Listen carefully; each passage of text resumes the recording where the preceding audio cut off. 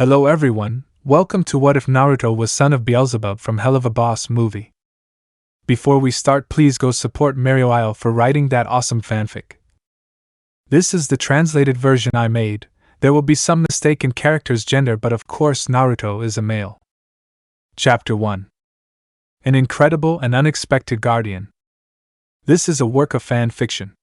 All original characters, organizations, techniques, and events portrayed in this fictional literature are either products of the author's imagination or used fictitiously. However, most events and characters actually occur in and are part of Has-Been Hotel and Helluva Boss. Disclaimer: I do not own Naruto, Has-Been Hotel, Helluva Boss, or any other manga or story. I own the techniques, the originality of this plot, the story I created, and some other things in this story. However, I do not own the manga artist's elements, etc. Jutsu, Japanese translation, Iaijutsu, Ito no Hisatsu, Ii technique, certain death with a single blow. Normal speech, I hate paperwork. I bet Sarutobi retired just to escape this. Demon summoning fusion speech, I'm finally free. Human thought, oh no, you're not. Demon/summon, shit. I don't want to go back. Old man, save me. Summary: Extermination Day was Adam's favorite day of the year. A time when he and his Terminators would go down and show everyone in pride who was the leader. If Adam had known what was going to happen that particular day, he would have stayed in heaven. Hell has its own leader, and heaven's army hadn't counted on the humiliation they would endure, or the chaos that would ensue from then on. Prologue. Dying was painful, to say the least. But then, getting hit by that crazy Hachikage's weird bone technique, while having super regeneration, would do just that. Naruto had sensed the last abandoned attack when he and Sasuke were sealing her from a mile away thanks to his sensory ability being enhanced by the old sage's newly acquired powers. Naruto knew that getting hit by those things was a one-way trip to pain, misery, and death. However, Sasuke hadn't been fast enough and Naruto had to save his ass, once again. And this was the cost. Can't you do anything? Naruto heard Sakura shout. His teammate had tried unsuccessfully to the point of exhaustion to help him get better. I'm doing everything I can, Tsunade-bachan replied. Her tone was filled with concern. Tsunade. Naruto heard Konoha's Nidaime Hokage, the man who talks about strange things, speaking to his granddaughter. There's nothing left to do. Naruto wasn't one to normally throw in the towel, he was the last one to do so, but even he knew his luck had sadly run out.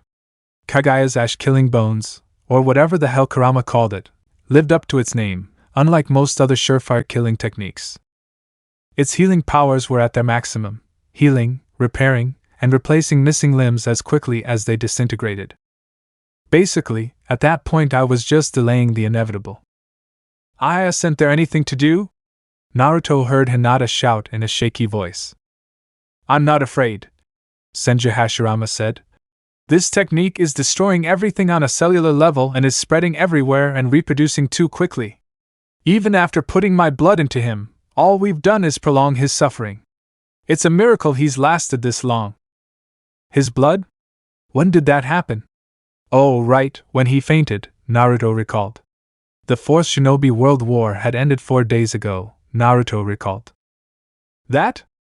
Naruto/Naruto-kun! Several voices spoke simultaneously. Keep working! Tsunade's tired voice barked. Where is he? God, he felt tired. Sasuke-kun as he is. Resting, Kakashi said. He's resting, Naruto. Naruto grinned. He knew a lie when he heard one, but he couldn't let them know he knew. It would give them something resembling peace if he believed them.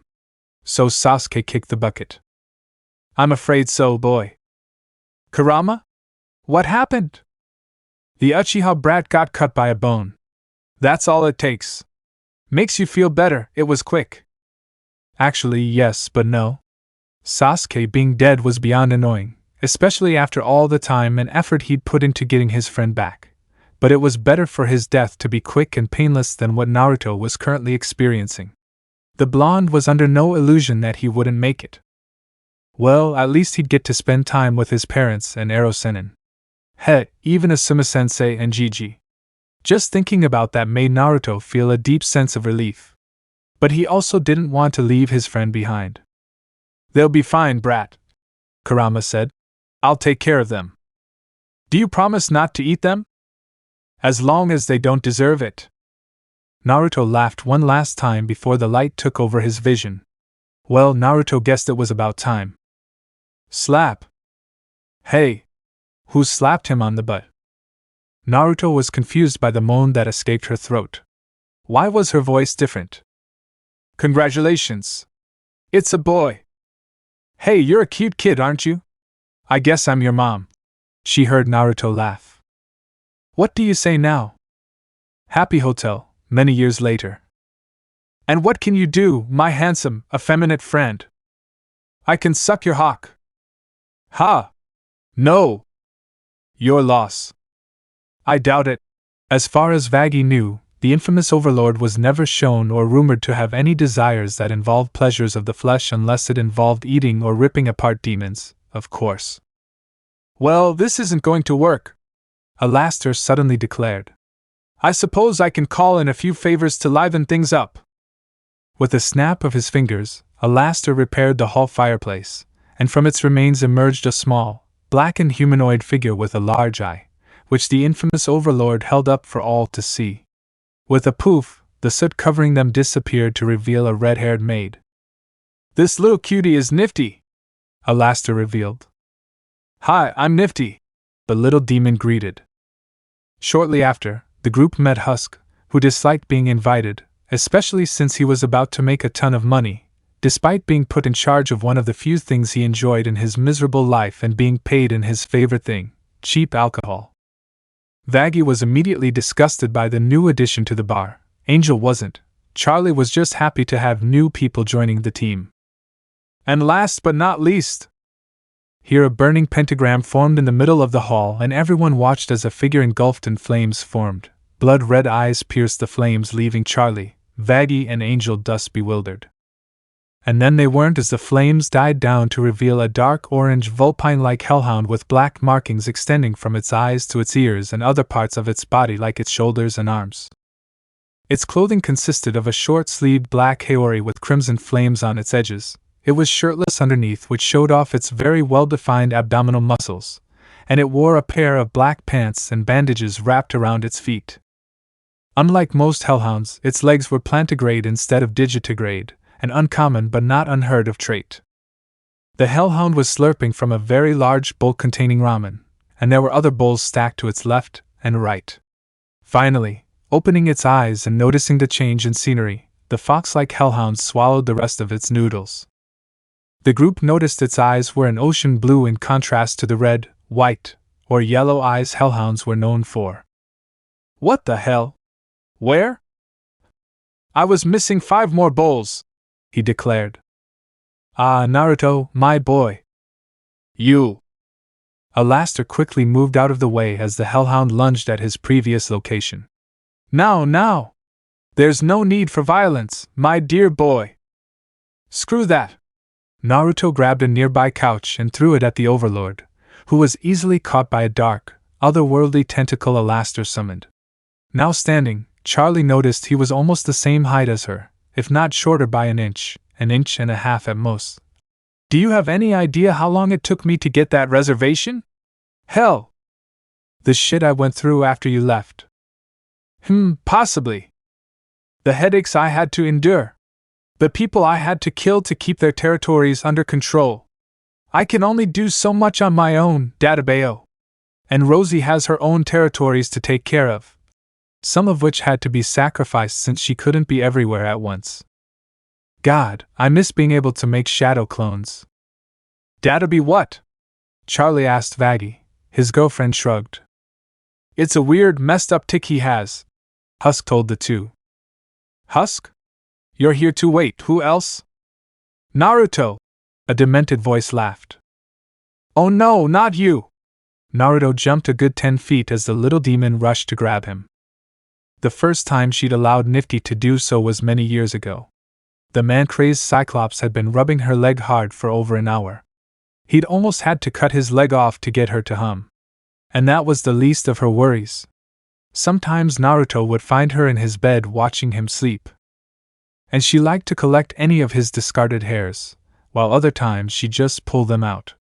Ever since then, she'd been wary of Nifty. "Here, doggy, doggy." Nifty smiled fiercely. "Keep that gremlin away from me." Naruto hid behind Charlie and Vaggie. "And for the last time, I'm a fox." "I'm sure you will." Nifty licked his lips. "Ha! You've gotten yourself into that mess, kid," Husk snorted. "Be quiet." "Hi," Charlie chimed in with a smile. "Hey." Naruto's eyes never left Nifty as he greeted the Princess of Hell. "I'm Charlie." "Naruto. Nice to meet you," she said again, without taking her eyes off Nifty. "Hey, wait, aren't you the princess?" "Yeah." Not what Naruto expected. "And who is this?" "Vaggie," came Vaggie's half-hearted greeting. Her face was scrunched up. She could swear she'd heard Naruto's name before. Naruto repeated the greeting but then saw something that caught his attention. "Is that a sacred spear?" "Don't even think about it." Vaggie pointed the gun at him. Angelic weapons were worth a lot on the black markets of hell, and more than once someone had tried to take her weapon away from her. None survived. "I wouldn't do that if I were you," Alastor sang with a smile. "Why? Wah!" Crash. "Should I explain this further?" Alastor laughed as Vaggie came out of the hall powder room. "What the buck?" Vaggie yelled. "Growling. You'll have to forgive him, dear. Naruto greatly dislikes having a gun pointed at his face. And given that they were in hell, there were those who actually liked it. Naruto was not one of them. "Did I have to be kicked out?" "I would have destroyed you before," Alastor replied. "Consider it a warning. By the way," Naruto tossed something to Vaggie. "I think it's yours." "Mia? What are you? Are these bucking panties?" "Maybe," Naruto smiled. A sudden chill made Vaggie blush even more. You're so wait, these aren't mine," Vaggie realized. They looked familiar, though. "Huh! Oh, oops, sorry. Those are hers. These are yours." "What?" Charlie blushed in embarrassment because the panties Vaggie was holding were, indeed, the underwear she had put on that morning. Correction, the ones she was wearing earlier. Vaggie's vision turned red as her mind registered what had happened. Naruto had made a very angry enemy. Vaggie alone took off Charlie's underwear while the Princess of Hell was still wearing them. "How the hell did you do that?" "I'm wearing pants." Vaggie was wearing a skirt, so it was understandable. "A magician never reveals his secrets." Naruto smiled as he twirled a white bra with his finger, one Charlie instantly recognized. Vaggie's vision somehow became even redder. "By the way, what kind of grown woman wears a pink teddy bear and rainbow underwear?" Well, maybe she's not a grown woman compared to others in hell, but from what he remembered, the Princess of Hell was almost 2 centuries old.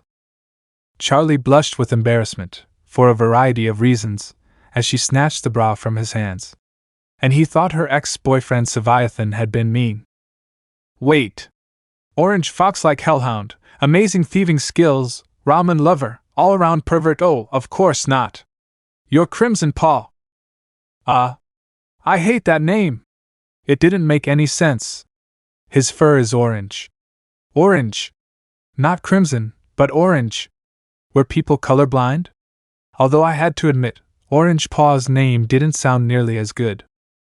"Who?" Angel Dust asked. "Well, that's all. Remind me to give you a history lesson about hell."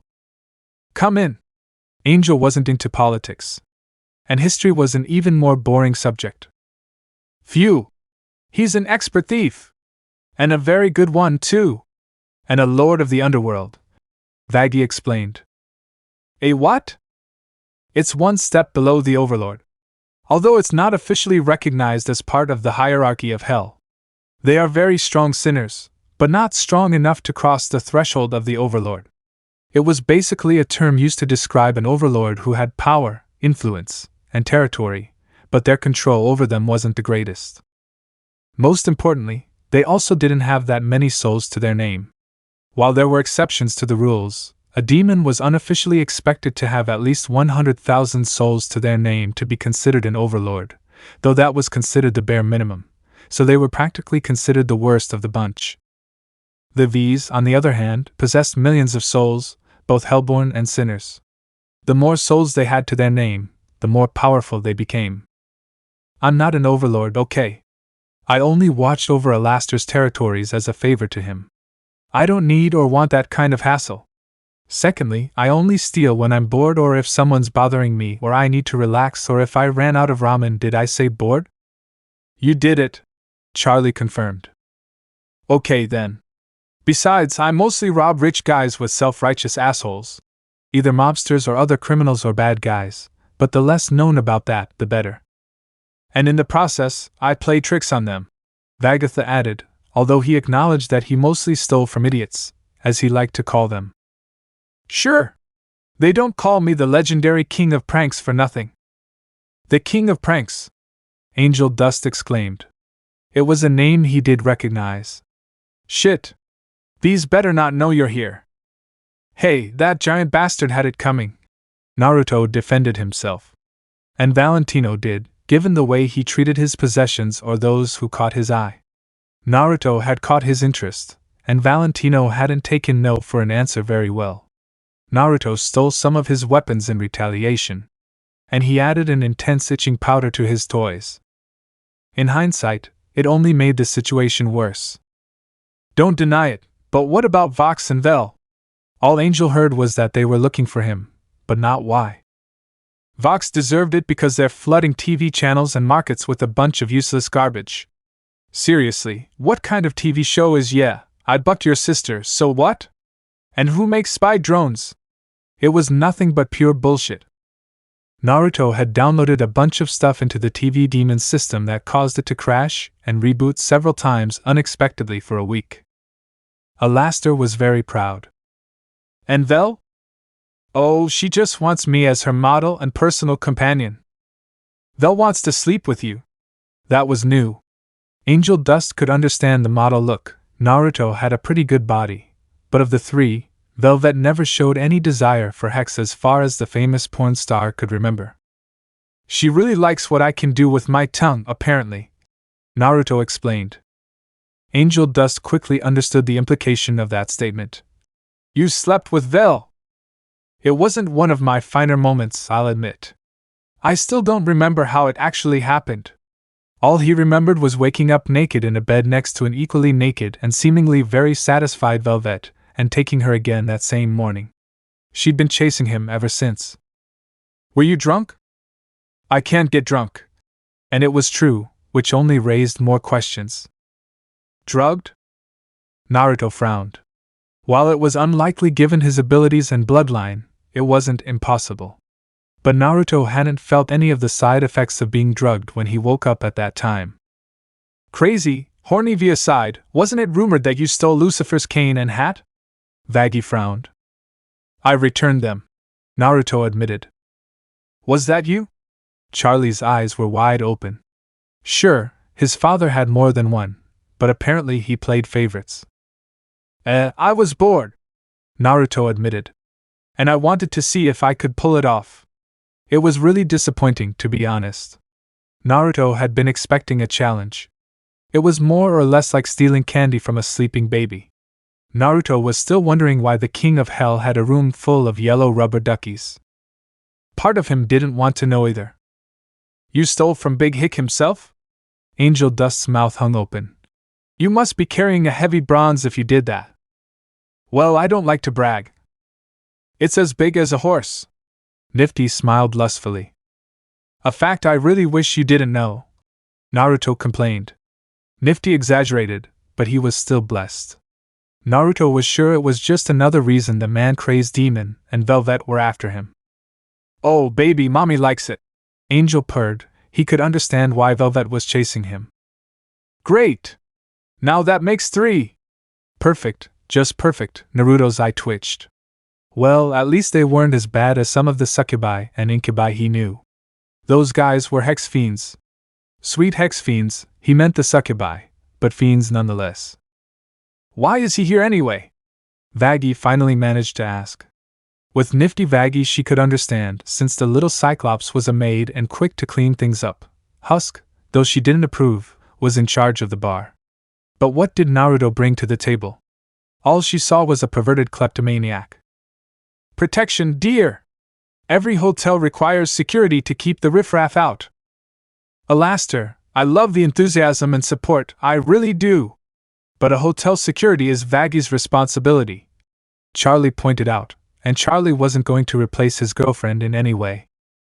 Two are better than one, my dear, and who better to protect than an accomplished demon like this naked hellhound? Besides, our beloved Vagatha will need help once more stray souls cross our path. Alastair smiled even wider. Vaggie saw the change in Charlie's face and knew her girlfriend had fallen for it. However, a quick glance at her girlfriend made Charlie hesitate. Well, I don't know. I mean, it would be nice to have more security. Hello? I don't have a say in this? Naruto asked with a serious expression. I have my own life, you know. I'll also resume my old responsibilities and add some circle of gluttony ramen. Alastair sweetened. Uzumaki Naruto reporting for duty. The fox smirked. Ring of gluttony ramen was expensive and hard to come by in the Pride Ring, and as a demon at the lower end of the hierarchy they considered themselves lucky to even see it, despite the queen bee's soft spot for hellhounds. So, Alastair Aniki, what did you get me into this time? Aniki? Asked Charlie, unfamiliar with the term. It means older brother. Husk explained, understanding Japanese. Is he your brother? Vaggie exclaimed. When the hell did that happen? Brother as a form of affection, not blood. Naruto explained, though Alastair had certain quirks that didn't matter to him. Yeah, that just adds even more questions. Vaggie deadpanned, suddenly starting an announcement before I could ask anything else. We interrupt this program for an emergency broadcast. Listen up, shit! Suddenly the television came to life. Good morning, friends. I'm Katie Killjoy. Charlie stared at the woman, but smiled when he noticed the black eye and bruised cheek under the makeup. And I'm Tom Trench, said the co-host, still showing signs of burns from the fire he had been on the show with earlier. Well, folks, that time has come again, doomsday. Oh, buck me, Angel Dust cursed. Relax, you're with the Princess of Hell, and you're in a confined space. And there aren't enough of us to attract the exterminator's attention, Vaggie assured him. I'd feel safer if this place had a bunker. Unlike the tower used by the V's that was built to withstand angelic attacks, Angel could tell this hotel was one small breeze away from collapsing. Grr. What about Foxy? Angel pointed at Naruto. The hellhound looked wild and was practically oozing bloodlust. Our little dog has a great aversion to exterminators. Alastair patted Naruto on the head, but the hand was brushed away. They almost killed a friend of mine last time. Naruto growled as he recalled how they killed several others like Criminy and JJ over the years. And they weren't even sinners. Charlie looked sad, but it wasn't new to her either. It wasn't unheard of for someone born of hell to die alongside the sinners that day. Her father didn't care anyway. Lucifer had stopped caring a long time ago. Even more so when he and Lilith separated. Well, kid, ready to get it off your chest? Naruto's smile was absolutely feral and downright sinister. What do you say now? Asked Vaggie. How much power do you think you'll need? Alastair ignored her. Probably just 4 tails, Naruto told her. If he gave her any more right now, she'd risk giving in to her more threatening impulses. Oh ho! You've improved since I left. Alastair laughed, and everyone watched as the markings on Naruto's throat turned into the kanji that symbolized the number 4. Hello? What's up? Everyone watched as the hellhound became covered in a dark orange/red energy that left them more than a little unnerved, especially given how dark it felt. It wasn't as bad as her father or any of the sins, Charlie noted, but it was similar to many of the overlords she'd encountered over the years. Just as quickly as it appeared, the feeling disappeared. Then go find them, boy. Naruto didn't need to be told twice and took off. Are you crazy? You just sent him to his death. Vaggie couldn't believe Alastair would do that actually. No, she couldn't believe he would. The radio demon had a dark reputation. Oh, he'll be fine.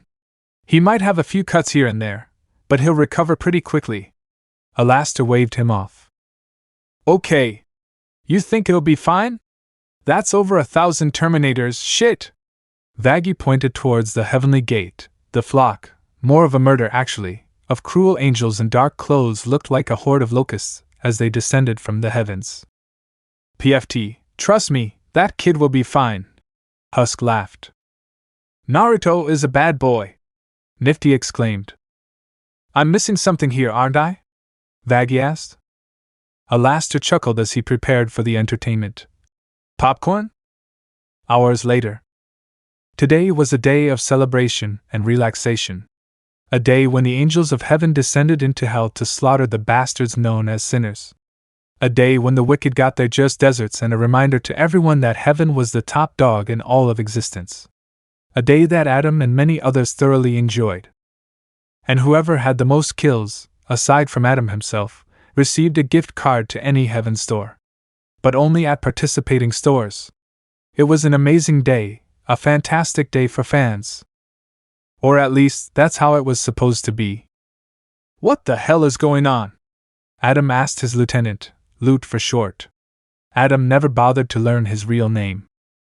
I don't know, sir, he said, but what he did know was quite embarrassing for the exterminators as a whole. Adam frowned and growled.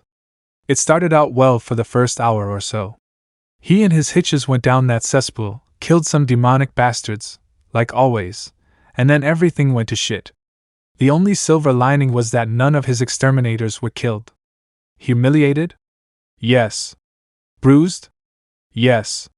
But killed? No. It all started when a squad of exterminator operatives was found stuck to a wall and covered in a sticky white substance. Adam initially thought a demon had smeared them, but it turned out to be some kind of glue. It took half an hour before another squad cut their losses and got them out before Adam ordered them to cut through the wall and bring them back home while they were still stuck to it. Another squad was found using their own weapons to scratch the intense itch they were experiencing. Most had cut themselves pretty badly, one had nearly severed her wing, and another had practically ripped her clothes off. Fortunately, she was busted, so Adam let it slide. After they finished off that group and got some not-so-discreet photos of the busted exterminator, Adam made a note to call her later. First man ordered Loot to have the rest of the exterminators on standby. He did nothing, and the series of unfortunate but hilarious events continued. One squad was found shitting themselves, another squad was drugged up, 2 squads were found drunk off their asses, 2 were sleeping it off. And 3 more were having a make-out session and were getting more than a little groping on each other until it turned into a full-blown lesbian orgy. Adam loved that last bit. It had taken Loot an hour to convince him to leave. He only left after ordering an exterminator to record what was going on. Especially the busted ones. The most unfortunate squadron was the aptly named Angel Centipede Squadron. Only these angels literally had their heads up each other's asses. That squadron would have to shower for weeks and their uniforms would be burned. And now I was dealing with the current team. It's not that I don't like the look, but where the heck are your uniforms? Adam asked seriously, his phone's camera snapping away. That's what we want to know, exclaimed a very embarrassed exterminator, dressed only in her bra and panties and the typical LED mask. She was one of the luckier ones. Some were completely naked and used their arms and wings as cover. Adam was disappointed. Not a single busted angel in the group.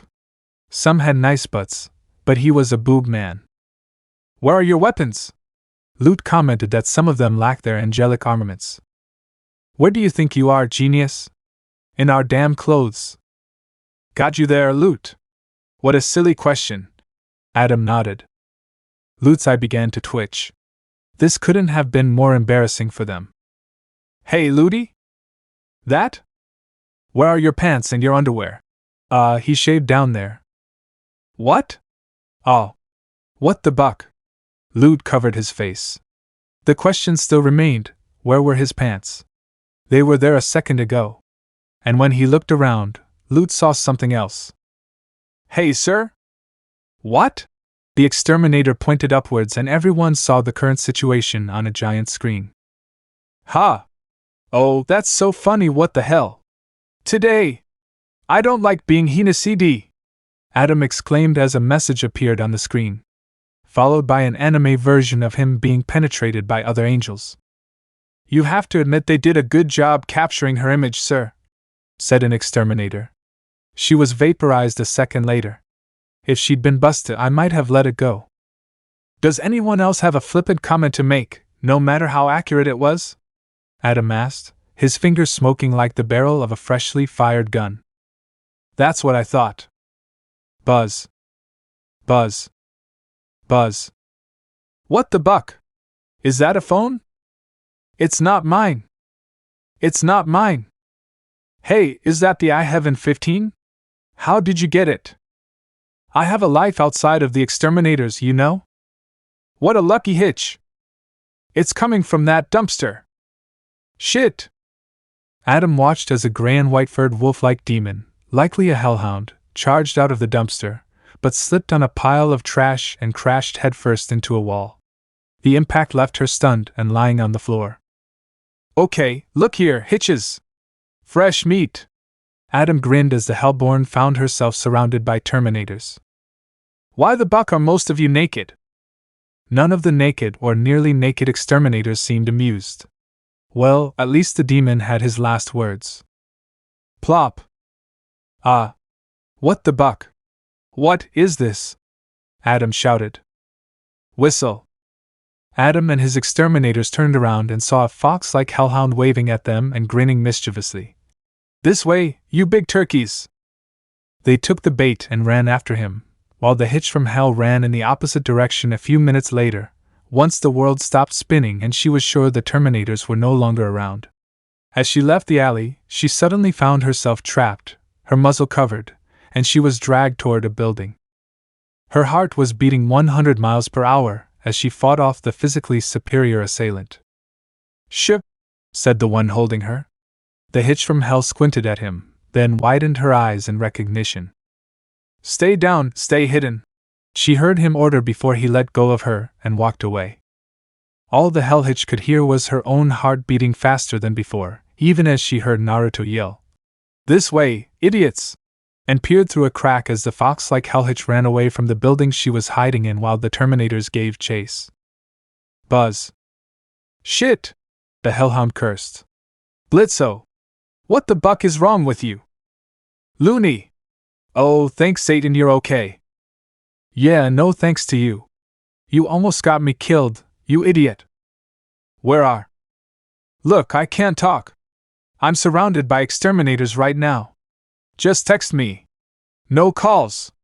Luna hung up and then changed her phone settings so no noise would come out. Of all the things that were going to happen to her today, this was the furthest thing from what she had in mind. Stupid landlady. It was her fault she was in this predicament anyway. Imp City, minutes before the day of extermination began. Damn Satan! Why don't we get any customers? We had some last week, but he turned them all down, sir. Moxie looked up from his gun.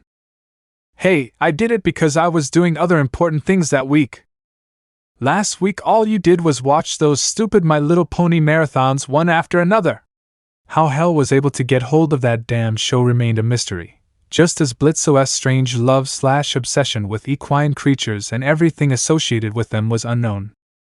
Don't you dare talk back about My Little Pony! Shut the bucking mouth! What's wrong with him? I mean more than usual, Moxie asked. Period. Arg. Great! Now Looney is upset. Well done, Moxie! How is it my fault? Moxie, Satan's left nut sack, use that wet brain of yours. Why do I have to explain everything to you, you brain-dead baby Hicks slug? Sir, first you tell me to use my brain, now you call me brain-dead. What is it? Buck you, was Blitzo's response. Don't you think you're taking this too seriously, Blitzo? Millie defended her husband. What do you mean? Am I holding back? Blitzo revealed. You called me stupid and brain dead. How's that for holding back? I could have called you a poor murderer who is so cowardly that he allows his wife to penetrate him in the hope of getting pregnant. I really have no idea how to process that, Moxie told everyone, dumbfounded. It's clear someone has to go to Oz. Where? Millie asked. Oh, for God's sake! Did no one understand his references? Plus, I catch him because I know he likes it, Millie admitted. Why would you tell him that? Ha! I knew it! I don't know, Moxie cried. Ha! Good luck with that! Once again, Moxie was suppressing the urge to. Before anything else could be said or done, the IMP members heard the telltale sound of every sinner's fear. The day of extermination had begun. What the hell? Doomsday isn't until, well, shit, business is over. Blitzo grumbled, realizing that it was, indeed, the most ungodly day of all. And he watched as the building closed. That's new, Millie noted. Yeah, that idiot landlord had it installed during some renovations a few months ago. Blitzo didn't blame her given that the building had an unfortunate habit of being attacked and damaged in one way or another. You'd think it would be unnecessary given that the angelic army was meant to attack only sinners, but it also wasn't unheard of for a hellborn to die here or there during the purge. The Terminators didn't give a shit one way or the other. Not that Lucifer really cared either, given that the ratio of hellborn killed to sinners was generally on the lower end of the spectrum. And since his customers were mostly sinners, that meant business would be even slower after the day of extermination was over. And the rent was due the following week. Blitzo knew he was short on money. Great, I have to get that bastard landlord off my back to make it up to him. Blitzo liked to avoid it if he could. His unfortunate but necessary transaction with Stolas had made him wary of such arrangements, as they tended to bite him in the ass. So what happens now? Millie asked. Strip poker? Blitzo asked with a beaming smile. For the 127th time, N.O., Moxie shouted. He and Millie were involved in a lot of things, but there was no way the former Mafia imp was participating in a threesome with his boss. Because Moxie knew that was the intention of the card game. And Blitzo cheated at card games. Prude! Deflected! The pot meets the kettle, hitch! Moxie was very tempted to shoot his employer at that moment for that comment. Fate put those plans aside for another day. Hey guys, where's Luna? Millie wondered. Sure enough, the two male imps looked at the desk where a bored Luna would normally be sitting, her face more or less glued to her hellish phone, and noticed that she was absent. Luna? Loony, baby! Blitzo shouted but got no response, which wasn't unusual. Luna, where are you? You wouldn't believe, oh crumbs. Moxie hoped he was wrong and didn't want to assume the worst. My baby! Blitzo, however, assumed the worst as he tried to exit the secured building through the window. Delete! Yo, watch! An electrified Blitzo crashed into the wall. Then, Blitzo tried to open the door. Delete! The same turn of events occurred once again when she tested the vents. Blitzo realized they were tighter than expected, and not in a good way. Blitzo assumed only the property owner could disable them, and she was probably already in her bunker. Why don't you try calling her? Millie knew Luna didn't go anywhere without her phone. Blitzo didn't bother with any sarcastic comments, and simply called out to his adopted daughter. Come on, pick up the bucking phone! Buck Blitz! Luna chose that moment to answer him. Oh, thank Satan! Blitzo praised him. Where are you? Are you hurt? Oh, for God's sake, I'm outside smoking and listening to music. Don't be nervous, the hellhound revealed. Buck! Blitzo dropped the phone as he tried to leave the building once more. And the process repeated itself. Luna! What do you want, fatty? Moxie felt his eye twitch but ignored it given the urgency of the situation. The day of extermination has begun! Ha! Very funny. Don't quit your day job. Didn't you see that the building was closed? Locked, Buck! Let me in! Luna yelled, which was soon followed by a howl. OW. We're trying, but only the owner has control. Are you telling me I'm bucked? Luna knew about the deal Lucifer made, but she also knew that some Terminators didn't give a shit if 1 or 2 Hellborn were killed on Extermination Day. Guys, this isn't funny. Let me in. Please. The 3 imps could tell she was scared. Moxie, tell Luna to get her furry ass somewhere safe. Find a place to hide. A dumpster, a sewer, screw even a Howard Johnson's. Anywhere that's out of sight and stay there until we can get her back inside. Moxie repeated Blitzo's order and hoped for the best. I understand. Can't you call Stolas to help you? Millie asked. He's in another ring. Normally, Stolas being away from his ass would be a good thing, but not in this case. And once the day of extermination began, there was no way in or out of the Pride Ring by any means, not even for an Ars Goetia. Imp City, present time. And now, there she was, at the center of it all, doing her best to survive the remaining 19 hours, moving from one spot to another when she felt the Terminators were getting too close for comfort. She honestly believed she'd been about to die moments ago, and that was all she'd written. Then a savior arrived in the form of a jet-black, orange hellhound who was risking his life for hers. And no matter how hard she tried, Luna couldn't figure out why she was doing this. All she could do at that moment was remain silent and watch the developments unfold on her screen, thanks to a Vox drone recording everything. Ha! Adam laughed as his axe found its target. The ground behind the fox was destroyed by the shockwave, but Adam was confused when he saw that the hellhound had blocked his weapon with an arm covered in flowing, dark red energy. Ha! My turn! The fist that connected with his chin rattled his brain, and Adam didn't have time to realize he was airborne before he crashed to the pavement some distance away. The first man rolled and slammed into the unforgiving concrete before coming to a stop and going no further. Fury clouded his mind as he gave the order to his army. Blow him to one thing! Hey, sir, we're naked and unarmed and aroused. Can we go home? Mister? Mister! Huh! Adam snapped out of his stupor. No one could blame him. The exterminator had amazing tits. Oh, what was the question? Can we go home? Another busty, naked angel asked expressionlessly. Oh, yeah, you're excused. Adam allowed said group to leave, but made a note to look for those 2 later. Anyone else? No, are we okay? We're okay. Grab it! The flock of angels descended upon Naruto, who charged at them with a smirk. One attempted to smash him to pieces with a large, sledgehammer-like warhammer, but the weapon shattered upon impact. Normally, bashing a demon's head with a sledgehammer would turn it to pulp, but Naruto didn't do that normally. The angel looked at her destroyed weapon in confusion, which turned to concern once the demon grabbed her arms and spun her around before throwing her towards her fellow Terminators, knocking them down like bowling pins.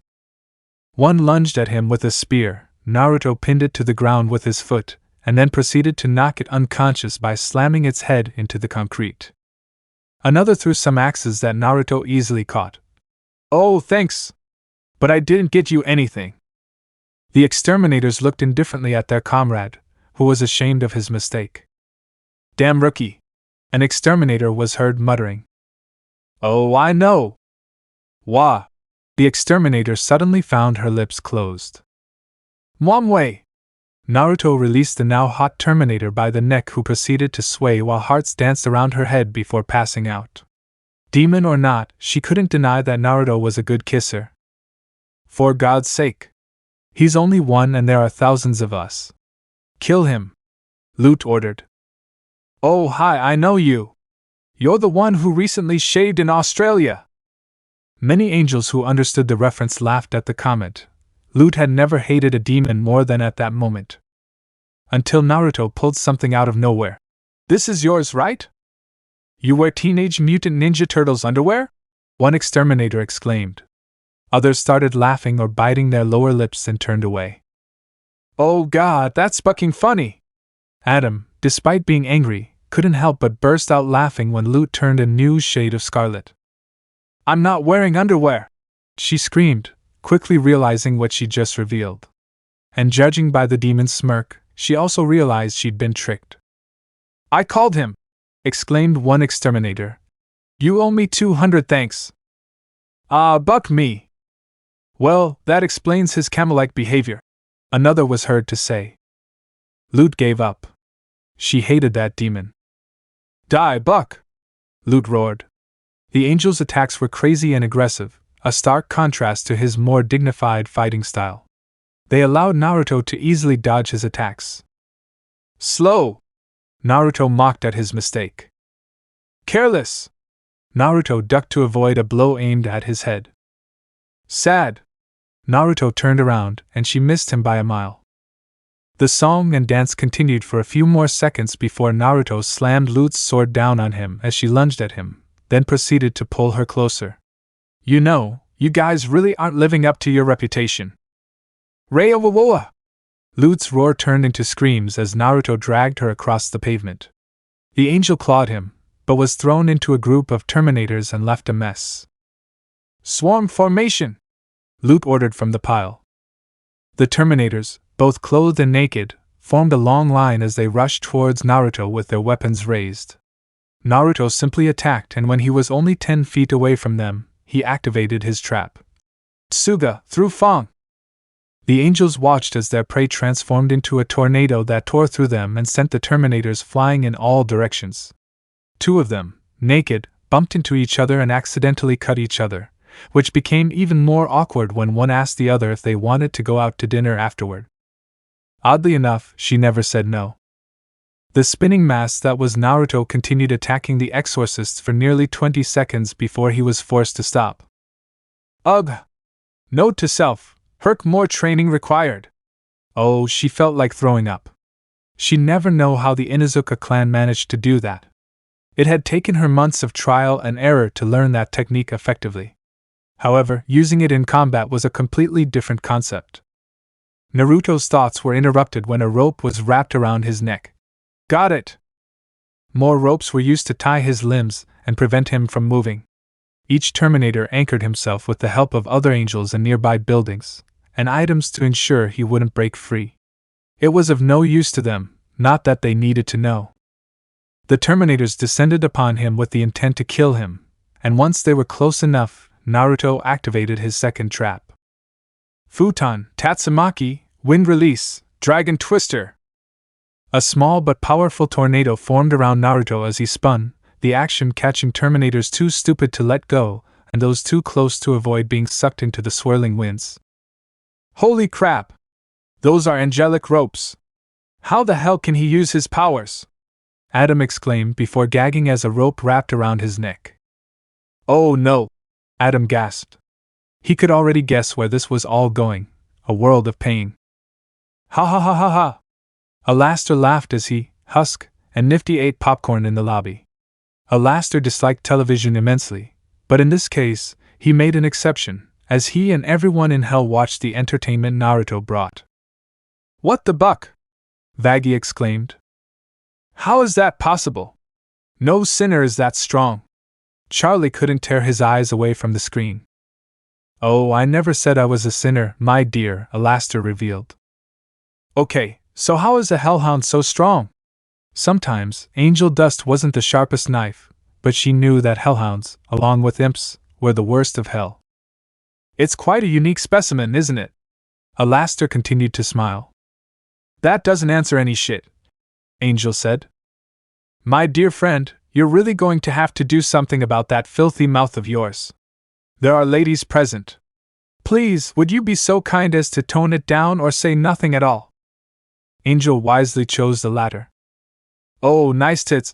Nifty laughed as the drone's lens was suddenly covered in breasts as a naked Terminator crashed into it. It gave all hell quite a show. I have to admit, they're nice. Although he was gay, Angel was not blind. Charlie blushed but couldn't look away, neither could Vaggie. Husk simply sipped his drink. Alastair's smile dimmed a little as the breasts blocked everyone's view of the fight. One thought lingered in Angel, Charlie, and Vaggie's minds once the camera switched to another drone. Who was this guy? Ha! How are my dirty hitches doing? Surprisingly, no one responded to the Queen of Gluttony. Hello? He wondered what the hell was going on. And from what he could tell, everyone was anxious, nervous, excited, and scared. Tex. Wah. Be hello, girl. Well, what the hell is going on? I mean, I know it's doomsday and all, but what's going on? What's wrong with them? And by them, he meant the rest of the hellhounds in his house. Tex sighed. Well, you'll find out sooner or later. Just don't get mad. Yeah, I can't make that promise, Bea told her boyfriend as she took the phone he offered her. 3, 2. What the buck is he doing? The explosive scream was heard throughout Gluttony. Ha ha ha! Velvet was thoroughly enjoying herself as she and her companions watched the exterminators face the greatest humiliation of their lives. Her media profile was exploding like never before. She had to restrain herself from masturbating because she was so excited by everything that was happening. Vox and Valentino were torn between anger and amusement, given that each was showing Hell who was boss. Angry because they both had separate issues with the Hellhound for its actions against them, and amused because, well, the infamous exterminators were being presented as a joke. Given that all of Hell was watching this through their networks, this would only benefit them. That said, that little toy of yours is causing quite a stir, Val, Vox commented.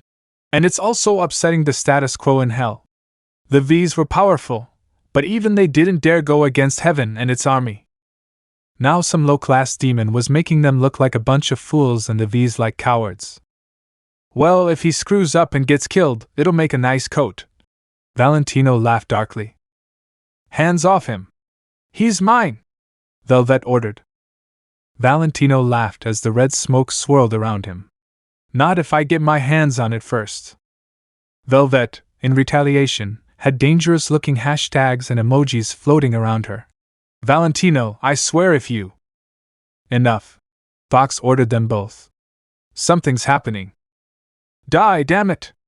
Adam threw a car at Naruto, but the demon simply crushed it and threw a car of his own at the leader of the exorcists. Adam reduced it to nothing with a wave of divine energy, but his blocked vision caused him to lose track of his enemy. Where the hell? Adam screamed as the rope around his neck was pulled, and the Hellhound spun like an Olympic athlete would during a hammer throw. Adam spun once, twice, 3 times, and finally 7 times before being tossed into the air and made dizzy as hell. First Man's vision was blurry, but he was able to focus enough to see that his opponent was standing right in front of him, his fist back. Oh, buck me! Adam's brain bounced, his teeth chattered, and his helmet cracked and then shattered as he was sent crashing into the celestial embassy like a meteor. Fortunately, it was an incredibly sturdy building, though cracks still formed upon impact. Naruto, meanwhile, launched himself like a hawk upon his enemy and prepared to perform the mother of all flying kicks. Bump! Buck, not now! Naruto muttered. Bump! Bump! Naruto growled as his form convulsed, a layer of dark red energy covering him. Bump! Bump! Bump! I got you! Adam didn't know what was happening, but he took advantage of his good fortune and launched a beam of highly concentrated divine energy. The attack hit its target, and Adam and his fellow angels watched in satisfaction as the explosion occurred. Buck, yes, Adam sang. Oh dear. Oh shit. It's bucked up. Is that all you can say? You sent him to his death. Sure, he fought, but his death is your fault. The boy is not dead, Husk told them. Are you drunk? Getting there, Husk replied. When I said screwed, I meant the stuffed goose over there. Aren't we seeing the same thing? Oh, how silly of me. I almost forgot. Perhaps you know Naruto's other name. Alastair grinned even more mischievously than before. He's quite famous, actually. His other name? Charlie asked. Ray-a-wur. Everyone except Alastair, Husk, and Nifty paled at the savage roar that shook the Ring of Pride. The Beast of the Apocalypse, Trihexia. Alastair laughed as the original Happy Hotel group paled even further. That said, what followed next was quite disappointing. The group watched as the dust from the explosion cleared, revealing a giant four-tailed fox the size of a small building crashing down on the celestial embassy, reducing it to rubble. Its eyes filled with hatred, and hellfire spewed from its jaws, burning and reducing everything in its path to ash. The Terminators descended upon the newly transformed demon, many crushed like flies, their bodies mangled beyond repair, while others became prisoners behind the pearly gates that were its teeth. Ichor flowed from its mouth as it bit and devoured the nearest exorcists. Others tried to attack its tails, but the appendages proved just as deadly. A swipe from one of them sent out hurricane-force winds that snapped and shattered bones, or razor-sharp blades that sliced and slashed angels to pieces. Adam bombarded the creature with everything he had from a distance. And it seemed to be working, judging by the blood and the huge cut on its side. That was until it began to heal at a rapid pace until everything was back to pristine condition in a matter of seconds. This only served to further enrage First Man. "Why won't you die?" Adam shouted as he brandished his axe and unleashed a wave of highly concentrated divinity upon the monster in front of him. The attack hit its target, but only served to anger the creature. Adam prepared another attack, but he and everyone in hell, including the exorcists, watched as countless small black and white orbs erupted from its body before they began to merge into an even larger orb that compacted and shrank in size. Whatever it was dense, as the ground beneath the four-tailed fox collapsed into a crater, and the grin the creature emitted caused Adam to do something he had never done since the beginning of the first day of extermination. "Holy shit! Fly for your bucking lives! Retreat! Retreat!" Adam was heard ordering on television before he and the rest of the angels took off. "Yambi Mari, four-tailed menacing ball!" All of hell watched as the ray of destruction that shot from the creature's mouth took the lives of countless angels before the screen went static until a message appeared that read, "Technical difficulties. Please wait." The explosion caused the Pride Ring to experience its first hellish tremor and left Charlie, Vaggie, and Angel Dust speechless. "So, do you have the job?" Alastor smiled. "Oh. Be careful," Naruto complained. "Stop complaining. It's not my fault you turned into a damn pincushion." Husk pulled out a broken angelic spear that was quite deeply embedded. The wound healed, but much more slowly compared to his giant form. "You can still be YOW. Beautiful." Hee hee hee. The Hellhound watched as the little demon ran away with a broken spearhead and a large tuft of fur. "We're going to have to put a bell on it," Naruto noted. They're the last ones," Husk gave the good news. "Thank you." "Well, quick question, what the heck are you?" Angel finally asked. "Trihexia," Vaggie replied with a hint of fear. "I don't know what the buck that means." "It's a curse," Charlie interrupted. "Part legend and part truth. When hell was created, a powerful creature was born when Dad inadvertently caused the evil to form, Trihexia, the beast of the apocalypse. A powerful demon said to be the physical embodiment of all of hell." "Woof, woof, woof! Are you saying this guy is as old as hell?"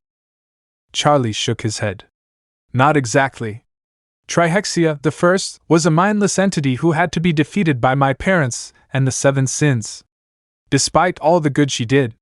Since her first defeat, Trihexia has been reborn every few millennia as a Hellborn. No one knows who she is or why she returns. Only that once her power becomes too much for the demon, she eventually runs riot." "You're absolutely right, my dear. However, as you can see, our beloved Hellhound, unlike those unfortunate souls cursed with such power, somehow found a way to control it while the rest never could. That's why he'll make the perfect bodyguard for this place." "Are you crazy? Hey, do you really think Lucifer would let him near his daughter?" Vaggie dash. Charlie was interrupted by Alastor before she could continue. "Oh, the King of Hell knows, my dear Vagatha. He knows who he is, indeed. He knew him from the day he was born," Alastor smiled. "Shit! Why would the King of Hell protect him?" Before he could answer, a series of knocks were heard at the hotel entrance. "Where is he? Where is that little bastard?" "Oh no," Naruto moaned. "Let me guess, X?" Angel Dust mocked. "Worse. squeaked the fox. Bride?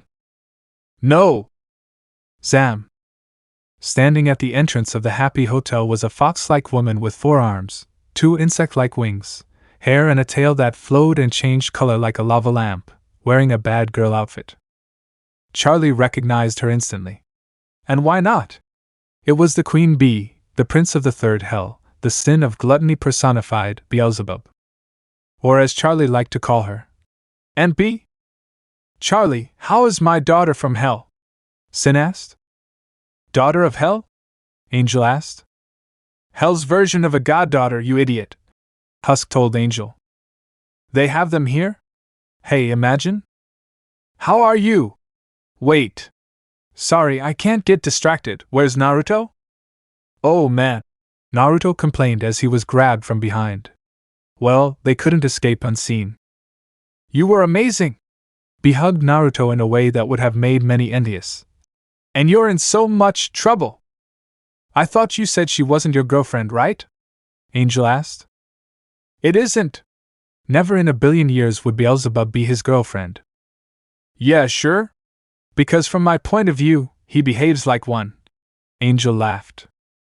Are you okay? Is anything broken, bruised, cut, or severed? Bee asked quickly.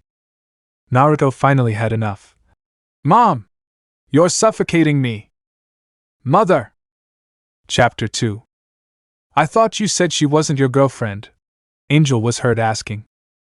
It isn't, they heard the Crimson Paw reply. Yeah, sure. Because from my point of view, he behaves like one. They had to agree with the porn star's assessment. Are you okay? Is anything broken, bruised, cut, severed? Mom! You're suffocating me! Mother? Beep! Silence fell over the conference room as the trio recorded what they had just heard. The silence was broken rather crudely. Holy crap! Box began. Shit, Valentino finished. Yes! Velvet shouted, surprising her companions. I bucked a prince! Dreams do come true! Is bucking a prince a dream come true? Valentino raised an eyebrow. I'm British. Velvet shrugged as if that answered everything. Either way, I can cross that off my to-do list. But are you already dead? Valentino raised an eyebrow at her. And now I'm a living demon, what's your point? What the hell? That's not how it works! Valentino yelled at him. He didn't even know where to start with that flawed logic. It still counts. No dash. Enough. Val, get away from him. You too, Val. Why? Both V's exclaimed. Vox's face muffled and developed static at her comments. He's the bucking son of a prince of hell and the beast of the apocalypse. If he was just an heir, that might be one thing, and they could have used it as leverage. Hey, I only slept with him twice. Velvet eagerly recalled the night and day in question and wouldn't mind trying it again when the opportunity arose. The piss baby here is the one who wants to buck him. What the buck? I don't, well. Val, stay away from him. The plans you and I had for him went up in smoke the moment Beelzebub got involved. As powerful as they were, a sinner could only become as powerful as a Goichia if they were really lucky. The power of a sin was on another level. Trihexia was on another level. Damn Alaster. It's bad enough he's back. Those two clearly know each other. Which makes us safely assume that Mr. Radio is probably also friends with the Queen Bee. Velvet added. Shit! No wonder we haven't seen that red-haired bastard in the last 7 years. Valentino growled. Though the moth demon cared nothing for Alaster compared to Vox, knowing that he had privileges that even most sin lords lacked was more than a little disturbing given the multitude of benefits it granted. Though sinners were confined to the Ring of Pride due to powerful forms of magic, the sins could grant demons, including sinners, unique and incredibly rare items that only they possessed that allowed them to travel to other rings and even the human world. They were more or less travel visas that only the sins could grant. Actually, Vel, your little getaway with him might benefit us, Vox smiled. Come again? Oh ho ho! I understand you. Valentino smiled at his on-again, off-again lover's advances. Make her friends with the son of a sin, and his mother might give us passes to the other rings, maybe even Earth. The youngest of the Pride Circle ladies narrowed her eyes as she realized what her peers meant. Expanding beyond the Pride into a larger realm was more than tempting, but being used as a chess piece for whatever games they wanted was another matter entirely. That was usually the case. Vel was treated with respect due to her influence, but both Valentino and Vox came from eras where women were still seen as second class, and that mentality hadn't completely disappeared. If her influence in media and fashion hadn't been so well known, they probably wouldn't have bothered hiring her. The fact that they'd been the overlords for much longer compared to her was also something that was mentioned from time to time. Honestly, Velvet was getting tired of it. Maybe a change was in order. Besides, Velvet was always up for a bit of fun after dealing with stress-related nonsense. She just needed to wait for the right moment. It had been a week since the day of extermination, and the revelation that Naruto was the son of a sin, of which there were now two instead of one, though Charlie still outranked him as the daughter of the king and queen of hell, and Naruto could honestly say that he was. "I'm so bored!" "Stop saying that already!" Angel shouted from the living room, the porn star massaging her head for what was probably a hangover. "Bad move," Husk snorted from the bar. "Because? You just made the list." "List? What list?" "Your bucking list? Angel wouldn't mind being on that list." Naruto replied with a raised eyebrow. "And with that, you've placed yourself at the top of the list." "I don't mind," Angel smiled, but his smile quickly faded. "I've never heard of anyone wanting to be on your prank list." Husk chuckled darkly. Angel's fur turned paler than usual. "Oh, buck me." "No, thanks. I'll stick with the women," Naruto informed the porn star. "Seriously, is there nothing to do around here? I'm going crazy here." The comment made Husk discreetly walk away from the incarnation of hell. Sure, Naruto along with Vaggie were the hotel's security, but so far nothing had happened to warrant much of that. No guests. No attacks. Nothing. Naruto had cooked meals for everyone. Being the son of the Prince of Gluttony, Naruto had inherited his mother's affinity for food, but even then, that only alleviated the boredom for a short time. Naruto was losing his mind from the utter lack of activity. And when the scion of gluttony got bored, "Naruto!" he made jokes. And since he'd been the victim of them himself, Husk knew better than to make himself a target. "Thanks, Angel, and your lack of filter to divert attention from him." "You're dead!" Vaggie screamed in a deadly voice from the second-floor balcony. "Do the rugs match the curtains?" Angel laughed. "I'll stab you!" Vaggie cursed the porn star. "You can't! I'll play a prank on him later," Naruto replied. That actually made Vaggie blink and say, "Do you speak Spanish?" Naruto waved his hand horizontally. His Japanese, which was very similar to his native language, and English were much better, the latter due to a spell that made everyone, sinners and hellborn alike, quickly understand hell's most important language. "Mom made me learn a lot of weird stuff to keep me out of trouble when I was young." Spanish was one of them, plus, the teacher was really hot. "Thanks, kid," Husk laughed. "Not you." Husk had taught him a little Spanish, true, but Naruto was referring to another teacher his mother had given him. Naruto at the time didn't know if it was normal or not, but if he were still human he was sure that most kids shouldn't have been taught by a hexy Latina succubus, one that looked like a very young Rita Moreno, in highly inappropriate clothing, if you could even call it that. And having the mind of a teenager, Naruto never missed a single lesson. Hey, Rita Moreno was bucking hot during her younger years, though it had been hard to concentrate sometimes when she bent over.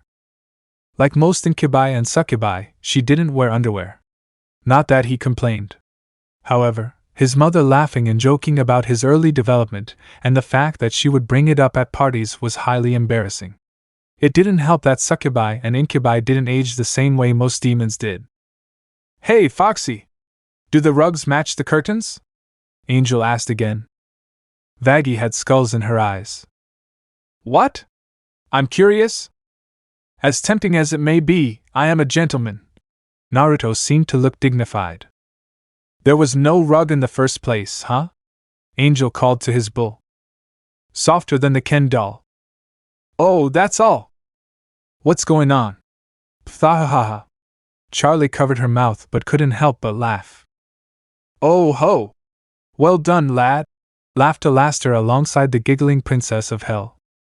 No! Don't laugh! My hair is covered in bucking moles that glow in the dark. And they blink. Do they sparkle and blink? Naruto clapped his hands and everyone watched as the lights went out, for some reason, and saw, to their surprise, that the polka dots were actually glowing and flickering. Vaggie groaned, so Naruto clapped once more to turn the lights back on. Well, when was that installed? And it's really funny. How did you do it? Angel asked before taking a sip of his beer. It's a trade secret. But it's not my best work. I didn't have time to put in the sound effects, Naruto complained. So, bucking. Dead? Son of Beelzebub or not? Look, if it makes you feel better, I put beer-flavored laxatives in Angel's drink, Naruto revealed. Which caused the wide-eyed porn star to spit at the unfortunate hotel waiter. Gah! Buck, asshole! Husk swore at the top of his lungs and looked ready to kill the spider demon. Not that that would do any good, given that sinners, unlike most Hellborn, could only be killed by certain methods, otherwise they would simply recompose themselves. It really was hell. It's not right! I was just kidding, the lid's still on. Naruto couldn't believe it was that easy to fool Angel Dust. This was going to be fun. Little dash. Husk was sure this was one of Naruto's more subtle jokes. Can I kill him? An annoyed Angel asked. What a waste of perfectly good alcohol. Get in line, Husk told him. No, that's my job, Vaggie told the hotel's first resident. You're no fun. This place isn't fun. Seriously, what do you do around here for a bit? Naruto worked out, but he could only do that so often. Drink. Clean. Radio. Kill bugs. Sing. Work, drugs, alcohol, hex and masturbation. Angel Dust smiled. I can tell you and Mom will get along very well, Naruto said, but he also felt regret and sadness despite Angel's appearance. The sinner wore a mask very similar to the one Naruto wore in his past life. Angel! Vaggie and Charlie chided. As if those last two were any worse than what you two do, Princess Sunday and Madam Angel. Naruto smirked. While the rest of the hotel guests laughed, both Charlie and Vaggie blushed at the comment. The former with embarrassment, and the latter with anger and shame and a slight arousal. Either way, either of them wanted Naruto or the rest of them to ever find out about that secret. 1 week before, consequences of the day of extermination. Is Aunt B your mother? Why didn't you tell me? After all, Charlie was the hellish daughter of the Queen of Gluttony. I never asked, Naruto told him with a shrug. What? How could Charlie ask if he didn't know? And to keep him safe, the third greatest sin added. And it was true. The 7 deadly sins were second in power only to the royal family of hell, but even they could be cornered under the right circumstances. That's why Bee never announced her pregnancy.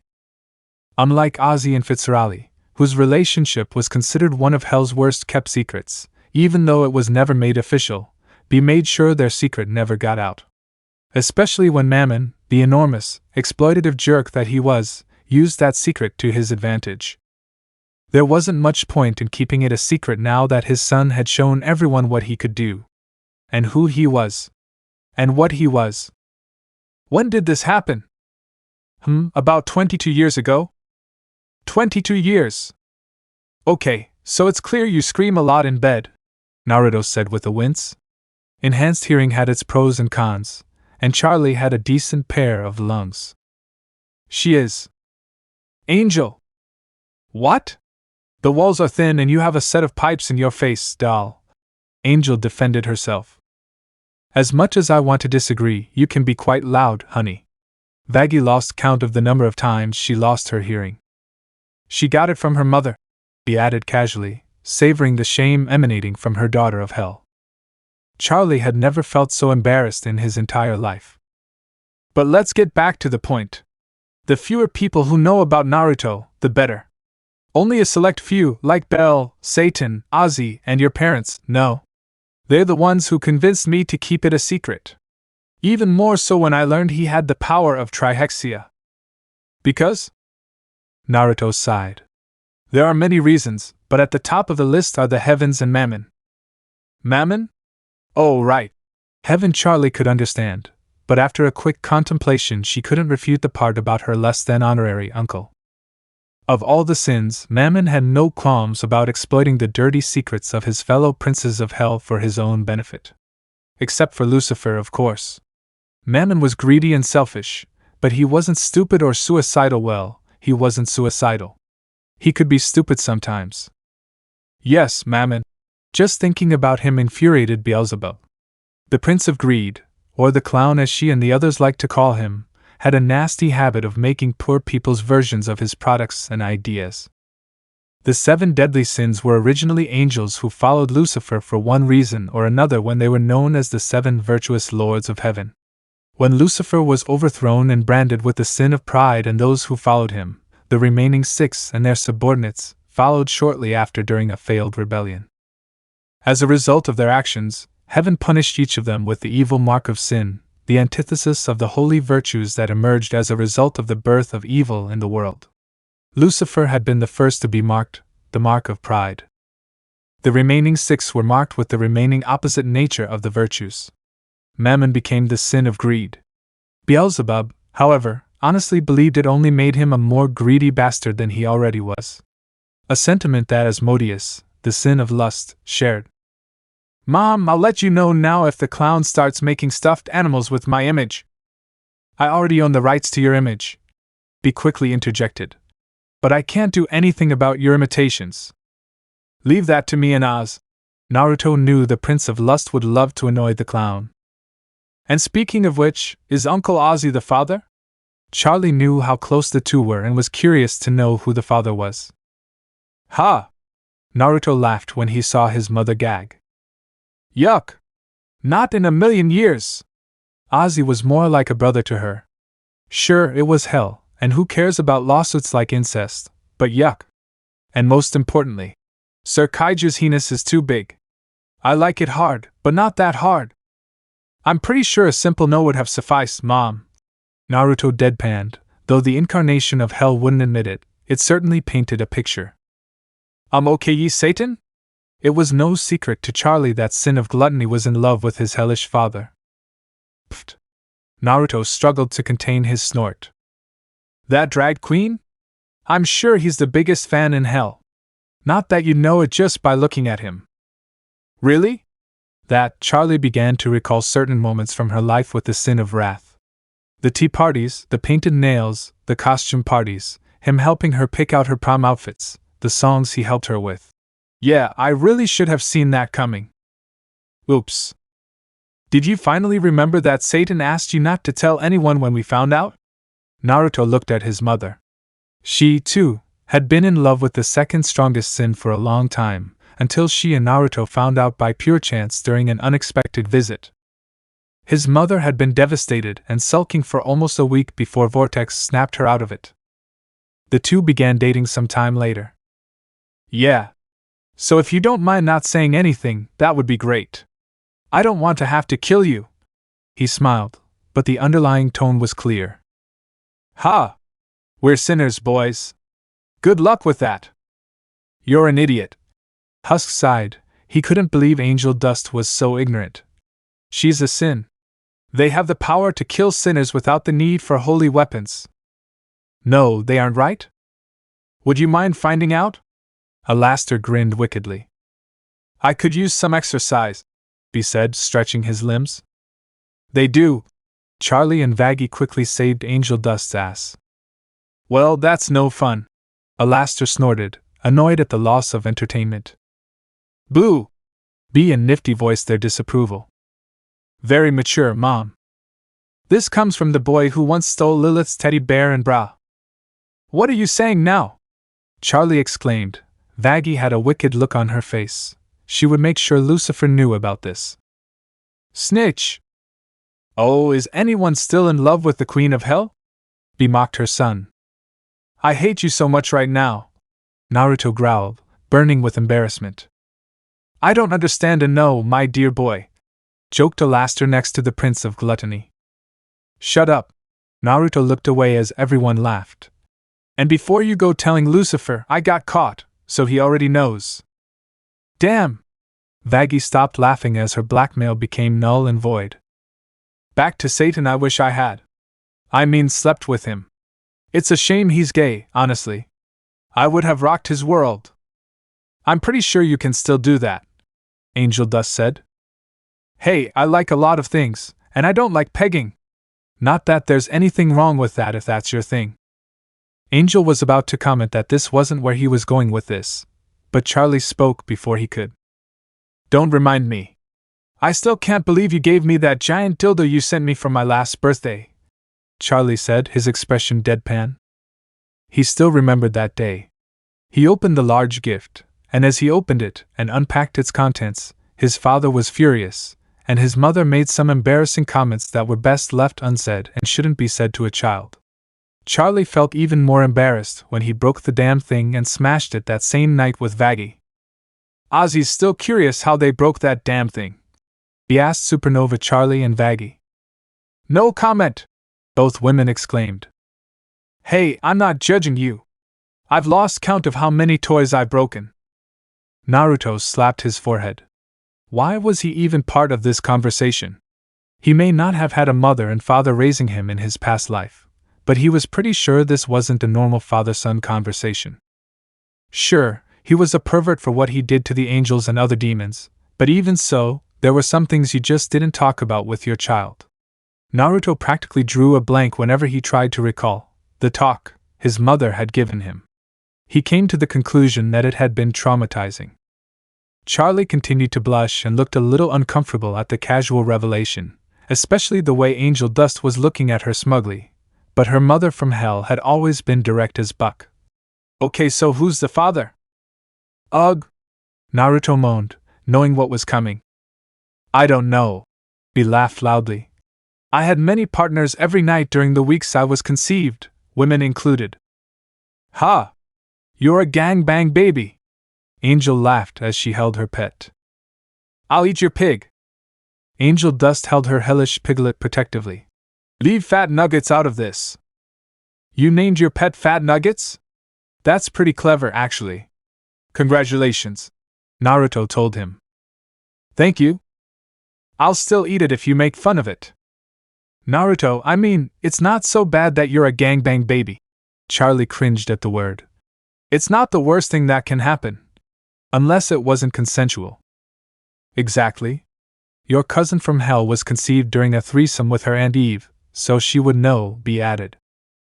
Excuse me. What? Ha! Angel laughed a little more as the rest watched from the sidelines. I'm a threesome babe? Charlie wasn't going to be able to look her parents in the eye for a long time with that image in her head. Hey, relax, it's not the worst thing that can happen, Naruto replied with a smile. Why do you dash?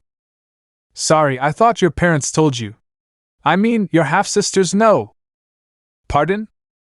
Hey, don't blame the messenger. It's not my fault your people had an orgy without taking precautions. Aye.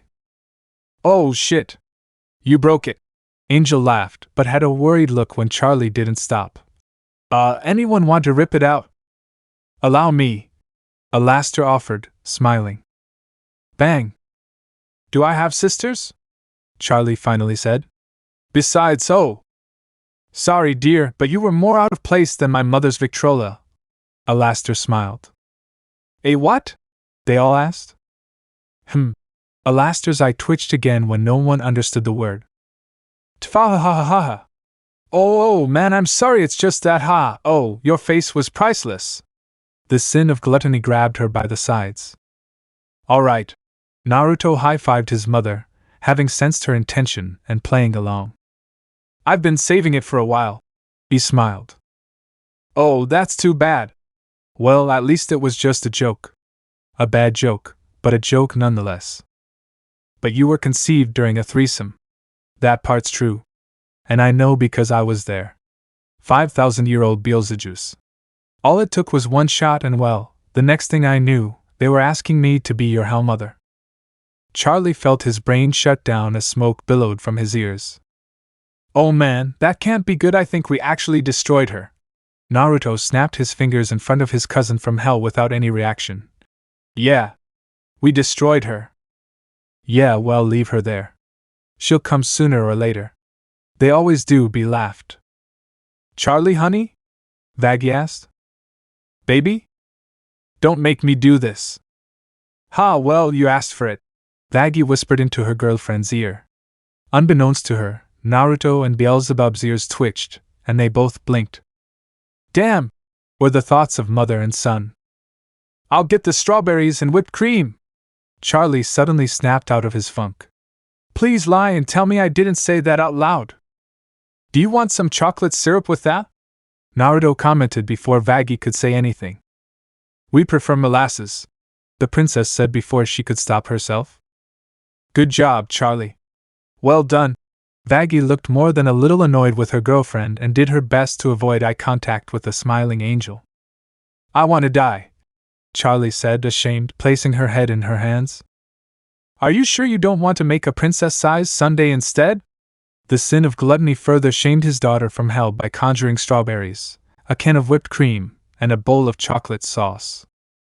I'm pretty sure he'd rather split up, Naruto added, the answer prompting a round of laughter from all but two. No more questions, Vaggie declared, her face taking on a new shade of red. Yes, yes, Lady Angel, smiled the incarnation of hell. Wah! Charlie wanted to die. Vaggie was no slouch. Present. We'll never speak of that again. Never! Vaggie held her spear as if she wanted the residents to test it. That reminds me, you must introduce me to Mr. Big Hick. Naruto didn't need to see who had said that. Even if he was given 6 tries, 5 wouldn't count. And that image you put in my head earned you a special double, Naruto added to his list. How bad is that? Angel hoped it wasn't that bad. Believe me, my dear friend, the bad thing is that it's nothing compared to his Crimson Paw special. Alastor smiled. How worse could that be? Alastor looked at Naruto's friendly but not so friendly smile. Sleep with one eye open for a month.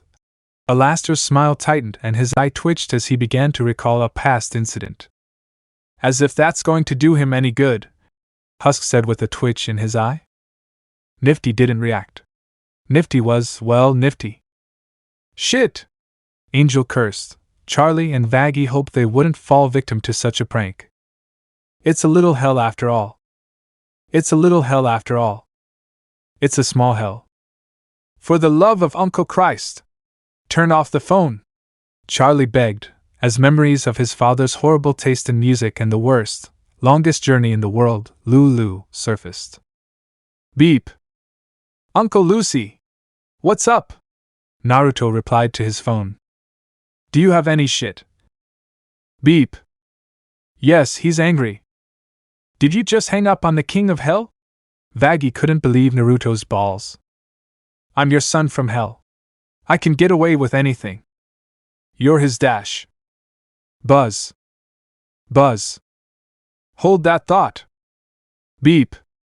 Naruto speaking, he said on the phone. Hello, kid. What's up, Mom? No text, that's for sure. Okay, Naruto should have seen that coming. No pun intended. The spirit is willing be but the flesh is weak, a tired voice panted. Great. They were on speakerphone. You bet. That thing is softer than a wet noodle. Naruto's eye twitched. This is punishment for last week, isn't it? That reminds me. Shit. You stupid loudmouth. Tex has a bodyguard job and you're going to help him. What's the catch? Bodyguard work was boring, sure, but there were far worse punishments his mother could inflict. And now where's the fun in telling you that? Yeah, silly question, good. Bring your swimsuit too. You're going to the top. Tex will text you the location in half an hour, better yet an hour. I see he's coming back to life. Can't we just hug? Oh, stop being a hitch and get ready. Bring the hot honey. Naruto. Help. Beep. Husk, what's the strongest material we have? Naruto needed to get that image out of his head. Tex was alone. This. Thud. But your healing powers aren't strong enough to make you forget what we just heard. Husk smiled. Damn it. It doesn't matter. I'm leaving anyway. Call me if you need me. Wait, you're leaving? What kind of hotel security guard are you? Vaggie asked. The boring guy who has nothing to do and is being punished for the third most serious sin. Why are you complaining? Why? You because why am I complaining? Vaggie wondered. Naruto not being present in her life for a week was a blessing. Well, while you figure that out, I have some work to do. Call me if things get ugly. Where are you going anyway? Charlie asked, after returning from a phone call. Human world. The orange fox-shaped demon replied. Human world? You can't go to. What are you doing? Angel noticed Naruto rummaging through his tail. Looking for my swim trunks. No, it's not that. Oh, that's where it was. What the dash? Finally! I'm free! Shouted an exterminator. Shit! Many shouted and moved away from Naruto. Death to the demonic scum! She shouted fanatically, waving her holy sword like a madwoman. Why is there an angel on your tail? And why is she naked? Charlie blushed. Crazy Angel, whether he was determined to kill or not, had a decent figure. What? The exterminator stopped talking and looked down to see that she was indeed in a birthday suit. However, to her surprise, she shrugged and said, I'm a nudist anyway. The damn suit was way too tight, too. My God! You're courting an angel, boy. What would your mother say? Very inappropriate things one shouldn't say to their child, Naruto said with a deadpan expression. She's right. Aunt B would do that, Charlie agreed. How disgusting! I would never sleep with a demon, the exterminator shouted. Hitch! I'd rock the world and more. Every man, living or dead, says so, the exterminator said with a deadpan look. I hate to disagree with her, but… Nifty! Cockroaches! Naruto stopped the tiny demon's comments. Where? Die! And with that out of the way, I'll take this. A quick glance at Naruto made everyone see him holding the angel's sacred weapon in his hands. Hey!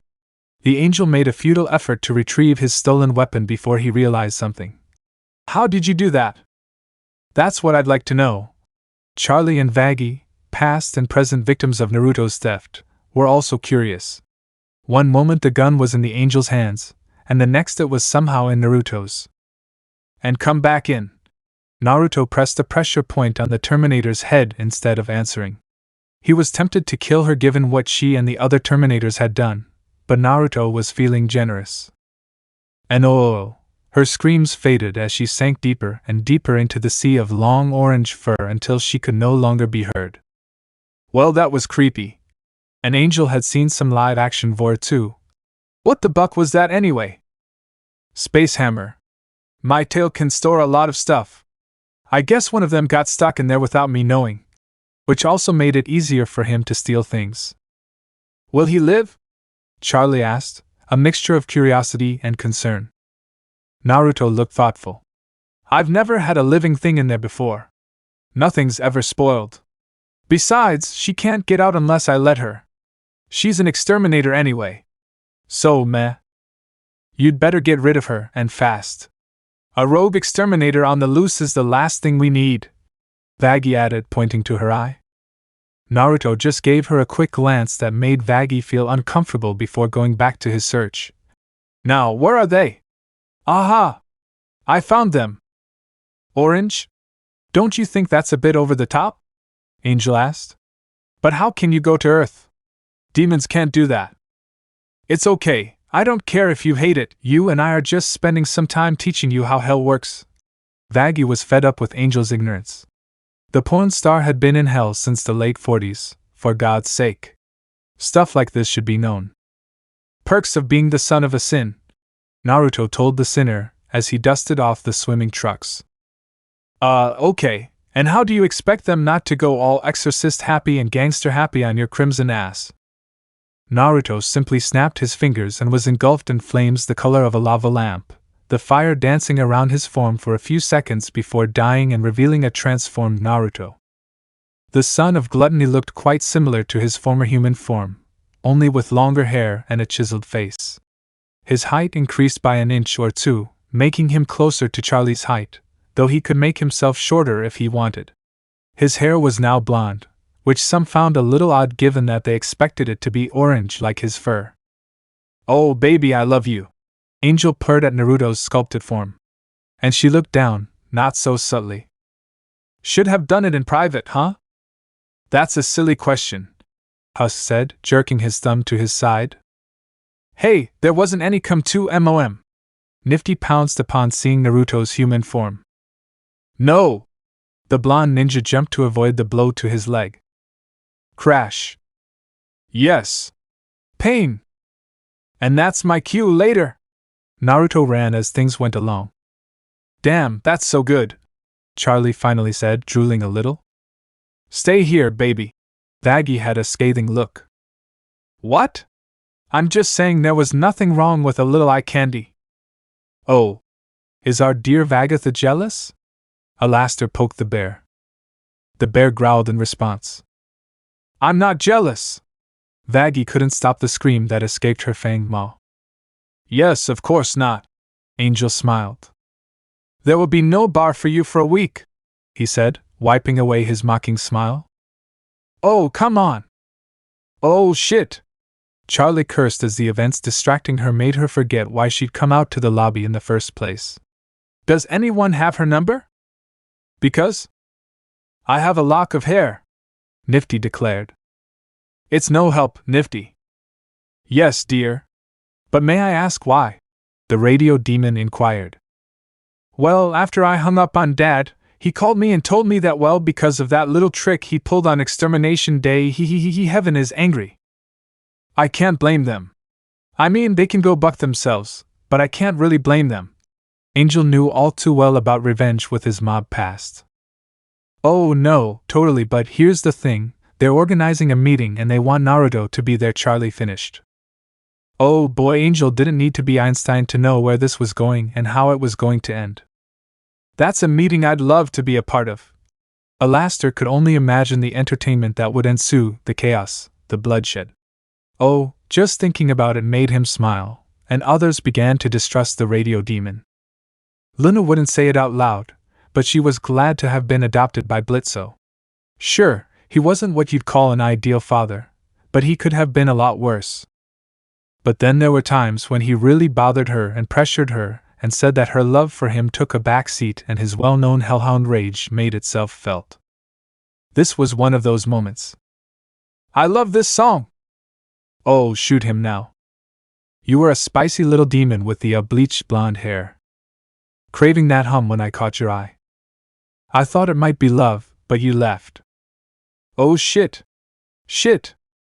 Fortune or misfortune smiled upon him when Blitzo's singing, if it could even be called that with all the letters he got wrong, stopped when a pink car with the license plate "Suck for Life" suddenly cut them off and parked in their spot. "Oh, you're a creep for life, aren't you?" Blitzo said angrily, grabbing a bucking megaphone, still not understanding why he had one in the first place. "Listen, you pink, unoriginal sperm trash! You have 3 bucking seconds to get your tits out of my parking spot."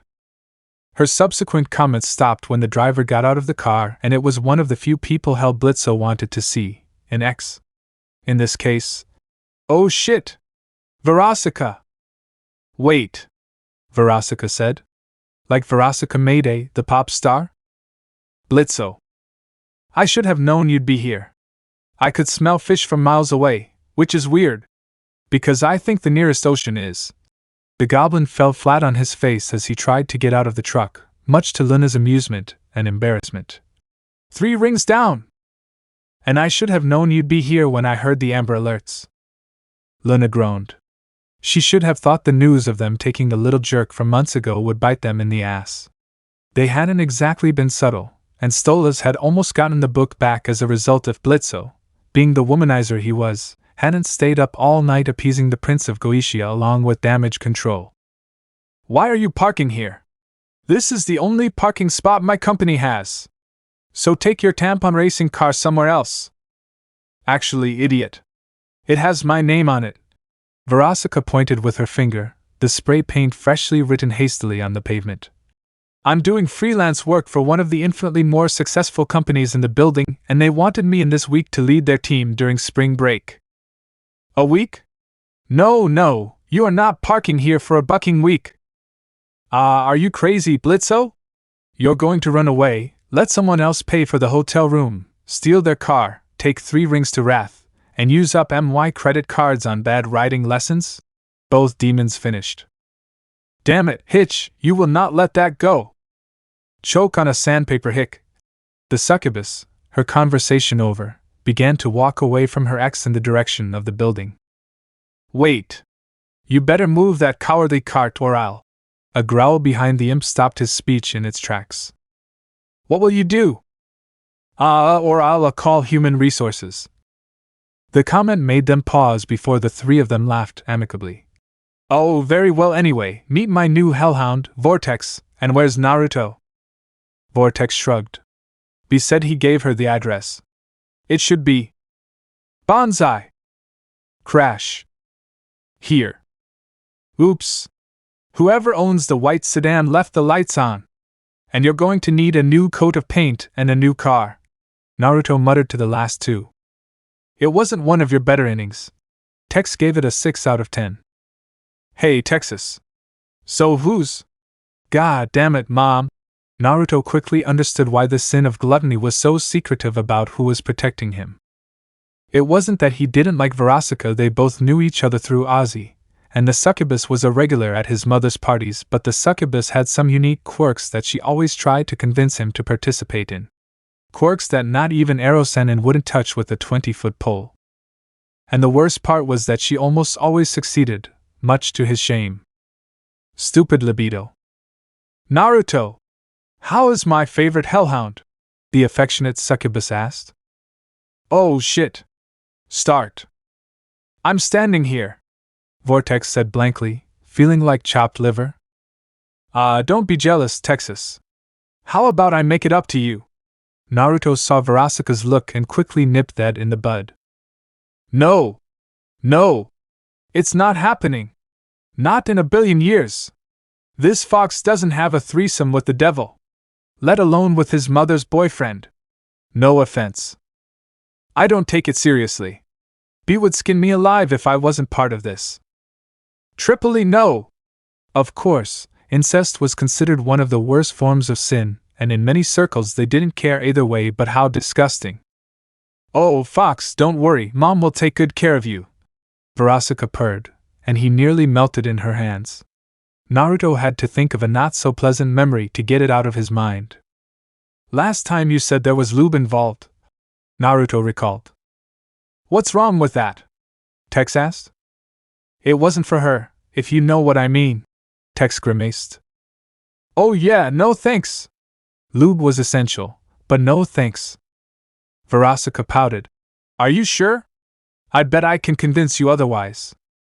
Naruto simply gave the succubus a deadpan look that only served to make her sulk even more. It worked, and Naruto relented. Damn it, woman! Look, I'll make a deal. There will be no men involved and no lube will be used on me, and I'll do it. Naruto whispered into Verasika's ear, but while the IMP goblins couldn't hear what he was saying, Luna and Tex with their superior hearing could. They were both red-faced, but not as red as an incredibly excited Verasika. Deal! Verasika yelled and pressed her lips to Naruto's cheek. Lucky me, Luna thought. Why? What did he say? Millie asked. Huh? What? You said luck? Moxie explained. Did I do it? Shit! Luna suddenly realized she had spoken out loud. Come on. Tell us. Luna, I forbid you to repeat what you heard, Blitzo ordered. Which had the opposite effect as Luna whispered into Millie's ear and made Wrath's imp turn a new shade of red. What a lucky hitch! Millie knew her sister would jump on the demon the moment he was alone if she knew what was being said. Why? What did he say? Moxie asked. Sorry, honey, it was just girl talk, Millie told her husband. Moxie simply accepted the explanation. Buck that! Blitzo refused. And why the hell are you dressed as a human? What, are you so ugly that you need to walk around looking like a fine ass? Huh? Human disguise? Oh shit, right. Poof! The smoke surrounding Naruto quickly disappeared to reveal the form of the infamous hellhound that ended the day of extermination. Sip! Oh, buck me! Blitzo cursed his luck. Wah! Moxie screamed in terror. Luna felt her heart stop. And the last IMP member. Can I have your autograph? Millie presented Naruto with her axe and knife with stars in her eyes as she looked at the fox-like hellhound. Naruto blinked, not expecting that kind of reaction, but quickly deduced, based on Millie's appearance and accent. You're from Wrath, aren't you? Born and raised, baby, Millie admitted proudly. And let me tell you how you fought off those exterminators. If I wasn't married, I'd do anything you wanted to you right here, right now. Millie! What?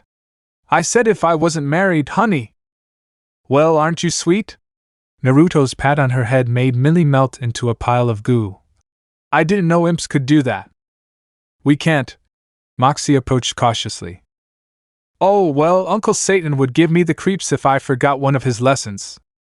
Mr. Satan is your uncle? Millie, no longer gelatinous, and Moxie exclaimed. Blitzo's jaw simply hit the pavement. Bad move, Whiskers. Verasika laughed as Tex snickered. Naruto cursed his lack of foresight. Rule number 1, never let the goblins know you personally know Satan. Otherwise. Can we meet him? Please, please, please, please, please. I'll let you sleep with Millie. I'll let you sleep with Moxie. We'll sleep with you at the same time, they both said simultaneously. Oh, come on. Blizto couldn't believe how unfair that was.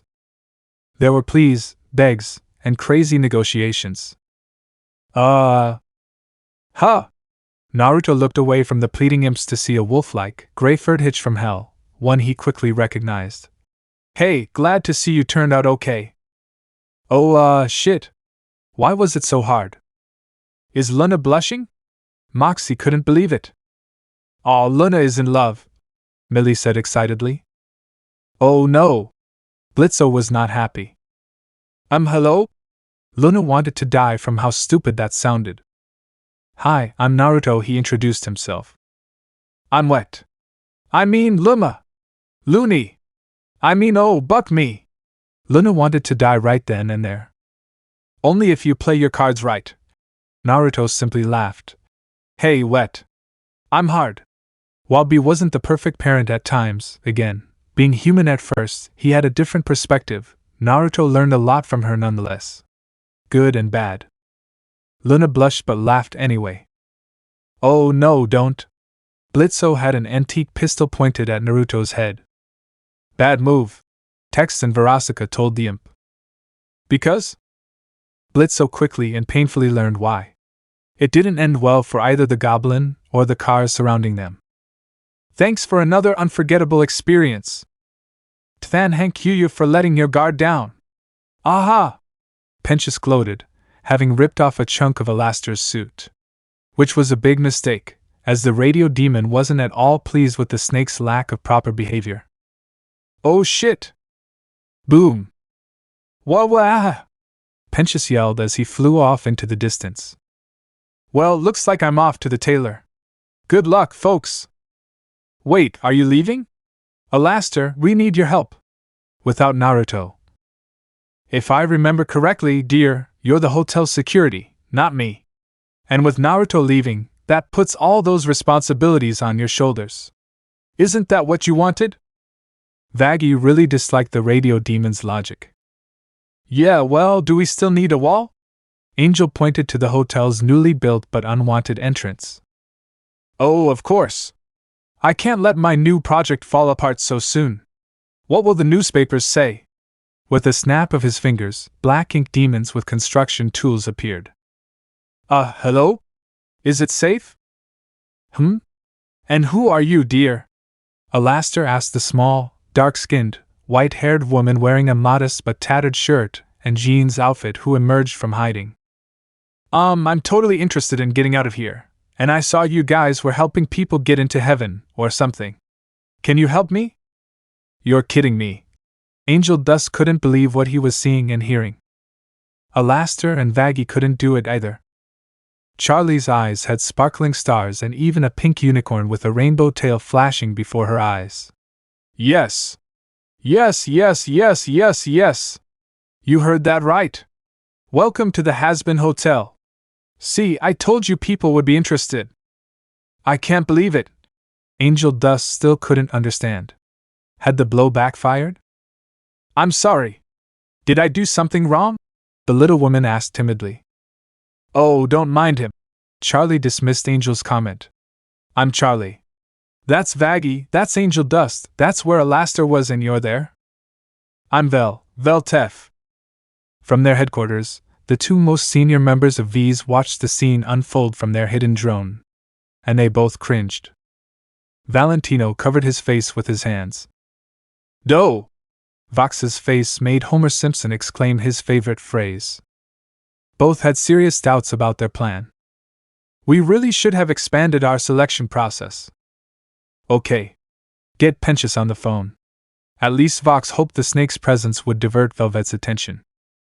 I hoped it would be enough. Chapter 3. Note to self, don't point a gun at Naruto up close. Blitzo, unfortunately, learned this the hard way. Everything hurts. Blitzo complained in his office. Really? They're hitting you against cars, against the wall, against the sidewalk, against the pole, against the fire hydrant, against the… Moxie, if I could move my legs, I'd buck your ass really hard right now, the devil threatened. You mean buck you, right? Millie asked. Either way it works. Of course the same thing would happen to you. Verasika rolled her eyes. Why the hell are you here anyway? The imp growled. Can't an ex enjoy the pain and misery of their ex? Verasika smiled. Blitzo would have retorted, but he couldn't deny it was a good reason. He would have done the same thing because he had done the same thing.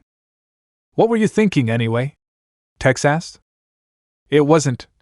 Millie, Moxie, and Luna answered in unison. Thinking implies that you have a brain, Verasika added. Buck you! And honestly, I didn't expect it to end like this, Blitzo admitted, then grimaced. Oh, Satan, his tail was burning. And not the good burn you get when you pour candle wax on it. The bad burn. Didn't you see what happened on Doomsday? What did you expect, idiot? He's the beast of the apocalypse and the son of Beelzebub. Verasika laughed, but she was also annoyed by the imp's stupidity. Is he the son of a bucking sin? Ow. Blitzo moaned, the sudden rise sending painful spasms throughout his body, while Luna, Millie, and Moxie's eyes went wide. Is her mother the queen bee herself? Luna cursed her luck. Someone like that would have tons of Beel's hitches, as they were known, after him. Needless to say, other demons would also see him as prized meat. As of now, of all the 7 deadly sins, only 2 had direct heirs, while the rest only had descendants or followers/henchmen. You didn't think he'd say Satan was his uncle just for fun? Never mind, scratch that. Both Tex and Verasika had to admit that Naruto would actually do that if he wasn't the son of a sin. Anyway, it wouldn't be the first time these 2 idiots fall for something like this, Luna added. That happened once, Millie defended herself. Luna snorted at his reaction. If the Hellhound was honest, it was mostly Millie. Sure, Moxie and Millie were idiots to take the Hellhound's claim that Satan was his uncle at face value, but then again, he was the only Hellhound in history to have accomplished such an incredible feat, so it wasn't an exaggeration. Knowing he was the son of a sin lent credence to the claim. The sins, for the most part, were a close-knit group. The next thing you're going to tell me is that Lucifer is his bucking father from hell. Blitzo mocked at the absurdity of the claim. He is. That? Lucifer and Lady Lilith are her parents from hell. Verasika gloated. Bee told me herself. Oh, buck me seriously, someone buck me. I feel like shit and I need to feel good right now. Bucking a son of a hitch was bad. Hell's son from the king and queen of hell was worse. At the beast of the apocalypse, and Blitzo had the most horrifying cocktail of all time. And Blitzo had tried a bloody tampon. Only if I can use. Verasika's mouth was covered by a fur-covered claw. Let's not go there. Since he'd heard it all before and there were too many details, not that he cared since he wasn't getting paid enough, Tex wasn't too keen on having that mental image in his head anytime soon. That's never going to happen, sir. Sorry, boss. Threesomes between us are only allowed if both Moxie and I agree, Millie told him. Yes, I remember your wedding vows. Blitzo glared at him as memories of the hellhound that whipped him flooded back. Or was it blood?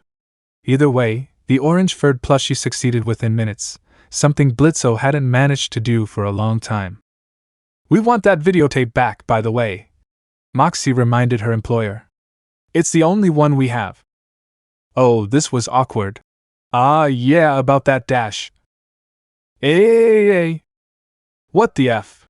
Blitzo started to ask. Boom. But the sound of a door closing prevented him from getting very far. Ha ha ha! Naruto gasped as he leaned against the office door, his body covered in lipstick. Is that the lustful red number 6? Blitzo realized. How expensive. What the buck happened to you? Your crew. Naruto frowned at the succubus before turning his attention to the imp. And how do you know that? Ha! They accessed your holes, didn't they? Blitzo simply smiled instead of answering. Karma was a hitch. Blitzo would know, she had bucked him without lube, many times, and now she had found his new buck hole. And something else, it seems. Verasika laughed. I said don't ask. When did you say that? Moxie asked. At the moment. Ha! Tex laughed at the state of his girlfriend's offspring. When you said you had a crew, you didn't say incubi would be involved. Naruto accused Tex and Verasika. A room full of succubi was one thing. That was heaven and hell. However, one that included incubi had been the exact opposite, at least to him. Succubi and incubi were both hex fiends, but Naruto wasn't interested if there were eggs and sausage. Oops. The succubus's smile was sickly sweet. I must have forgotten. The succubus smiled as well. Oops.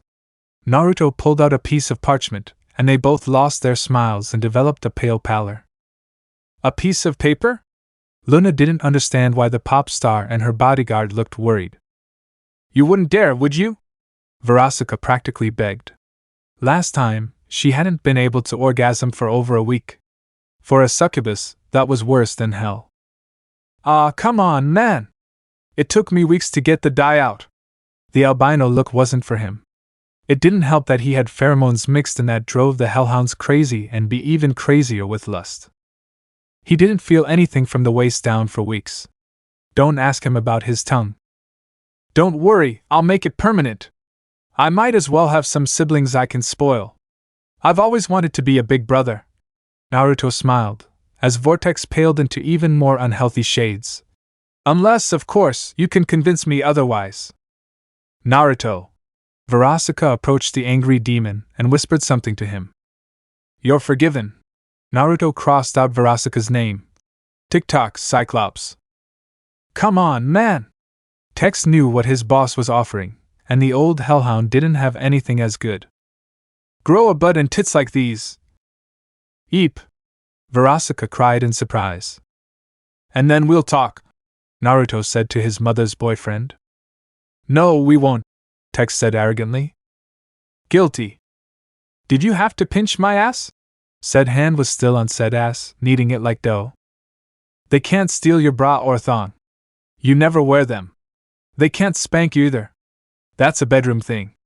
There's a code of conduct that must be respected. Like you wouldn't have enjoyed it anyway. Tex deadpanned to the pop star. Verasika was going to admit both feelings, but instead moaned as Naruto rubbed the pain. I knew it, Millie whispered / sang and smiled at her husband. Oh, crumbs. Moxie hated losing a bet against his wife. She tended to go crazy, and not in the way he liked most of the time. Luna was jealous. Foxy! Where are you? A voice shouted. Buck you, Chet! Naruto shouted from the closed door. Bucket! Deals are done. Hey! For him, Naruto explained.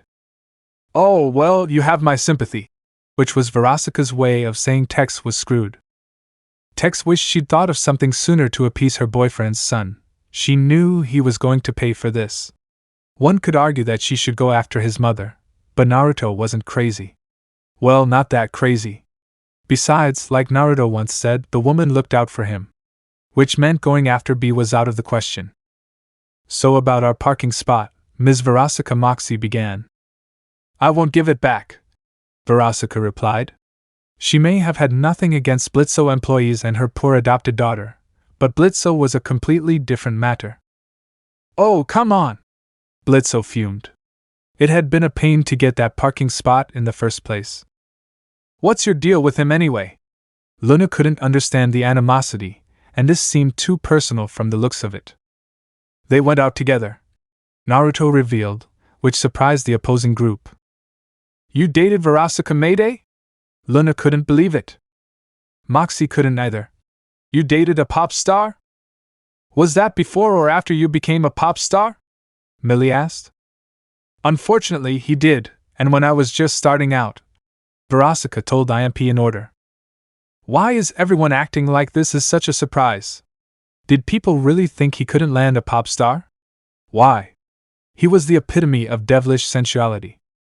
Hey, am I Verasika bucking Mayday?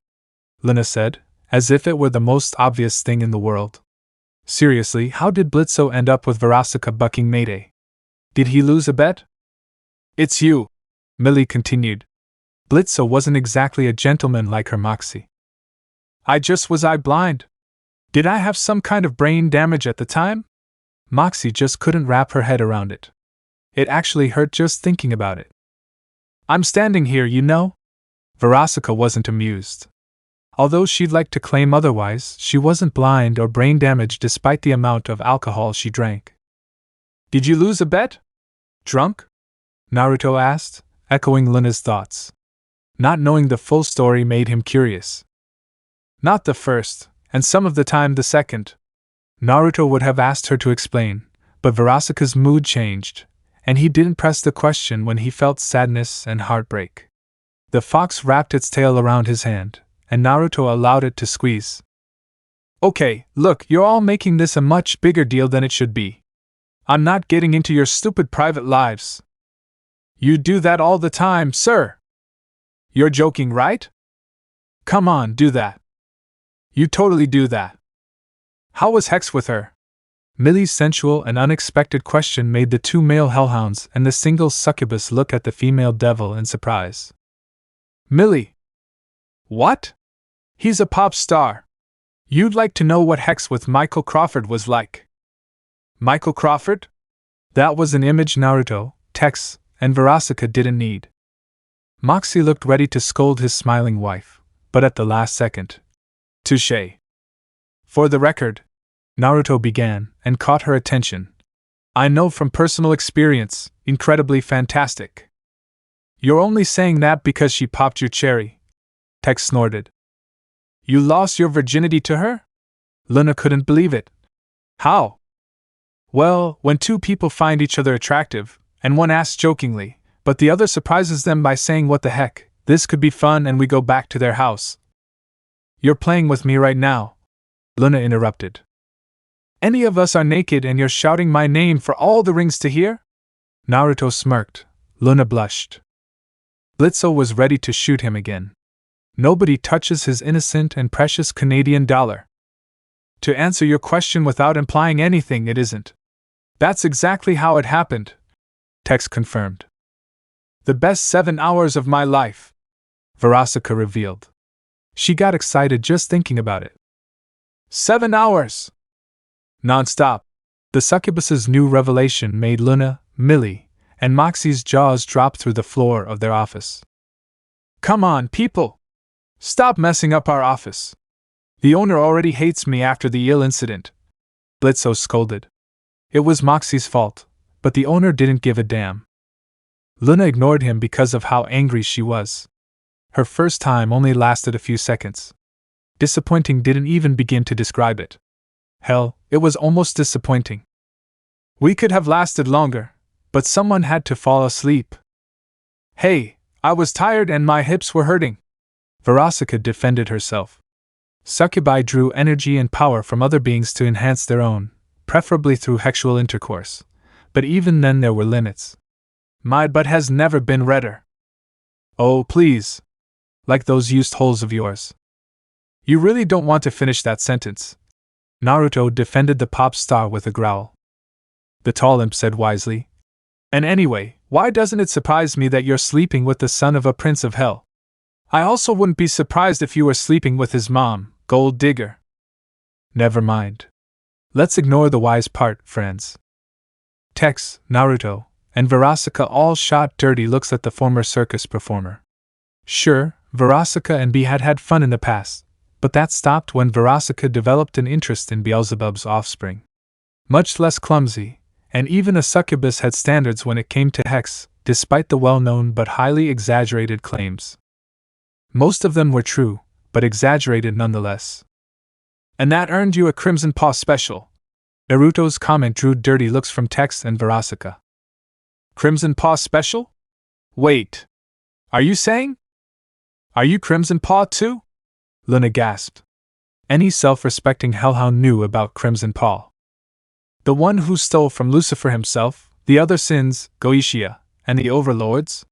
Moxie listed while Millie had stars in her eyes. Last I checked. Naruto smirked as his claws were enveloped in a dark, sinister red aura that added validity to his claim. I take it back! Blitzo shrieked. He'd heard about the Underworld Lord's infamous reputation from Stolas whenever they chatted, when they took a break from bucking, and Stolas had been very serious when he warned the imp not to get on the demon's bad side. Too late. Naruto's malicious smile made Imp take a step back. Wait, Verasika chimed in. As his ex, I need to say something. Oh, Verasika, bless your alcohol-fueled heart. I knew you'd still wait. No, this is a scenario where we're going to buck the ex even more, right? He has a weakness for horses. Make him unable to bear the sight of them anymore. The succubus said with a proud look on her face. Yes, that's right. Blitzo cursed his perceptiveness. I should have seen that coming a mile away. Did you see this coming too? Verasika handed him an object that infuriated Blitzo. You milk spill! I knew it! I knew it! I knew it! I knew you had milk! Butter Heman? Naruto asked. He's obsessed with horses. He's delusional, unhealthy, and needs therapy. Verasika told B's son. I'm not. There was nothing wrong with Majesty, that is, horses. Blitzo believed he had a good level of sympathy for them. You're totally obsessed, Luna said. Therapy would do you good, sir, maybe, Moxie said. They're just horses. Having grown up around them, Millie didn't see what the problem was. Do you still watch that stupid My Little Pony show? Verasika asked them. Yes, the three answered in unison. See that shit? Naruto shuddered. His mother forced him to watch it as punishment. Not even Mammon would make copies of that crap. That's all. The last comment went too far. I challenge you to a bucking dare. Buck, I said it twice. Wait, are you declaring a demon duel? Naruto blinked. I think it is. Verasika laughed. What's the game, BL dash? Wait. Naruto stopped the succubus. As the heir and prince of the Ring of Gluttony, by the laws handed down by the King of Hell, Lucifer Morningstar, I, Naruto, son of Beelzebub the Sin of Gluttony, will officiate and oversee this duel, between Verasika Mayday and Blitzo. What is your last name? Bucko. Blitzo Bucko. And the loser must accept all the terms of the agreement, blah blah blah, etc., etc. With a clap, the flame of a lava lamp covered both Verasika and Blitzo until they formed a set of chains that intertwined in a lock between them, and then disappeared. What? Don't look at me. I don't make these rules, I just have to make sure they're followed to the letter. Naruto, like any other noble, had a duty to supervise them if they found out about such a duel. Most demon duels didn't have an efficient, so they were classified as pseudo-duels, and thus the traps and loopholes were more prominent, where 8 out of 10 they ended with no clear winner. With a swirl of flames, Naruto conjured a glowing piece of parchment shaped like a lava lamp. Specify your terms. No! Screw that! I call it a bucking HURK conflict. Naruto held the imp by the throat with his tail, the imp's feet kicking the air, his arms tied by the same tail to prevent him from escaping. Never question my integrity. Blitzo simply smiled despite being deprived of oxygen. Harder. Disgusting. Naruto dropped the imp. Ha! Blitzo laughed and pointed at him with a clawed hand. Her reward was that Naruto grabbed the limb she offered and began squeezing. Not my masturbating hand! Shit! Naruto quickly let go of the imp's hand and also his neck. What the hell is wrong with you? We could talk about this for a whole day and barely cover 5% of that statement, Barasaka told him. If you're lucky. The other IMP members agreed with the succubus's statement. Buck you! I'm perfect in every damn Satan way! Naruto knew he should be neutral and had nothing against the other three, but after the imp's acrobatics, the son of gluttony expected Barasaka's group to win. Sometime later. Oh shit! A demon duel? No. I understand. I've had to deal with a few myself. How long is a week? Oh, up to a week. Okay, see you then. Good news? Vaggie asked. Naruto is officiating a demon duel. He could be gone for a week. You have no idea how upset I am to hear that. Vaggie enjoyed the blush that the princess of Hell developed. Buck! A week? Damn it! Velvet couldn't believe her bad luck. That was the end of the fun she'd been waiting for. A demon duel? Do you think we can watch it? Angel Dust asked.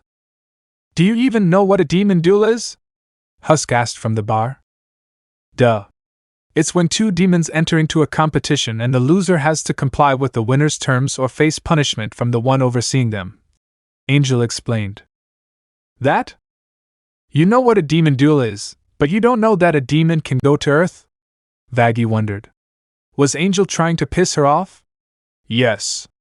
Vaggie concluded that he was, indeed, trying to piss her off.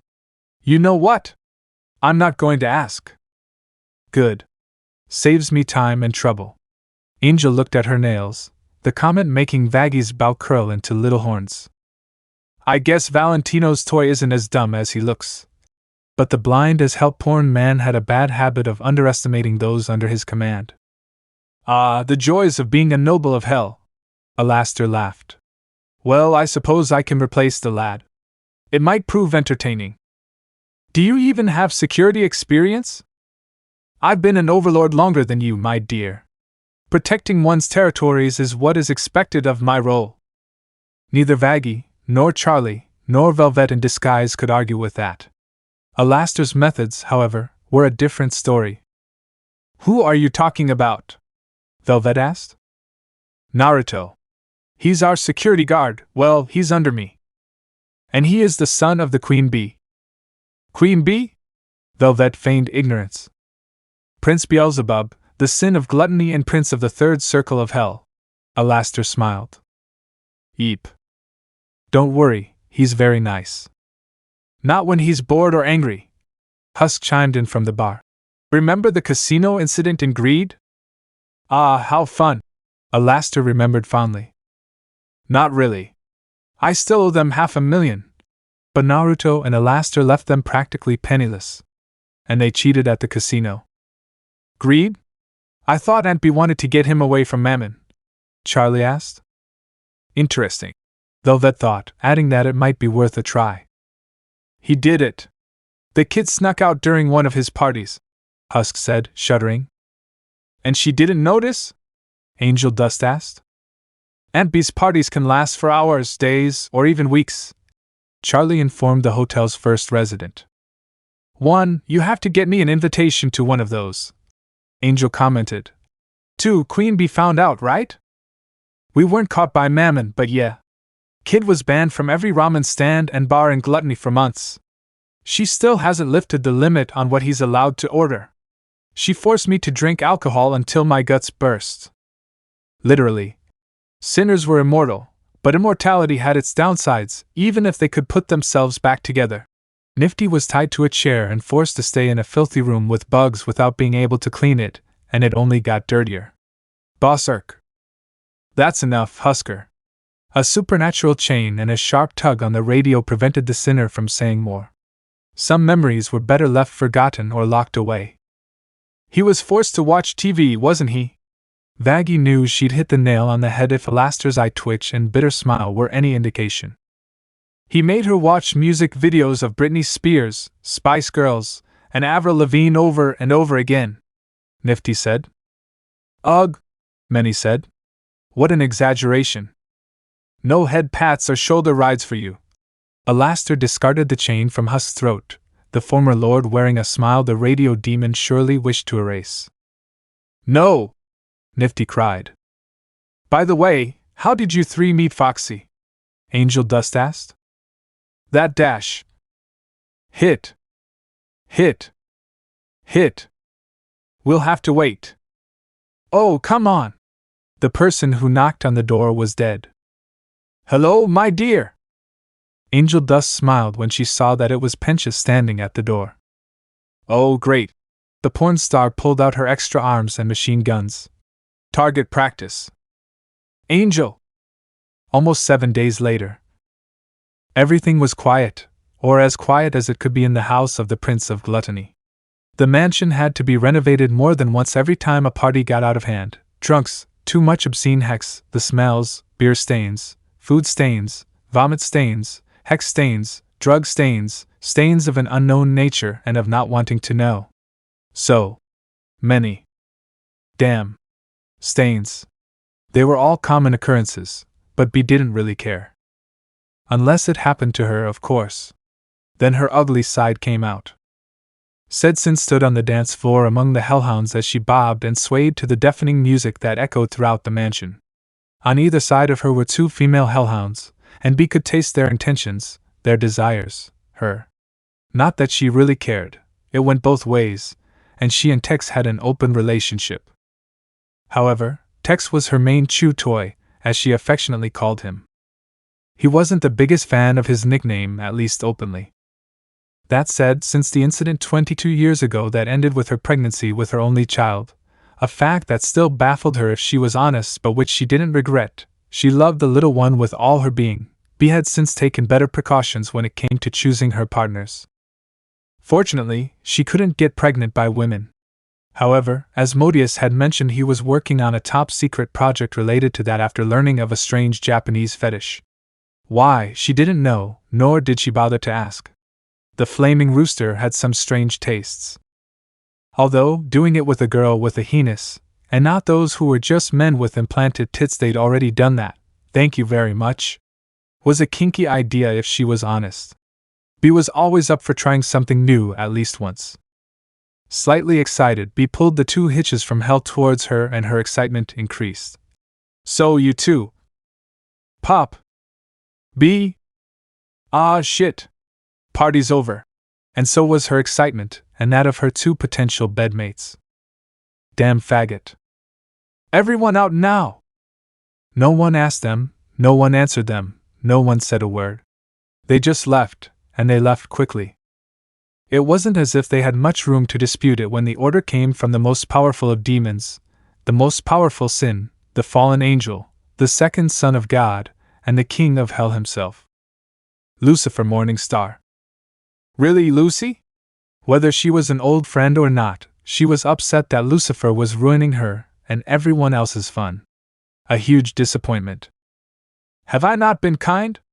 Caring, helpful, charitable? Look, can we skip to the end? We both know I hate this kind of thing. B interrupted. Do you want a beer? Lucifer twitched an eye, but reluctantly accepted the beer, and he cut himself off, that he should have seen it coming. Ever since he'd met her, B had always preferred people to get straight to the point rather than beating around the bush. He'd never been one for patience when it came to certain things. Okay, Because of your son's little trick, I haven't been able to sleep in days.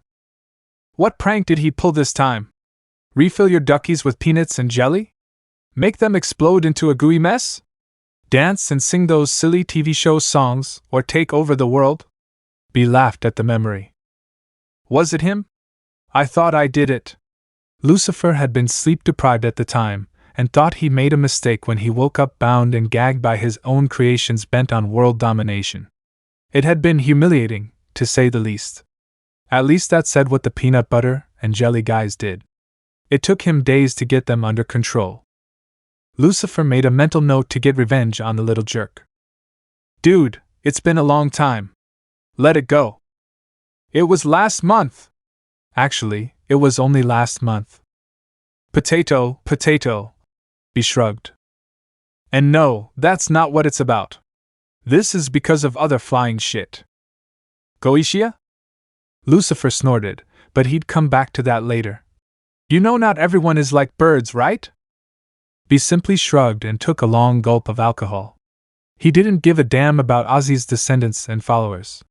The Hellhounds and, to a much lesser extent, the goblins and succubi were his people. The other flying shit. B understood and quickly gulped down the beer and the bottle. He liked the crunch. For God's sake! What do those sanctimonious, plump geese want now? He should have guessed heaven was involved. Banishing them to hell wasn't enough for those uptight morons. Let me think. Could it be because your son humiliated his Terminators and Adam, killed said Terminators, and almost killed Adam?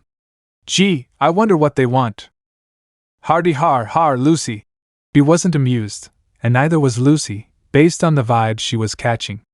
If only he and Lily were still together. The guy was much more relaxed with the Queen of Hell by his side. Besides, she missed the tall bombshell, and so did Lucy, if the wedding ring around her finger was any indicator. Wow, ask a stupid question. What do you think they want? They want him, B. Shit. That, B growled, his power completely shaking gluttony. B protected the Hellhounds and those she liked, and while she wasn't the world's perfect mother, she loved her son, and her protectiveness went through the roof when it came to his well-being. If they think they can lay a bucking finger on him. That's why I'm here. Lucifer interrupted the mother of his son from hell. I'm not going to lie, watching that little jerk humiliate Adam and his little group of psychopaths was the most entertaining thing that's ever happened in hell. Michael's reaction was amazing. Lucifer smirked at the memory of his older brother. He was his new screensaver. Sadly, the look of joy didn't last. But heaven finding out that this Trihexia isn't a mindless monster has them scared shitless. Yeah, so what? Naruto isn't the type to start a war. A prank war, sure. A fight? Oh yeah, he had a temper. But a war between heaven and hell? No way. Despite his great dislike for the Terminators for what they'd taken from him, Naruto was the last person to start a war. He'd most likely be the one to end it or try to prevent it. Beelzebub had no idea where he got that mindset from. We know that. They don't? Hell, those diehard fossils probably don't care. But here's the thing, an ancient got loose. An occurrence Lucifer had since noticed happen more often when Trihexia was in motion.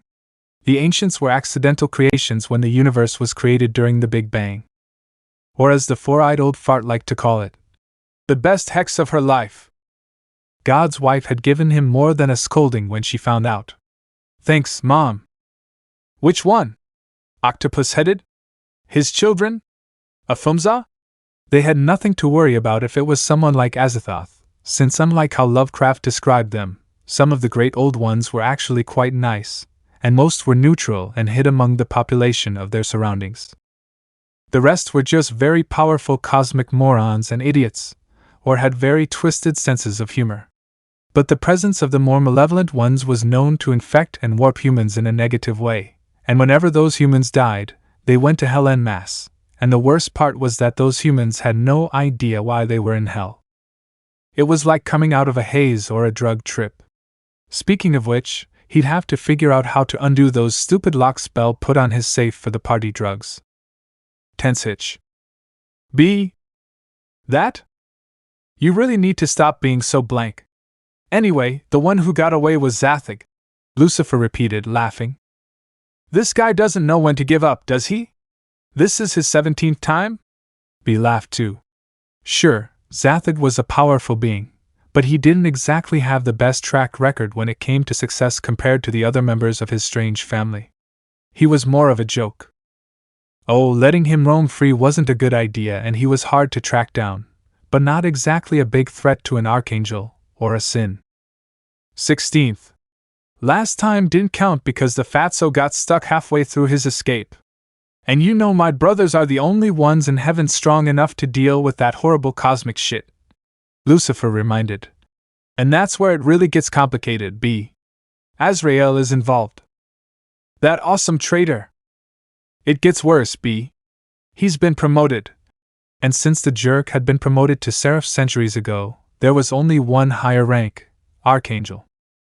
Which meant he now outranked Sarah, and since his brothers were gone, that made him the one in charge of heaven. What the buck? Back to Earth. Naruto sighed who knows how many times. Guard duty was boring. But refereeing a demon duel? Even more so. And Naruto couldn't even make jokes to lighten the mood because it might interfere with the competition. That said, I still can't believe they're fighting over a stupid parking spot, Naruto commented in disguise. She hates his guts. A disguised vortex commented, knowing from experience, not personal experience, that some exes can become very vengeful. But the older hellhound agreed that the reason for the duel was just plain stupid. A little over 6 days had passed since the terms had been agreed upon, and so far, both groups of demons were almost tied. Almost was the operative word. The IMPimps were quite skilled at eliminating their targets. Some were dispatched in ninja-like fashion, stealthy, swift, and clean. Others weren't as refined. But the succubi and incubi had the advantage thanks to their attractiveness. Besides, Hex was Hex. Naruto was surprised the police hadn't arrived yet, given the number of people who should have been reported missing and the rampage going on there. But it was spring break. Either they didn't give a shit about a beach orgy, or not enough people had died for them to really be able to do anything. Too bad there was a clear one because... FOXY. A voice purred. Milky. Naruto looked at the short, thick succubus disguised as a dark-skinned woman.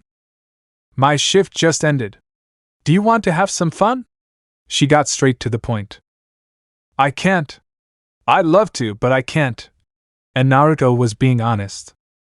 The allure of succubi didn't affect hellborn demons as much as it did sinners or humans, but being the current incarnation of Trihexia, the rules were likely different given that much was unknown about the incarnation of hell. What he did know was that he was incredibly horny at the moment. The son of Beelzebub would love nothing more than to break the succubus, pound her into submission, her stomach bloated with his hum, and leave her nearly brain dead. Unfortunately, if he slept with any of the succubi, the energy he would provide would easily guarantee them a swift and decisive victory. And that was a conflict of interest. Turning her down sucked too. The Hex was amazing. And of all the succubi in Verasika's group, Milky was tied with Kiki for the second sweetest. She was number one for having the sweetest ass, which only made his reluctant refusal even harder. Oh poop! The little woman snorted. Sorry, he said, watching the succubus walk away. Damn, that ass of hers was lethal. You're looking. And you're black. Now, if we're done stating the obvious. Hey you! Hey wet! Naruto teased her. Disguised or not, it did nothing to eliminate or change her scent. Oh hi. You're the dog who works for my boss's ex-Tex recognized the scent too. Luna laughed nervously. Yeah. Sorry if that's weird. Vortex and Naruto simply shrugged. It's fine. Their problem isn't mine.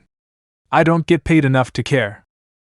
Naruto knew Vortex well enough to know he didn't mean it as an insult. The older hellhound cared for Verasika. The two had been friends for years, but he made it clear that her issues with her ex were none of his business. Yes. Yes. I'm Luna, she shouted nervously.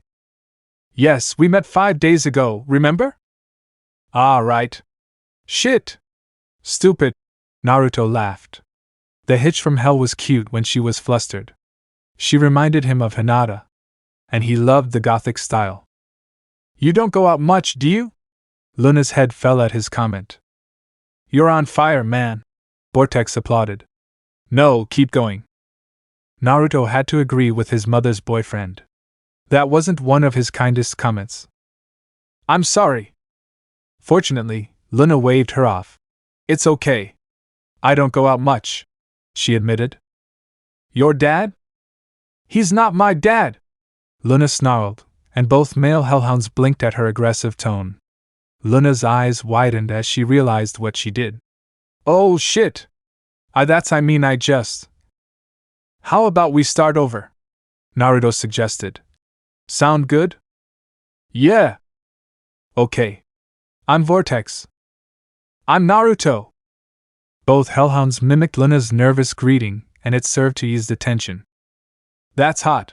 Maybe a little too much. I mean literally, because vortices, they give off heat. Probably, right? Yeah, I guess, but my friends call me Texas. And don't let me tell you otherwise. His name means fish cake, not maelstrom, Vortex informed him. Bastard! Naruto wished he could deny it, but it was true. He had nothing against being named after a ramen ingredient. Ramen was the best. But he didn't want the others to know. Well, maybe I was a little embarrassed. Oh, yeah? I'd like to have friends. I don't have any friends, Luna admitted once again to herself and her fellow hellhounds. Naruto could understand.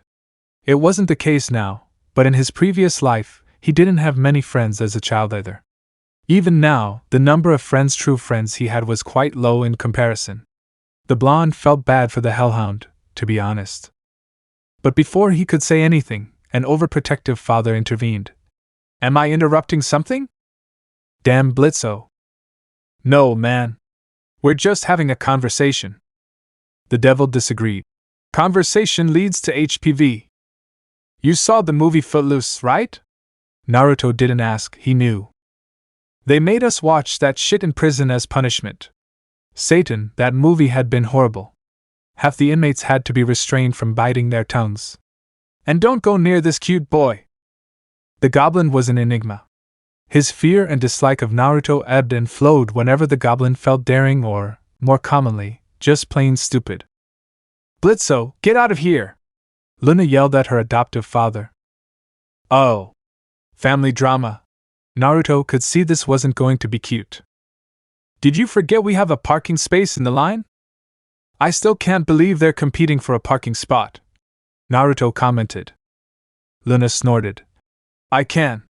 She's done worse things for much less and in much stupider ways. Oh, thanks, Looney. That was an ugh. Why do you have to be so weird? I adopted you, therefore I am your father. One perk of my job is embarrassing you. Well, I shouldn't have. I was almost 18 and my life would have been my own. I didn't need you then, and I don't need you now. Off topic, but Luna was angry and couldn't help it. Naruto grimaced. As a former orphan, this shocked him. Sure, the goblin wasn't what he'd call an ideal father, but the love and concern he sensed from the demon for his adopted daughter was undeniable. Naruto sincerely felt for them.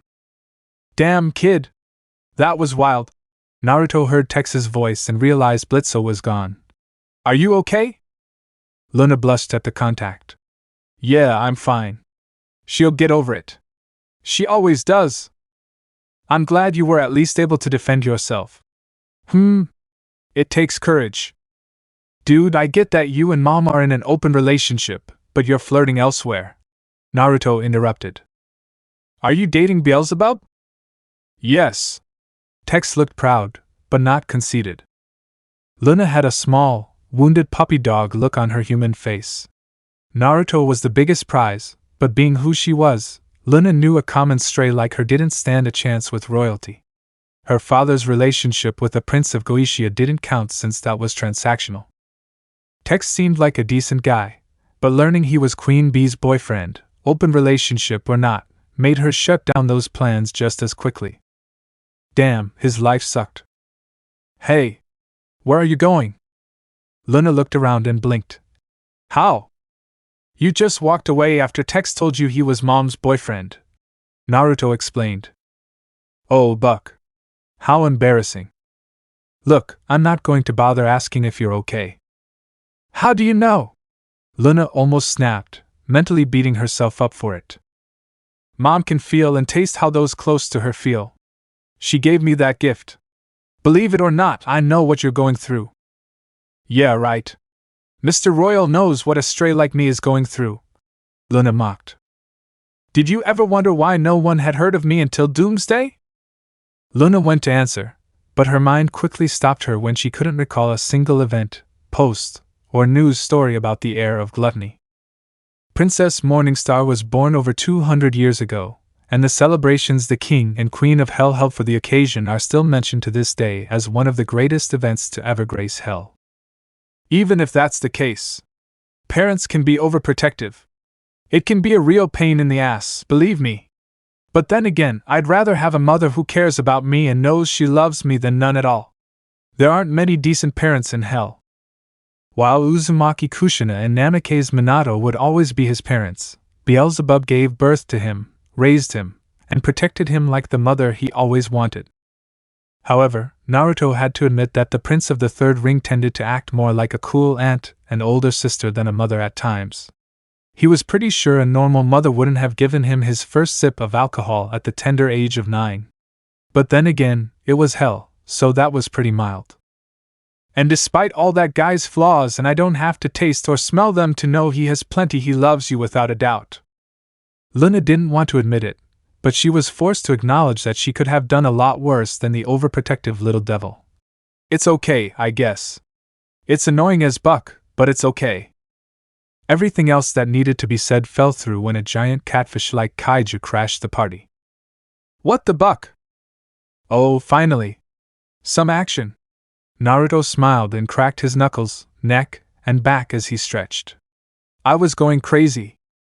Unfortunately for him, Millie got ahead of herself in this and did so in spectacular fashion. It wasn't enough to impress Satanology, but it was a good kill nonetheless. Wrath's imps were a level above other imps, given that most imps wouldn't have been capable of such a feat. Oh yeah, that's a great way to show off, Mills, Blitz said to his second-best employee. Is Mox okay? Oh yeah? Okay. Catch him. This is funny. I'm so drunk. It was clear to Naruto that the imp was drunk off his feet, but that didn't stop his wife from laughing at how silly he was. Okay, this is too healthy for my taste, the tall devil complained. Air bombing dash. Okay, before we go too far. 1, that only counts as 1, Naruto told them, causing Millie to glare at him. 2, that was beautiful. Uncle Satan would be proud. Naruto lied, but felt it was necessary given the bad news he was about to drop. By the way, I think this is yours. Millie tossed the succubus a flask that reeked of her mother's best-selling drink. Really, V? Verasika simply shrugged, and then both groups started arguing about who won. So who won? Naruto realized the question was directed at him, but the distraction of the two groups arguing allowed the police to surround them. Stop! Sick degenerates! Oh shit! Blitzo cursed. Alright, hitches. Get ready to suck a lot of pig hock. Verasika raised her hands and both groups moaned. Bug that! Except for one thing. Naruto wasn't sucking hick. Not now. Not ever. Also, why is a clown pointing a gun at us? All the police officers looked at the individual in question, and sure enough, there was a clown pointing a gun at the costumed and non-costumed ghouls. Who the buck are you? Oh, that's Jerry. He was doing undercover work, said a police officer. What's up? The clown greeted. The distraction gave Naruto a chance to throw out some smoke balls. Open fire! Click. Click. Click. Click. What the hell? My gun doesn't work. Mine too? What the buck? Damn budget cuts. By the time the smoke cleared, the group had long since returned to Hell. Hell some time later. Oh, my head!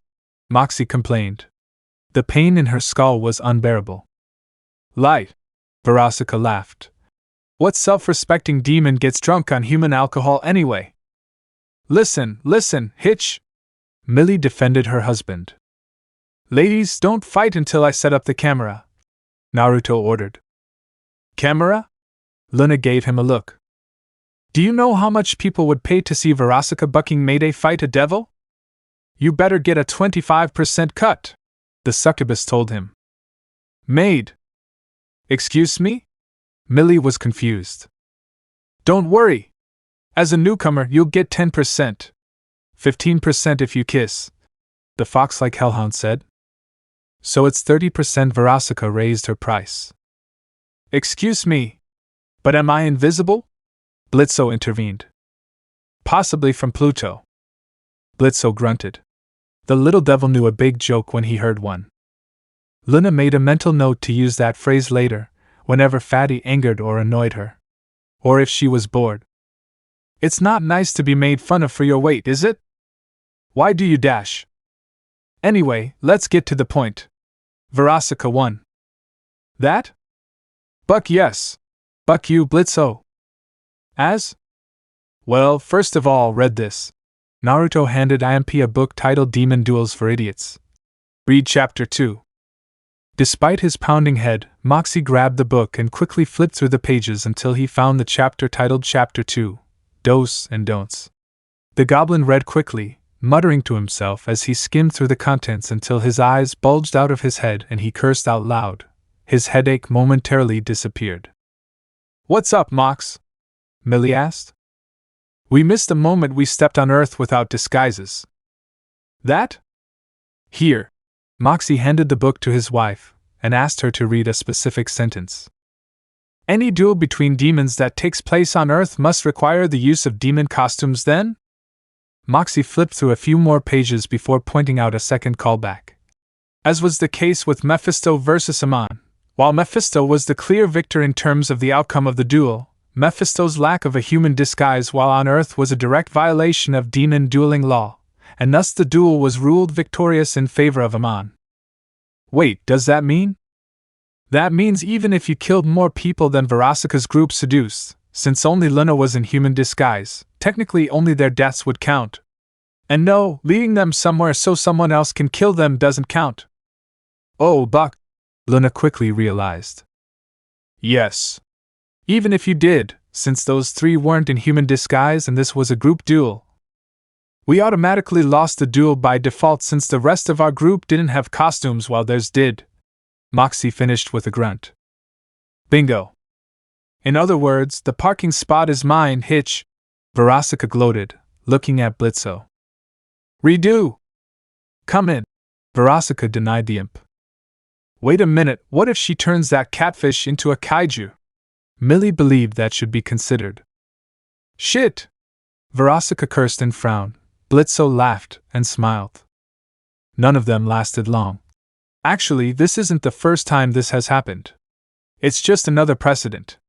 Unless Verasika was seen conjuring it with a ritual, accidental monster creations don't count as a rule violation.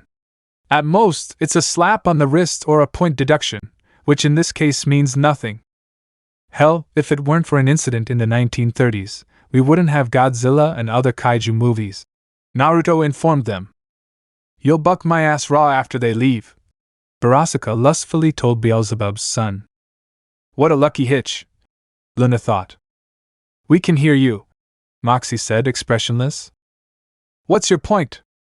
I, Naruto, son of the Prince of Gluttony Beelzebub, declare the winners of this demon duel to be Verasika Mayday, Naruto quickly announced, and everyone watched as the magic took over them. Come on, come on! Blitzo got angry again. This is blatant favoritism. Unfortunately, you're right, sir. Moxie pointed at the paragraph and Blitzo cursed and began to tear the book apart. Only for said book to reassemble itself and start beating the big goblin like a pimp would his boar. Oh. SDH. Yeah, you're not the first to do that either. Try and destroy me now, you moron! The book shouted before it began to pummel the imp's face and body once more. Take this. Buck! Paper cuts! Blitzo howled in pain. Demons, humans, or angels, paper cuts were a hitch. Naruto ignored the scene and looked at the succubus. Do you have lube? Your favorite. Ramen flavored. I'm going to beat you so bad you'll need a wheelchair for your next tour, Naruto promised. Verasika shuddered so hard she almost climaxed right then and there. She wanted to take him right then and there, but it was time to celebrate. And to keep things interesting for her ex. Hey, do you three want to have some fun with us? Verasika asked. She had nothing against them personally compared to her idiot boss. Hey, V-. I mean a real party since I won. Though judging by the sexual energy coming from the hitch from hell, Verasika knew the girl was more than eager to have some fun. Bucket! Luna shrugged, she could use a pick-me-up anyway. Hell yeah! Millie was always up for a good time. Moxie just sighed but followed his wife's lead even though he wanted nothing more than to go to bed. Fortunately for them, Blitzo was too distracted by the book, which continued to hit him, to notice them leaving. Did you forget about us? Chet asked the rest of the group. The door suddenly opened. Hey, hitches! Move your asses! The remaining succubi, incubi, and hellhounds quickly left the room, leaving the imp to his fate. This continued for quite some time until suddenly a portal opened in the room. Oh, Blitzy, I was wondering if you what's going on? Stolas asked with an amused look. Help, damn it! Die! Die! Die! The next day. V, wake up! Come on, V, get them now! Well, Naruto decided it was time to do some heavy lifting. V, wake up, my wife will be home any moment. Shit! Where are my shoes? It works every time, Naruto said to Luna. Luna? What are you doing here? More importantly, why was she in her birthday suit? Would you please keep your voices down? A voice asked from under the sheets before the hellhound could reply. A quick tug at the sheets revealed a goblin. A naked little devil. Millie? What are you doing here? Naruto asked. You have a nice ass, by the way. Thank you. My head. Another voice and another quick tug revealed another imp. Oh, please no. Naruto, seeing Moxie, who was as naked as his wife, really hoped this was just a nightmare. A quick tug on his ear and the associated pain said otherwise. Oh. That was a jerk. Verasika wasn't amused. Dealing with an angry wife or husband after sleeping with their cheating partner wasn't a good experience, or a good way to start the day. Verasika did her best to avoid those situations. Naruto pulled his hand away and rubbed his ear. You woke up, didn't you?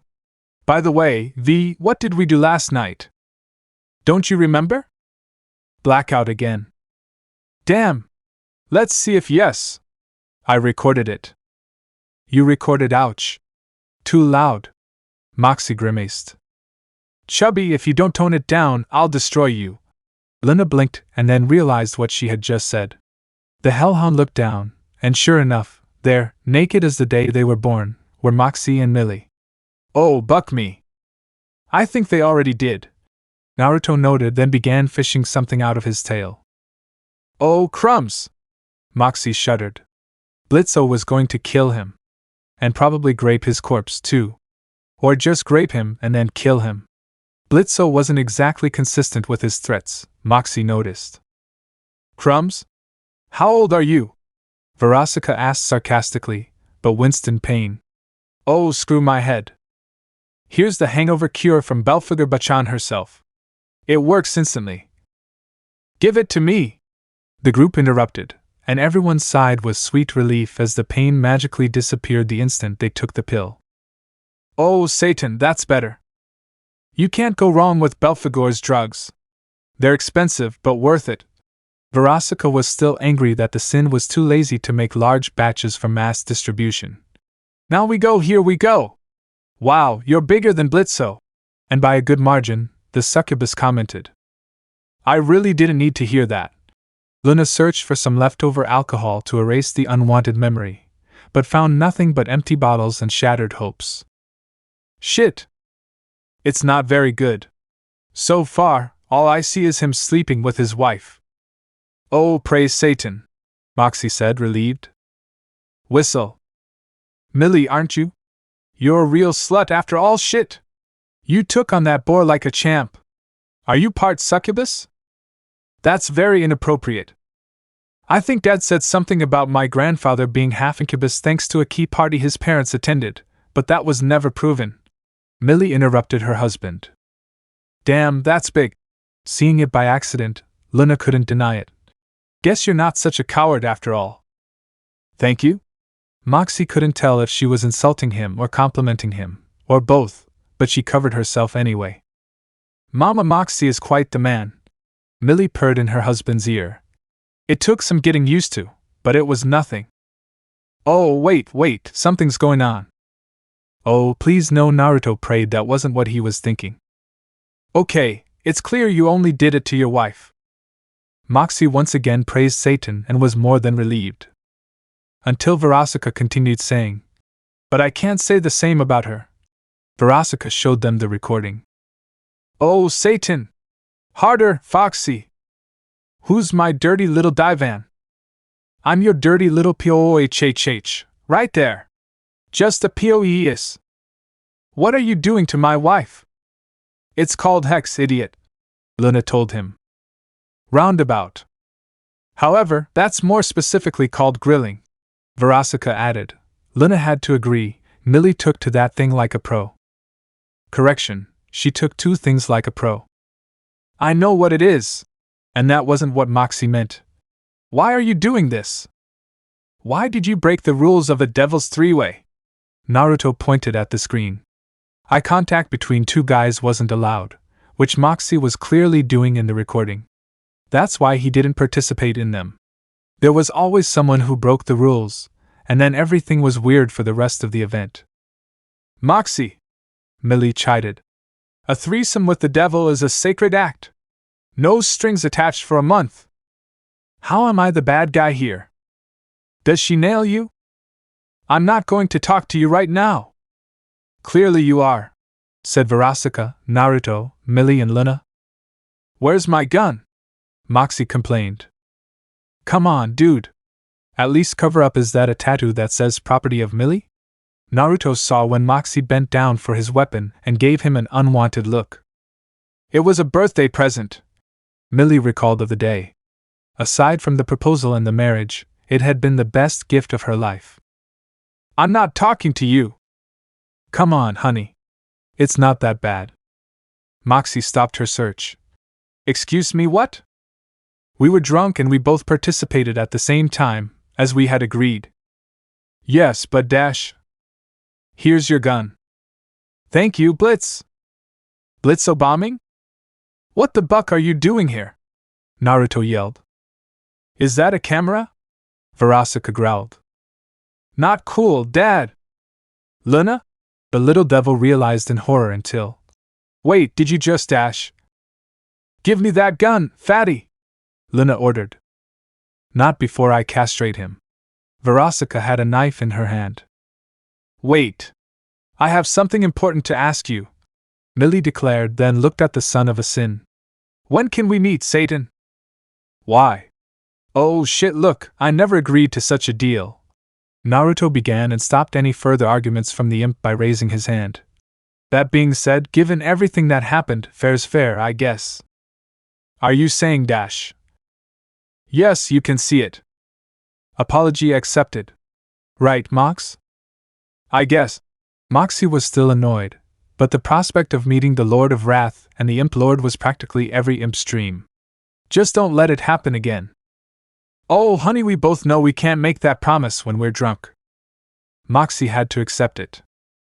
Let me know when and where, and Mom, or I will take you to him. Oh, thank you, thank you, thank you, thank you, thank you. Millie hugged the hellhound. Ooh, you're a big one, aren't you? Millie! That? 4 inches soft and over 8 inches hard, Verasika informed the imps. A little over 9 if you push. Please stop talking about how amazing my hawk is. Off topic, who's that? The group looked toward the bathroom entrance and saw a naked woman with a toned body. She appeared human, except for the black wings sprouting from her back. Did you finally realize it, you bucking idiots? Recognizing the voice, Naruto exclaimed. How the hell did you get out? And why are your wings black now? To his surprise, she blushed and looked shy. Even with their enhanced hearing, neither Naruto nor Luna understood what was said. What? We're screwed. Cool? Meanwhile in heaven. And behold, a beast greater and more terrible than any other born or yet to be born comes, and his wrath will burn up the heavens and the earth and beyond until all perishes. And they all were amazed and followed the beast, and on the beast's back was a scarlet woman who captivated the younger one. The majesty of the beast cast aside the most blessed of the Most High, and he was similar to a mountain that enters into the sea and has its head above the clouds. Fear him, for he is fear itself, and anger, and gluttony, and pride, and he will be known forever as Trihexa, the great beast of the apocalypse. What the buck does that mean? Adam asked in his undignified tone. It's an ancient prophecy, long since dismissed as nonsense. It's long since been forgotten who wrote it. I stumbled across it purely by chance while trying to learn everything I could about Trihexia. Your Highness, Trihexia is nothing more than a beast, but this prophecy and what we witnessed make it seem otherwise, Lute said. You're right. Trihexia has never been a concern for heaven due to her unpredictable and savage nature of attacking everyone closest to where she was confined. In other words, hell. I can't believe I fell for that shit. No hellhound has ever been that tough, and now more than half of my bi girls are gone or missing. Adam spat. The humiliation and anger from that day weren't going away anytime soon.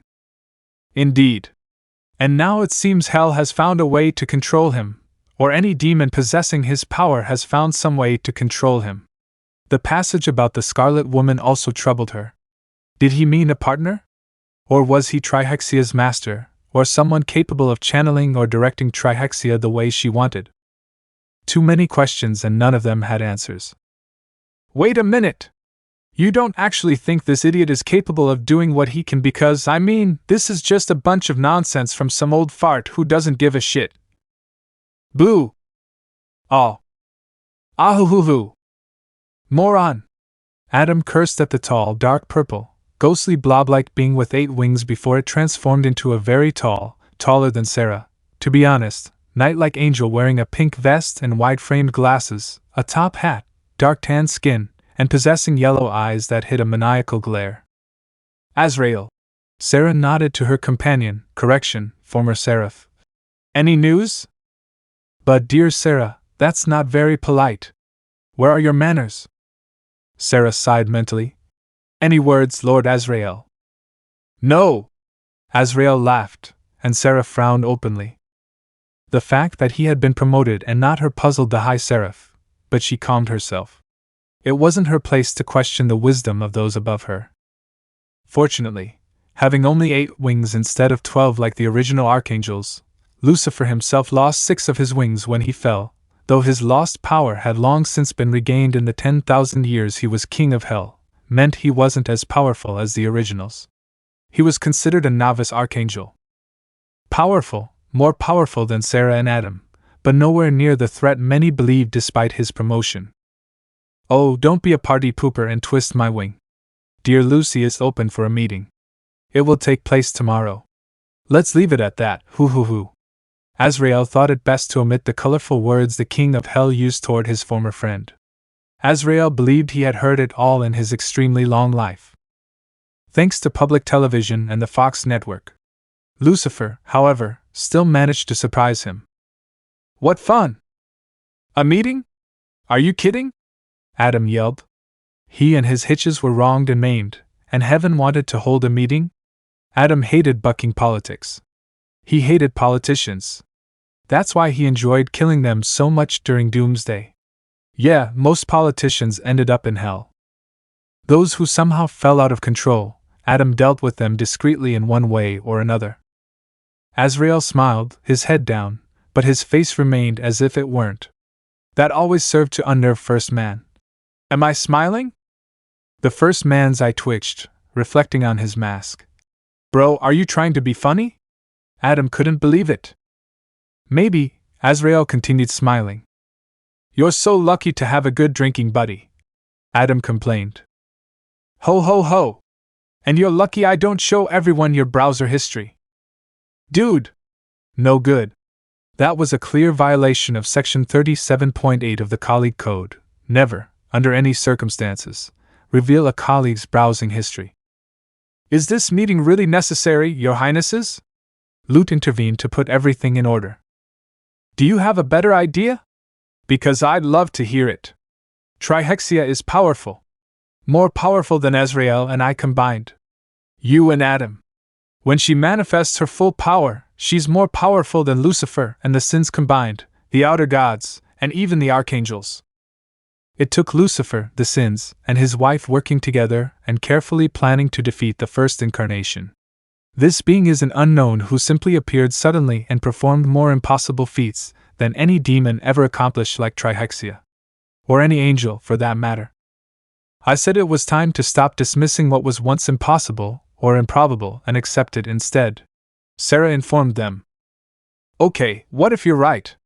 Where does that leave us? How bad are we talking about? No idea, laughed Azrael, the crazy bastard, before turning serious. We know little about Trihexia, other than that it returns every few millennia. Everything that was known was dismissed as crazy ramblings or rumors from eons ago. But based on the little information I managed to unearth, I think it's bad how exciting. Azrael finished in a pointless manner. The death-obsessed angel was very fickle in his moods. Although he could be serious, his eccentric side was his most prominent personality. And if we allow him and this Scarlet Woman to walk free, who knows how the citizens of heaven will react if they find out about this? Sarah added. After all, Trihexia was called the Great Beast of the Apocalypse. Sarah needed to make sure this demon had no intention of instigating a rebellion like Lilith once did. This Scarlet Woman, Your Highnesses, are there any other mentions we can find of her? Azrael is investigating it as we speak. Anything? Oh, so far nothing. Nothing but useless scribbles. Some passages mention it in the Bible, but you know as well as I do that stuff isn't exactly the most accurate. Many of the ancient texts were also lost long ago, after a disguised old man crashed Christ's birthday party. Talk about riots! Azrael laughed whimsically at the memory. He was a great lover of parties. Oh, yes. There's one event I'd like to forget. Adam frowned at the memory. Oh, that's right. You got vomited on. Azrael laughed even harder at the memory. Adam didn't. The old man's vomit didn't disappear easily, even with angelic power. And it wasn't a small amount either. It took Adam weeks to get the smell off. It was essentially the supernatural equivalent of being sprayed by a skunk. You two will help him. Really? Whatever. It's not like we can do anything in the meantime. Adam grimaced and looked at his damaged golden wings. Even in heaven, that was going to take quite a while to heal. And 3 times as long when the wounds were contaminated by the dark, unique energy of the beast of the apocalypse. However, Lute was missing a large chunk of her wing and part of her left leg. Most of his other dogs weren't so lucky. Overall, by the time Adam was finished healing, he'd have that little shit back tenfold, Trihexia or no. Sarah wasn't keen, but her good friend Azrael eventually talked her into it. Adam made a mental note to buy his friend a drink later. That said, Adam didn't want to get his ass kicked again. He'd do his homework, find some weak spots, recruit and train his hitches better, harder, faster, deeper. Oops. He got off topic. I know one thing, Sarah said seriously. We're going to have to rethink our strategy. This Trihexia is B's son. Really? What a joy! It's been an eternity, or 10, since I saw her last. And now she's a mother? Ahoo-hoo-hoo-hoo. Poor boy. Oh, buck me. Adam was not as sophisticated as his superior's superior. Sir? Lute didn't understand. B is short for Beelzebub, the cursed prince of gluttony. Adam explained to his lieutenant. Should I be worried about conflict of interest? Sarah asked. Oh, Sarah, how you hurt me! B and the rest chose their side a long time ago. Azrael frowned briefly, before smiling once more. The moment they rebelled and sided with Lucifer, the moment they fell and became demons, they mean nothing to me now, but I can't wait to see how they'll react. Leave it to me. I'll make sure this party is one to remember. Party? Does Lord Azrael know the sin of gluttony? Lud asked. You know her? She's his ex, Adam blurted out. Oh, make, I'll never drink again. Come on, fatty, move, damn it, it's like doing it with a pillow. Moxie and Luna paled considerably. Oh, please let this be a horrible dream. Slap. Oh. Buck. Give me another spank. Slap. Hard HHHH. So deep. Turn it off. Moxie and Luna shouted. For the record, you're not the one taking the beating, Luna. Oh, buck me. The hellhound honestly didn't know if that was better or worse. Sure, Moxie was the bottom dog, but at the same time, she was still Moxie. I'll never drink again. Ooh, good shape, Mox. Millie! Cried the imp's husband and his employer's daughter. What? Chapter 4. It's not funny, Mom! So why haha can I stop laughing? Beelzebub held her by the sides. Naruto's eyes twitched in annoyance as his mother rolled on the floor, laughing her head off. 2 hours earlier, the Prince of Gluttony had called him and ordered him to come home. Not asked but ordered. And despite being the son of a sin, and the quietest of the 7, even he wasn't exempt from repercussions if he ignored his mother's orders. He knew it was serious, not only from the tone of her voice, but from the fact that there were no partygoers or any partying in general. It probably had to do with the meeting heaven wanted him, Lucifer, Charlie, and now his mother to be in. The fact that his mother was involved and angry didn't require him to be a genius to realize something happened at the last minute. With that, his mother's serious expression evaporated the moment she saw a naked angel clinging to her arm like a lovesick puppy. The Prince of Gluttony quickly put 2 and 2 together and ushered them in. It's okay, I'm okay. Be calmed down, although small giggles still escaped from her. I've heard that before, Naruto complained. So how was the hex? Mother! What? It had been an eternity since she'd bucked one of those sanctimonious men back when she was still a resident of heaven.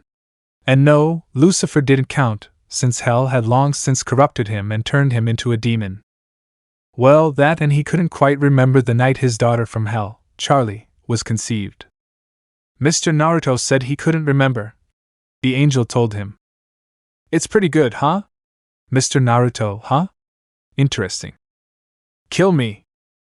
You can't. You took my sword. Ooh, pervert. An angel or not, B was starting to like this girl. Mom, I swear. All right, enough of my teasing you. Beelzebub tossed his son a bone. What's your name? The angel murmured something. That? Honest, said the angel. Honest, the first idiot, keeps naming his exterminators after female parts, doesn't he? Really? Who did that? What was your name before that? Eva, he revealed. Eve? As in? After the second woman, yes. Eve nodded. That's all I remember. Remember? That didn't sound good. The story is long. The short version is that I don't remember much, except for being an exterminator for who knows how long. Well, boring backstory aside, I'm not going to beat around the bush. You're screwed. Yeah, I know what hex is. I had a pretty good experience last night with 4 other people, not including him. Even said with a deadpan expression. Ah, my son's first orgy. They grow up so fast. He wiped away a fake tear. Who was involved? Naruto just gave his mother an evil look. Sensing his son's anger, he said, Hey, I share my hex life with you. I'd rather you didn't, Mom. Some details were better left unsaid. A succubus, 2 imps, and a hellhound, the angel revealed. Actually? That's it. A bit tame, actually. That was a beginner's orgy. One of the devils was male. Be quiet! Ha ha ha ha ha! I don't say this often, but thank goodness! B praised his creator and former boss. For the love of Uncle Charlie, Can we talk about something else? Conversations like this with his mother always made him feel uncomfortable. And it left him a little confused given his past life and part of him not always seeing B as his wow. On the contrary. Don't open that file. Okay, but I stand by what I said. Fallen angel or not, you're screwed. Hell hates you guys. B got serious. Excuse me? Eva asked. You don't honestly believe you're the first fallen angel to set foot in hell, do you? And no, I'm not referring to what happened 10,000 years ago. Fallen angels have appeared here from time to time, but they don't last long. Luckily for you, my son knows how to be discreet. Something I'm glad I taught him. Naruto wanted to say that she only taught him that so he could help her steal the drugs from Belphegor's party, but he kept it to himself. Let them come. I'll show them what it means, Ouch. She received a strong blow to the head from the sin of gluttony. Does that hurt? Yeah. Naruto could attest that, while it was nothing more than a simple finger movement, his mother's movements really hurt. Every time that happened, he idly wondered if she was Tsunade-bachan reborn again. Well, that and her explosive, hard-drinking temper. Better that than dead. Fallen angel or not, she was an exterminator, and those flying Karens, as we like to call them, had a great sense of entitlement and arrogance. Dead? What? Heaven blessed us. Yeah, whatever blessing was protecting your flying ass is gone. Naruto, being Trihexia, allowed him to bypass that protection. The sins and more powerful demons like Goichia could also harm them, but they usually didn't get involved. But how? Well, when Tab D was inserted into slot V-. If you love me, you'll stop, Naruto pleaded. B continued. And then ruins it for everyone, whether they're men, toys, or whatever she uses to get off dash.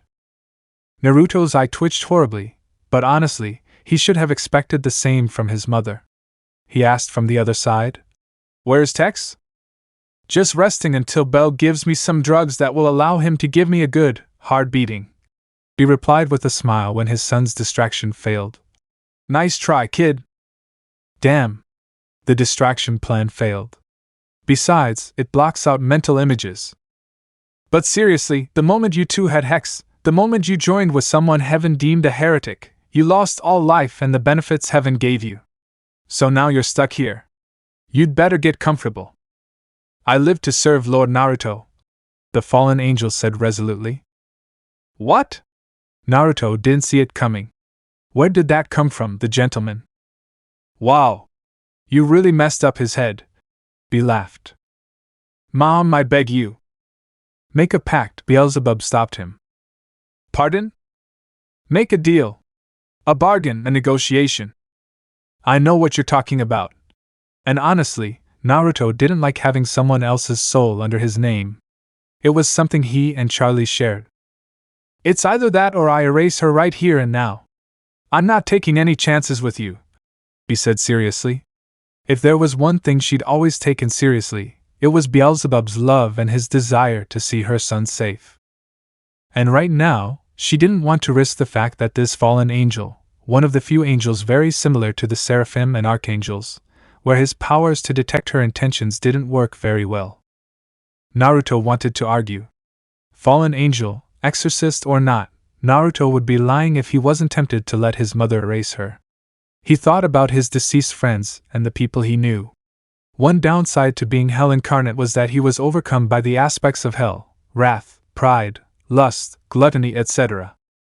It was no different than when he allowed his anger to get the better of him, when he faced Orochimaru with Sakura and Tenzo many years ago, when he was 15 and had 4 tails. Okay, Oh no! I'll elaborate on the terms of the deal. A deal with loopholes or backdoors wasn't a good thing in hell. People tended to lose life or limb. B might like the angel, but she wasn't going to allow her son to risk his life out of a misguided sense of honor. That shit had no place here in hell. Stuff like that would get you killed, or worse. Well, let's move on to a more serious conversation. A week. A whole damn week had passed since Velvet started living in that dump the princess of hell called a hotel. If you could even call it that. The only bright spot, albeit brief, was Penchus getting shot and nearly impaled by Vaggie, the princess of Hell's guard dog's lover and Valentino's lover. Vox had informed her that the old sinner and would-be overlord, but unsuccessful, was aiming to divert attention from her. That plan didn't work so well when the damn idiot managed to get himself discovered not even a day later. Well done! Good choice, damn it! This only solidified her opinion that a change in leadership was necessary. Velvet knew of countless others who could have diverted attention and kept their intentions hidden. But no! Vox and Valentino only had to choose Penchus, and while the sinner somehow managed to keep a level head thanks to Princess Morningstar, though Vaggie and Angel were tempted otherwise, everyone in the hotel was now more alert than ever and would be vetting the guests more thoroughly. The only problem for them, however, not a single new recruit. Vaggie sighed as Charlie, face down, grunted on the couch. Oh my God, I wonder why. Angel laughed. Angel, Vaggie growled. What's wrong? Angel noticed that Vaggie was more irritable than usual this morning. Vaggie didn't respond to the porn star, but admitted she was a little more nervous today.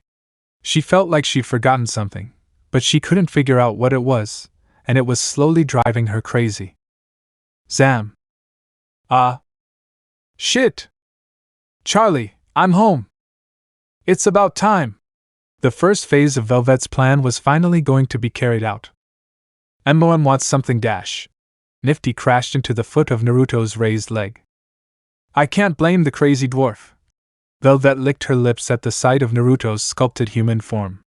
God, she wanted nothing more than to lick him all over like before.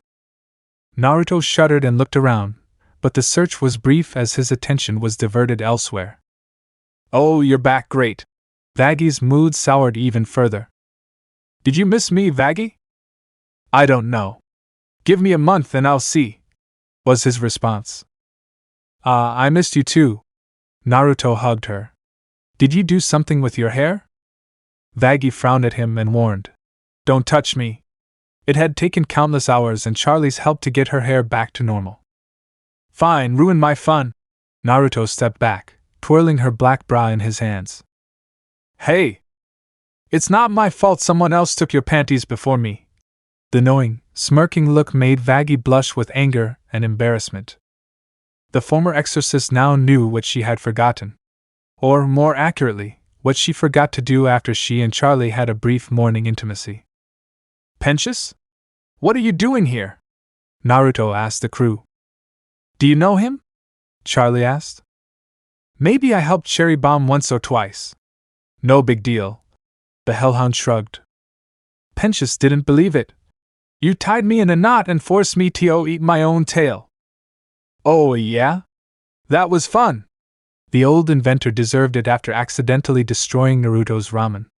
He might have looked the other way if Penchus hadn't called it a crappy soup I wouldn't even feed to bugs. His fate was sealed right there.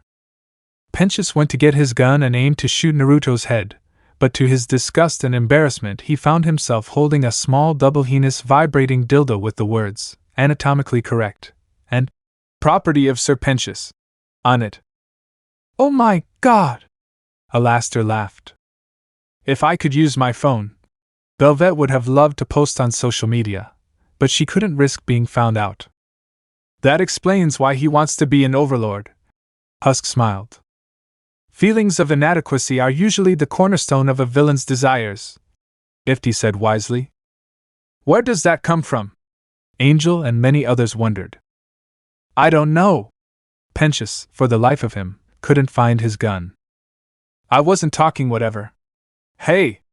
Hot stud! Can you bring us something from the human world? Angel asked him. Do photos count? His blank, expressionless gaze was her response. Wow! Tough people. But I did bring something. In fact, I brought someone. A new recruit for the hotel. What? Vaggie couldn't believe it. What? Charlie got up from the couch and was now happy. What? The princess's plan to recruit sinners was working? Velvet didn't want to believe it. When did hell freeze over? Everyone, this is... Hey! Get in here! I look ridiculous. Look, the outfit wasn't my choice, okay? It was my fault for letting Mom. It's not the outfit. Can't I be naked? Come in here. Yes, master. Stop calling me that, nudist. Teacher? Nudist? Vaggy's brain quickly put two and two together. You didn't do it! Everyone in the lobby watched as a tall woman with dark blonde hair cascading down her head and a tight black dominatrix outfit that didn't obscure her assets entered the hotel. Her most striking features, however, were the two sinful black wings protruding from her back. You brought a dom here? Angel broke the ice. Vaggy should have known the prostitute/porn star wouldn't understand. She's the exorcist, idiot! Husk exclaimed. What? Pensius stepped back. What's the difference? As much as she would have liked to, Vaggy couldn't find a good reason to refute that statement. Former exorcist. Now he's a fallen angel. Fall or not. No way she. Vaggy's speech was stopped by Naruto hugging her. Oh, Vaggy, you don't have to be jealous before whispering softly in her ear. Are you really the one who should be judging? Vaggy stiffened for a second. You knew? You share the same scent as the others. Faded but similar nonetheless, Lady Angel.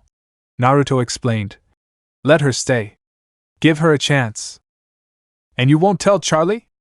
Vaggy guessed. No, I wouldn't do that to her or you. Naruto's response surprised the former angel. But you'll have to tell her. You don't want it to blow up in your face. Besides, you're here. Why can't Eve have a chance? Was your former colleague's name Eve? Well, better than Adam. Come on, Vaggy, give him a chance, will you? Charlie's puppy dog eyes made her burst. Vaggy frowned but sighed. Fine, she can stay. But you're in charge of looking after her. And if she makes one wrong move, I'll finish her off. The last thing hell needs is an exterminator on the loose and us getting blamed for it. Ha! Like you. The woman didn't get far when an ethereal chain suddenly appeared around her neck. The magical metal choked her slightly and cut off everything she was planning to say. Well done, lad. Your first soul. And with a fallen angel and a terminator no less, Alastor said. Harder, master, Eve said, her face flushed with arousal as the chain tightened around her neck. Did that hitch steal my line? Angel broke the awkward silence, partly curious and partly jealous. As if those were your words, another voice commented. I'm proud to say my puppy got bucked to exhaustion. Thanks, Mom. I don't think they heard you in lust. Eve let out a pitiful whimper as Naruto banished the chain. Don't worry. Ozzy knows. He said he's proud of you. Of course she does. Naruto wasn't surprised. His mother and the sin of lust were quite close. What are you doing here, Aunt B? There's no way I'm letting you or my son be in that meeting with that damn beep beep mother beep beep beep. Oh my God! As colorful as ever, Prince Beelzebub, Alastor laughed. You would be too if Azrael was involved. Static distortion and eldritch energy flared to life near Alastor, flames swirling and heating the room around Charlie, horns protruding from his head, while beside Naruto a vile dark crimson energy filled the room before they quickly stepped back. I see. Two simple words that conveyed how angry the radio demon was despite his smile. What's wrong with this guy? He's Mom's ex and the angel of death. Your day dash. If you value your other life, don't finish that sentence. Ever since she met her mother, one of her most important rules was never, ever, mention her past with Azrael. No more questions. Let's get this shit over with, the Prince of Hell ordered. Wait, the meeting is here? Angel asked. Why are they holding the meeting at the hotel? Because Dad said he didn't want it to be held in his castle. I'm pretty sure Lucy said, I'd rather have Asmodeus, Satan, and my wife buck my ass without lube at the same time then. We've got the picture. Charlie interrupted his mother. She didn't need to know those details, nor the images her brain needed to erase. Angel wanted to hear more. Normally it would be held at the Heavenly Embassy, but someone turned it into a pile of rubble. Dad made some adjustments to the hotel conference room so they could join us in person. Charlie explained. It wasn't exactly in tip-top shape, but for the King of Hell, it only took a snap of his fingers, and the conference room, which was divided into 3 units to accommodate multiple meetings, was practically the nicest room in the hotel. It's not my fault that building wasn't sturdy. They're not going to charge me for that, are they? Probably, he told his son. Would you pay them if they asked you? Vaggie asked. I'd tell them to stick it up their ass, Naruto replied. Look, that's the kind of thing we want to avoid at this meeting if I'm going to present my idea, Charlie advised his cousin from Hell. I'm pretty sure those assholes won't give a shit, doll. They want it, Angle Dust added. We don't know that, Dash. No, Tit Fluff is right. No offense, Charlie, but Mom practically told me heaven loves me. I doubt they'll listen. I'm the biggest porn star in hell, but that's not all I have going for me. Angel smiled. Meh. Tiffany Titbucker is a better porn star. And she has better tits too. Hey! Nobody looks down on the tit. No, I mean yes, they want it. But we don't know if they won't listen to what I have to say. Who's going to be there? Me, my brat, Charlie, and Lucy along with the Grand Seraph, Sarah. The first Uka himself, Adam. Azrael, the acting ruler of heaven. And some Terminators acting as bodyguards. Once the introductions are over, your meeting with the first cuck will be in another room. Interim ruler? Lucy's brothers are dealing with other things, so he's in charge for the time being. Be explained. Don't ask. Just knowing this bothers me. And Naruto knew from experience that when his mother was very angry, she ate things. And not just physical things, but concepts as well. The last time that happened, she apparently ate the season that came after winter but before spring. What the season did, and its name, had been long forgotten, even by his mother.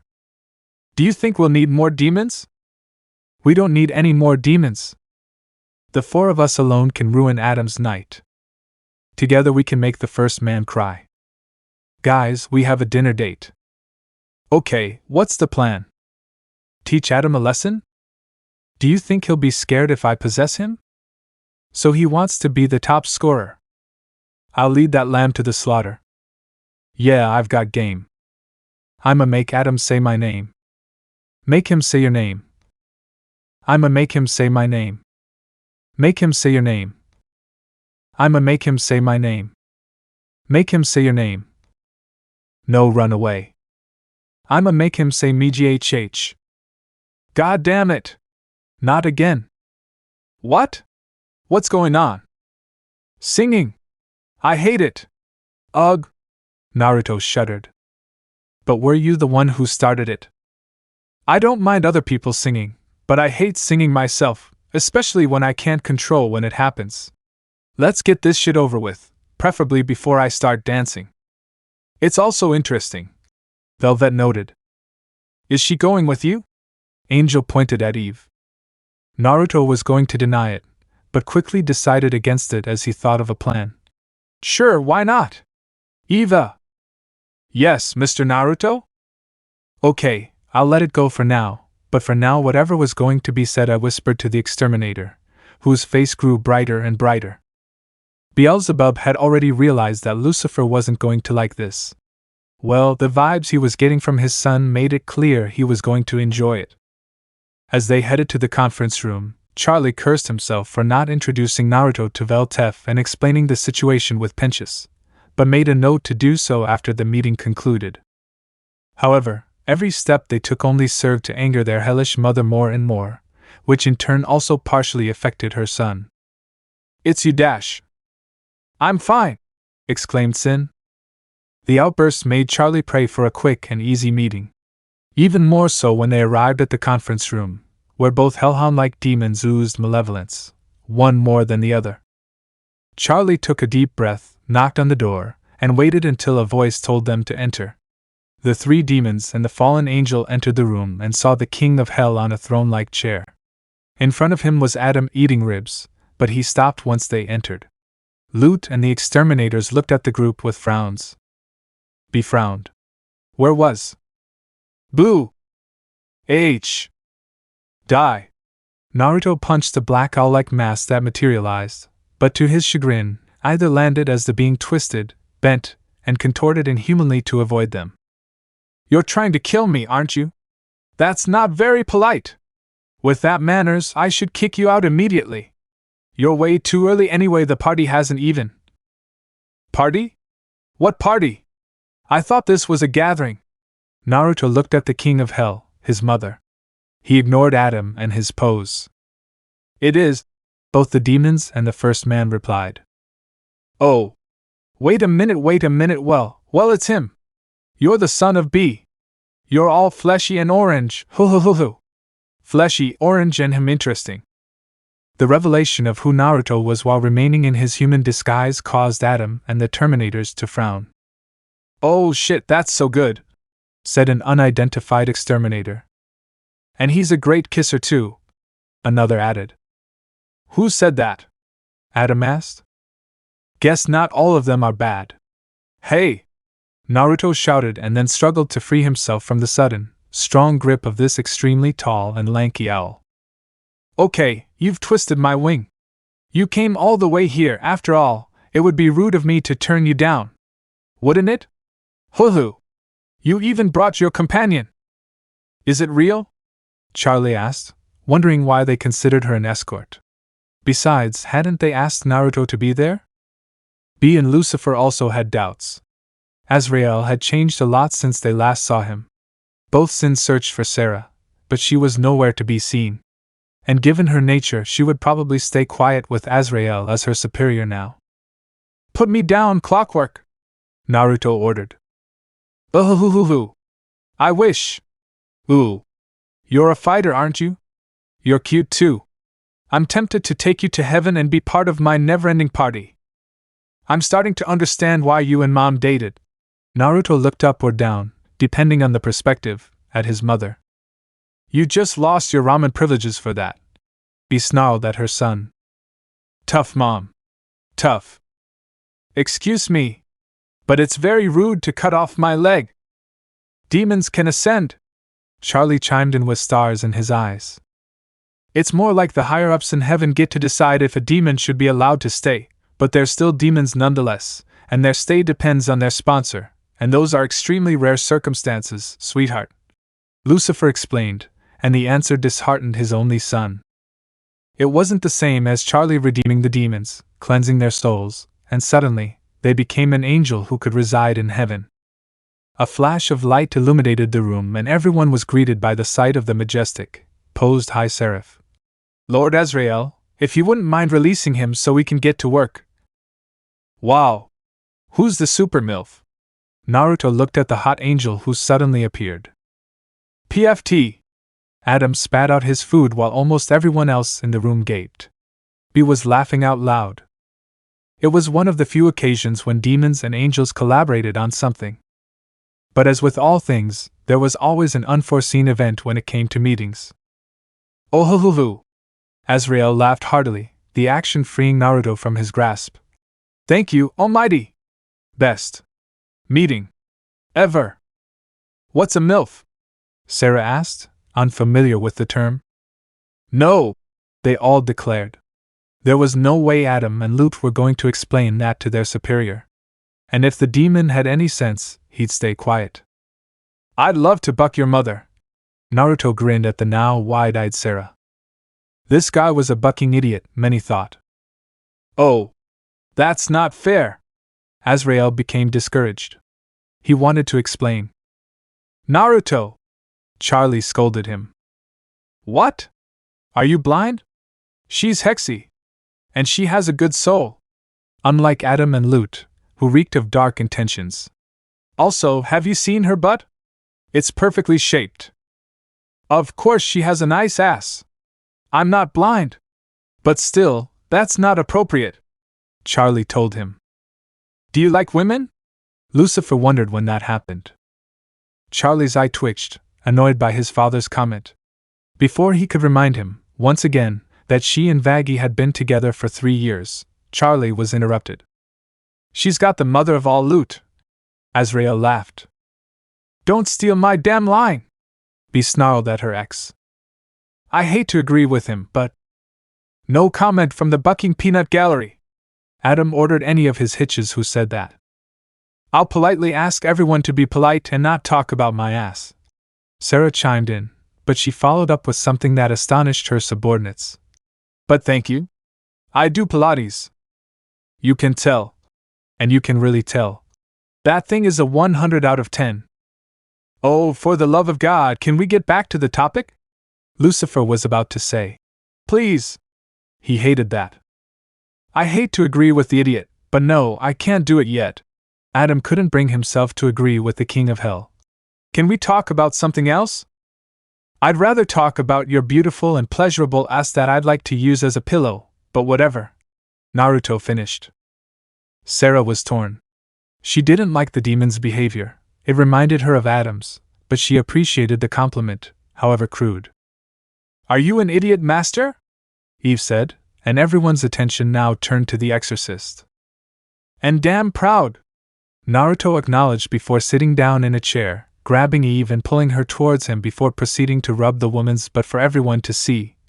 Don't get me wrong, I mean, tits are nice, really nice, but asses are better. What are you saying? Adam stopped eating. Oh Buck, here we go. Loot and the rest of the Terminators growled because they knew and hated what was coming next. We're going to need alcohol for this, Lieutenant, said an exterminator. Have something strong. Loot ordered, and he agreed. The alcohol was going to be very necessary. Butts are better. It's not like that. Tits are better. I have to agree with the world's first cuckold. Tits are better, Lucifer added. I know.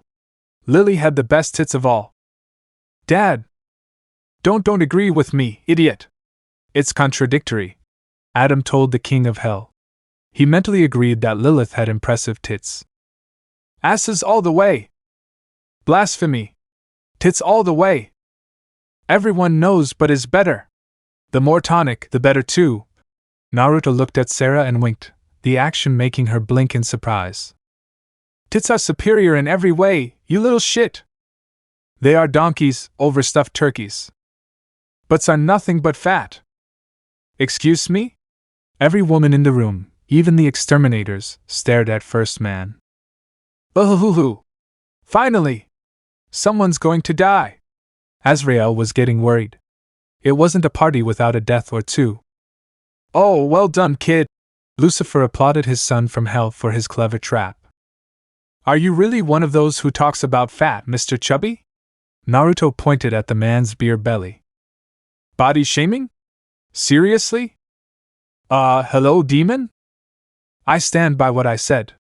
Butts are nothing but fat, Adam stated firmly. Try having a baby and losing the baby weight, B growled. Mother! Kid, I love you, but sin or not, losing those last few pounds of pregnancy you gave me was a hitch. Tell me about it. Some exterminators agreed. Losing weight during pregnancy was a real pain. Lily never had that problem. Lucifer gloated. I wish my dogs wouldn't do that, Adam added. Buck you! Every woman in the room who had a child cursed the King of Hell and the First Man. Watch your mouth when you talk to Lord Adam, Loot ordered the exterminators.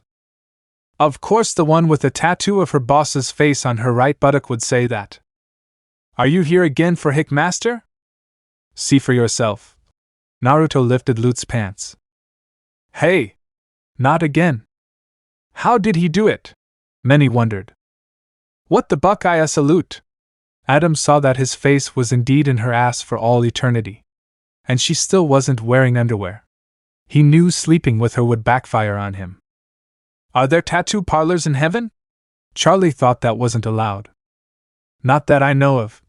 Sarah frowned and made a note to look into that. Think of it this way. Every time she sits down, she uses your face as a seat. Naruto smiled. Oh God! Adam didn't want that mental image at that moment. Under other circumstances, yes, he would have wanted it, but not in this one. Loot absolutely loathed the demon before him. But hey, we can't help being attracted to someone. So I wish you the best of luck if you try to catch him. Naruto wished Loot all the best. Loot hated him a little less at that moment. Should I get a tattoo? Eve asked. We'll see, Eva. Naruto couldn't deny that there was a certain appeal and charm to it. Eve? The woman simply smiled before her dark wings came to life behind her. Pagan! Lute snarled, hoping with all his might that the great Seraphim wouldn't order the Terminators to abandon their weapons. Buck you, camel toe! Eve retorted, her wings spread. Bucking him for 5 hours was the best thing that ever happened to me. I'll kill you at 5 hours? His hips hurt. Naruto shrugged. Hot, vigorous, and considerate? Charlie had to admit she was a little jealous. Lord Adam can barely last 5 minutes, someone commented. Hey! That's the other reason Lily left him. Lucifer smiled. I'm going to bucking destroy you. No ugh! Sarah ordered, her authority filling the room. Adam, you and Lute are no longer needed. Daughter of Morningstar. Charlie is fine, Charlie told the High Seraph. A little formal for Sarah's taste, but at least the princess was cordial. Charlie, if you escort Adam to another meeting room, he will listen to what you have to say and report back to me. Oh, come on. Adam didn't like this arrangement. Leave! And don't let anything bad happen to him, Sarah ordered. They both left the room and headed to an adjoining room. Once they were gone, Sarah looked at the remaining Terminators and said, The rest of you will stay here. Lute, return to heaven. But Dash. Don't ask me questions, was the Seraph's command. Lute was annoyed, but obeyed anyway. Before leaving, she cast a dark, hateful glare at Naruto and Eve. May the Almighty's judgment upon you two be slow and agonizing. Naruto laughed. And the award for most pathetic threat goes to you. Lute was enraged, but left when Sarah gave him a meaningful look. Anyone else wondering if they'll remember their butt is on display for everyone to see? A voice commented. Sarah closed her eyes and counted. Lord Azrael. This was going to be a very long meeting. Luna was bored. Well, more bored than usual. Business was down thanks to Extermination Day, and while it briefly picked up during spring break, it's since declined again. With nothing much to do, Luna spent most of her time on Voxtagram. TCH. Voxtagram. Instagram sounded much better, but there wasn't much that could be done once the V's bought the media platform. Fatty and his wife were tuning up IMP's weapons and buying more ammunition. This was easier said than done, as their accounting records were in very bad shape. Fatty said he had some old contacts he was trying to work out a deal with. How much? That's highway robbery! No, I won't do it for a discount. Especially not a discount as imperceptible as that. It doesn't mean anything, you charlatan. Oh, it's you. Hello? And it seemed like he was doing an excellent job. God, I was bored. If Naruto were here, that boredom could easily be solved. Not to mention enjoyable. Luna had never felt more excited in her entire life, nor so satisfied, as when she hooked up with the heir of gluttony. Just saying that served to lighten her mood. She hooked up with the heir of a sin. Her. Luna the stray. Luna the flea. Luna the mongrel. Suck your ass, you orphanage idiots. Shit! I should have taken a selfie. Luna cursed at her lack of foresight. Unfortunately for her, Luna wouldn't be able to get one anytime soon as she hadn't been able to get Naruto's number before he left in a hurry with whoever that winged girl was. Luna was jealous, she admitted. Verasika had left just as quickly, after kicking her adoptive father in the balls, for more than one justifiable reason, and saving hell from her genetic material, due to a rather lucrative job and lust from the sin of lust itself. Luna hadn't been able to get her number to see if he'd pass on Naruto's. Vortex's number was also unknown, so that didn't help either. It wasn't like she could just go to Beelzebub's house. Unlike how easy people said it was to get, it was invite only. So now, there she was on Voxtagram. Ugh, that still sounded awful. Hellbook, Critter, basically any social media platform she knew trying to track down Naruto. And without any luck. Shit, the hellhound muttered. Are you okay, Looney? His adoptive father asked. Buck off, Luna responded. I love you too, was the devil's reply. Ring. Ring. Ring. professionals of immediate murder, Luna drawled. Good evening, am I speaking to Blitzy's daughter, by any chance? Luna recognized the voice instantly. Blitzo! Your boyfriend is on the phone! Oh, for God's sake! Can't I have a day without that feathered blue blood wanting a piece of my perfectly tight ass? Leave a message, Luna told him. Oh, but this call isn't. Click. And then he hung up quickly. Are you okay, honey? Millie asked. Simply wonderful, Luna responded. Someone's in love, Millie sang. Someone's gonna die, Luna sang. Oh, please, darling. I was already wrestling dogs and taking names before you were born. Millie seemed satisfied. Bragging about how old a fossil is nothing new, Luna said, looking pleased. We're only 5 years apart. Old is still old, Grandma. Her husband had to restrain her. Especially with those wrinkles. Let go of Mox. Honey, you can't kill her. No matter how justified the comment was. Listen to the hitch-breaking fat ass. Was Luna's compliment an insult? Mostly insult. Hey! Keep your voices down! I'm working here, Blitzo ordered from his office. We're working on ways to make it more likely they'll get into your bed, Luna murmured. Stolas! Hey, what's up? When doesn't that happen? Look, Stolas, why? Fine. Wait a second, Blitzo was heard saying. Hey, Luna, the phone's for you. Me? Why does your sugar daddy love me? I don't know, I don't care. Think fast. Luna staggered as the thrown phone bounced in her hands. Hello? Good evening, dear. Just a moment, Octavia. Octavia? Princess Goichia? Here it is. Hello? Came the reply of a female voice. Hello? What did Prince Goichia's daughter want with her? She's Luna, right? Yeah?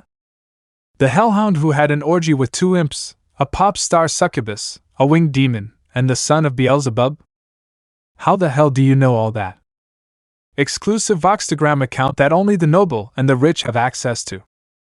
Oh, of course the bucking 1% would have that privilege. Yes, I did. So? I'm asking you because I'm warning you, for your own good, to stay away from him. Excuse me? Goichia princess or not, Luna was going to pluck and stuff this privileged bird with Thanksgiving decorations. Oh, that came out wrong. I mean, if you don't want my mom making your life miserable. Why would she care? Why do you care? He is the heir of gluttony and the son of Lucifer, the king of hell. Yeah, I know. Wait, he's not your boyfriend or something, is he? Oh God, no. He's like the older brother I never had. Oh, thank Satan. But that also raised some questions. My mother, on the other hand, after finding out who he is and then well. Oh. Luna didn't like that insinuation. Please don't make me say it. Just thinking about it is enough to make me throw up. She wasn't the only one. How screwed am I? What is that bucking devil doing to him? Did you see the photos? I saw the photos, Octavia confirmed. Oh shit. Luna thought it was time to move somewhere safer. Back to the meeting. Unfortunately, the meeting was going nowhere.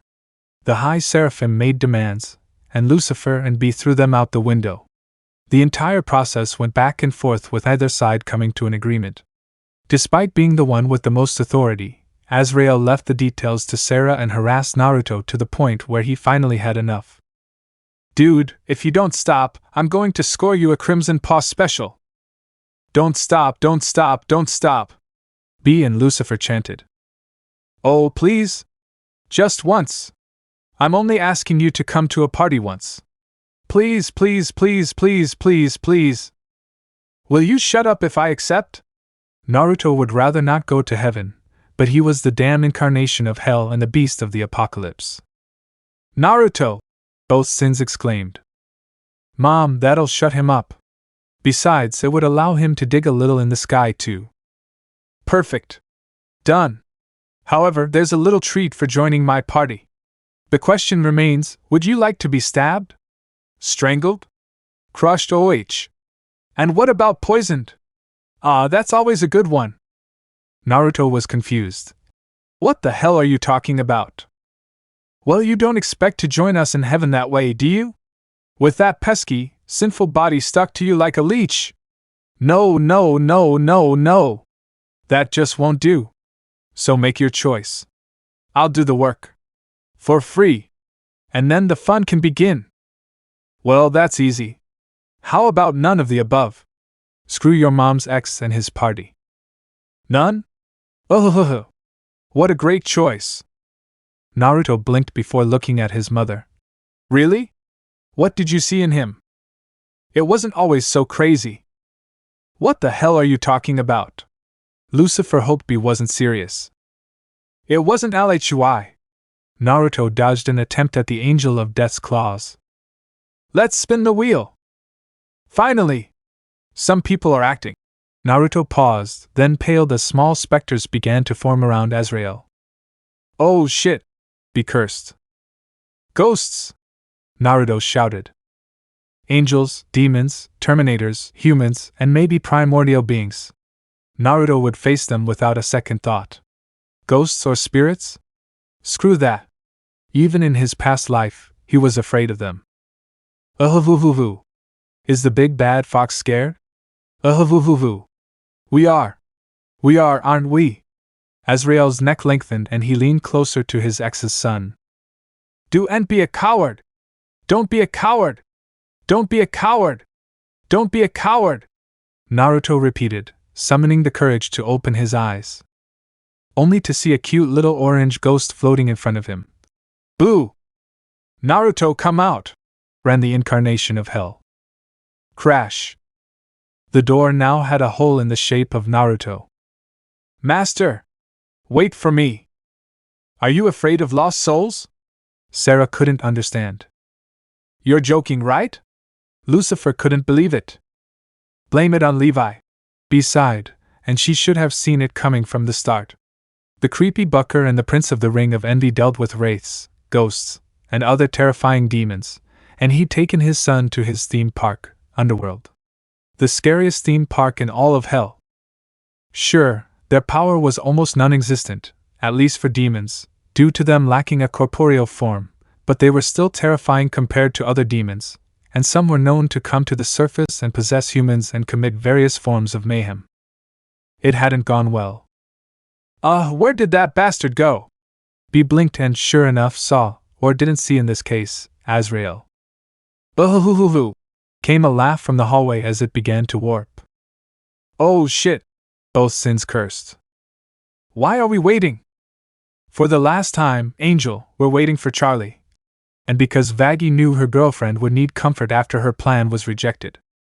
Because, unfortunately, Vaggie had a strong feeling that heaven would not support her plan.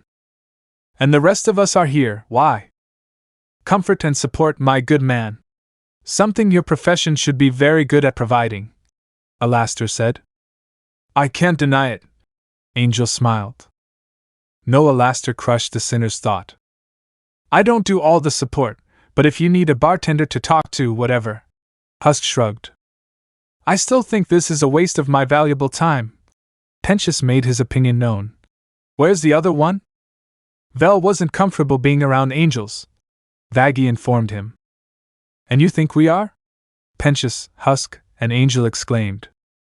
Vaggie just shrugged and didn't care. It's a little strange, isn't it? For someone who wants to enter heaven, why would they be afraid of angels? Alastair chimed in. Not all angels are like Terminators. That's what I've heard, Vaggie quickly added. Was Alastair's response. I know it's only been a week. But we'll be back in 6 months. One of the conference room doors suddenly opened and Charlie spun out and crashed into the wall before any of the sinners could react. Wait, can you? Ugh, shit! Charlie cursed as she slammed the door to the room Adam threw her out of. Let me guess. It didn't go well, did it, doll? Not now, Angel, Charlie said, annoyed and sad. Well, it was a long shot anyway, my dear, Alastair told her. Bucking stupid if you asked me. Husk added before drinking his 5th bottle of the night. Or was it the 6th or the 7th? Stop it! Vaggie ordered. Charlie, Vaggie stopped whatever she was about to cut as the hallway began to ripple and flow like a wave on a lake. The movement distorted everyone's vision, and a haze filled their minds before dissipating and revealing a corridor of change. What the hell was that? Angel exclaimed. The hallway had changed, and now everything was out of place, as if someone had renovated and removed or moved doors and windows, or added or moved them around in an incredible way. The most noticeable thing was that everything was now much larger than it should be. Interesting. Alastair could only speculate. Run! Naruto? Charlie wanted to ask why the powerful demon was scared and running for his life, but decided running was probably best when a giant, long-necked owl head appeared in the hallway behind him and Eve. Cheese! Angel retreated and the rest followed. Oh! Shit! Charlie cursed, his injured ankle preventing him from moving. Charlie! Vaggie started to turn back. But fortunately, despite her fear, Naruto grabbed her as he passed by. Unfortunately, it wasn't very refined, and Charlie was hoisted over his shoulder like a sack of flour. Ahuhuhuhulu! Where do you think you're going? The party's this way. And trust me, it's to die for. Ahuhuhuhahahaha! Buck you and your group! Naruto's body went into overdrive, but he found himself unable to transform. Oh, come on! Oh my god! Looks like our powers have gone inert, ha ha ha. Alastair laughed. Lucky me. What a stupid, reality-altering piece of nonsense. And things got worse when the Angel of Death started singing along with his retinue/henchmen. I know we'll be best friends, so there's no need to run. The sooner you die, the sooner you can join in the fun. There's no need to fear because I'm here. Your mortal form will disappear. So, should we use this rusty knife or an acid water gun? Ahuhuhu ha ha ha ha ha. Jump! No, dodge! Dodge! Jump! I mean now! Charlie felt pain in his butt. Hey! Vaggie wasn't happy. She's not helping! Naruto didn't care at this point if Vaggie got angry over spanking his girlfriend. Their current goal was to focus on evading the man behind them. Well, that and Charlie had a nice butt. Run faster! Charlie ordered his cousin from hell. I'm going as fast as I can. Go faster. I would do it if I could lose this huge weight I'm carrying around. There's a million awful ways to die. Ooh. Oh, why resist when the party's just begun? You'll have so much fun. There's a million awful ways to die. Why stay alive? And I'm sure your death will be second to none. Dynamite is fast, but it makes a lot of mess. And getting squashed by a cow is embarrassing at best. But baked into a delicious pie. Or thrown into a pit of snakes. Though drowning in a lobster tank might hurt a little less. Yow! Angel Dust, with a lobster claw clutched to his nuts, disagreed. Shit! The ones clinging to Husk's wings and tail were almost as painful. There are a million horrible ways to die. How about impaled on a stake? Oh, why resist when the party's just begun? Maybe something on a bike? There are a million gruesome ways to die. We could bury you alive. We're sure your death will be insurmountable. Disgusting, I'm dirty, complained Nifty, who was suddenly covered in dirt. And this is a wooden horse, not a bicycle, Eve screamed, tied up in a shibari. To be fair, it wasn't that unpleasant. We could put you in a cage with a hungry alligator. Throw you into a volcano with an active crater. How about 10,000 volts of electricity? Or try a Shakespearean death in a tragicomedy. Alastair's eye twitched and he had an unamused look on his face as he suddenly dressed as Ophelia, blood and all. He much preferred Othello. An extra! Sir, you've crossed the line! Cursed Pensius, dressed as a tree. Trampled by an elephant or turned into fox meat stew. Or tried to fight a dragon armed with nothing but a shoe. We could do a mummy curse. We'll put you in a fancy hearse. Or turn you into a stuffed animal, that's something we can do. There are a million gruesome ways to die. Thought I'd try the guillotine. Oh, why resist when the party's just begun? I danced so hard I ruptured my spleen. There are a million gruesome ways to die. There must be something we can try. We're sure your death will be second to none. Maybe you can choke on a grape. Die. Put you in a blender and make a slushie. Die. Maybe we can find an angry mob. Die. Tie you to a stake and cook you like a kebab. Die. Die. Suffocated by a pillow in your bed. Die. A gluten overdose from too much bread. Die. Then you can join the party because you're dead. I'm sure your death will be unsurpassed. Mr. Reaper beckons you. I'm sure your death will be unsurpassed. Ha ha ha ha ha ha ha. How does he do all this? Charlie asked. Isn't he a newly ascended archangel? Do you see that shiny gem he's wearing on him? A quick glance and Charlie saw a glowing orange gem. Yeah? In short, it's a powerful cosmic singularity that was created during the Big Bang. Each of the 7 Lords of Virtue had one, my mother and your father included, before they were sent to hell. I'm guessing it's the reality stone. Whoever has it, any twisted thing they come up with comes to life. And it gives whoever has it a huge power boost. I'm guessing this guy is as strong as your father right now, but much more versatile. Come on, that's nonsense. Husk was angry. Tell me about it. Aren't you the beast of the apocalypse? Can't you use your powers? The stone is interfering with them. If I used all my power, sure, but I'd lose control, and if I do, well, goodbye, hell. Can't anything be done to stop this? Only 2. Either stop using it or we have someone immune to its power. Does such a person exist? Yeah, actually, I know a guy. Naruto's tone was hesitant. Really? Charlie asked. Call. It's not that easy, he's crazy. And, to be honest, I'd rather not have to deal with him. There aren't many options here. Ouch! Angel shouted. Enough with grabbing the ball. Naruto, if you can help me please, Charlie begged. Dead end.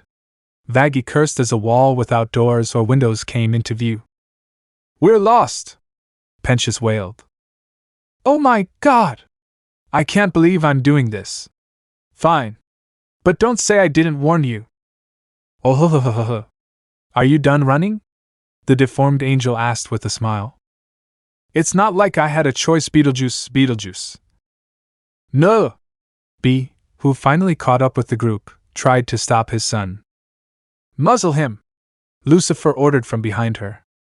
Beetlejuice Naruto finished. Crack! Boom! Backroom! Hee hee hee! Ha ha ha ha ha! It's showtime! A voice laughed in the air. Chapter 5. A few days after the meeting. Okay, Beetlejuice. Call me God's gift to women. Beetlejuice grinned at the Princess of Hell as he picked at his ugly teeth. Oh, great. Another Adam. Beetlejuice. Dad agreed to let you stay as long as you helped out at the hotel and didn't cause any trouble. Very generous on the part of the short stack. Okay, I want to avoid making fun of others. Especially when... Beetlejuice. Naruto sang from his spot. Okay, I get it. Beetlejuice admitted. Jesus. You guys suck the fun and joy out of everything. B-dash. Shut up. Beetlejuice literally zipped his mouth shut. Alright. Let's get down to business. What are your credentials? Charlie asked. Ooh, wait a minute. I have a card around here somewhere. No. Not there. That's where it was. Oh crap, I forgot to mail this. Expired condom, I'll save it for later. Hold on to this for me, will you?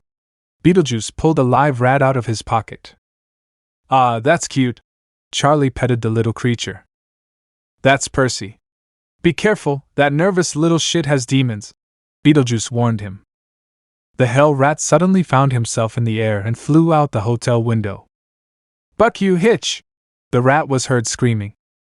This is a horrible, horrible idea. Vaggie couldn't believe this was happening. On that, my dear Vagatha, I completely agree, Alastor told him, and the comment only served to worry the exterminator even more. Oh, there you go! Beetlejuice handed Charlie his card. His green card, moldy and old as dust, smelling foul and slimy to the touch. Despite his appearance, Charlie reluctantly accepted the small piece of parchment. Thanks, what exactly is a bioexorcist? I scare people. Humans. Years ago, I had a business where dead people would come to me to scare people who were moving into their homes. Those who couldn't move on, he explained. Ah, Charlie understood. He didn't like it, but he understood what she meant. Angel didn't say, couldn't you go on? Not everyone who dies goes immediately to heaven or hell.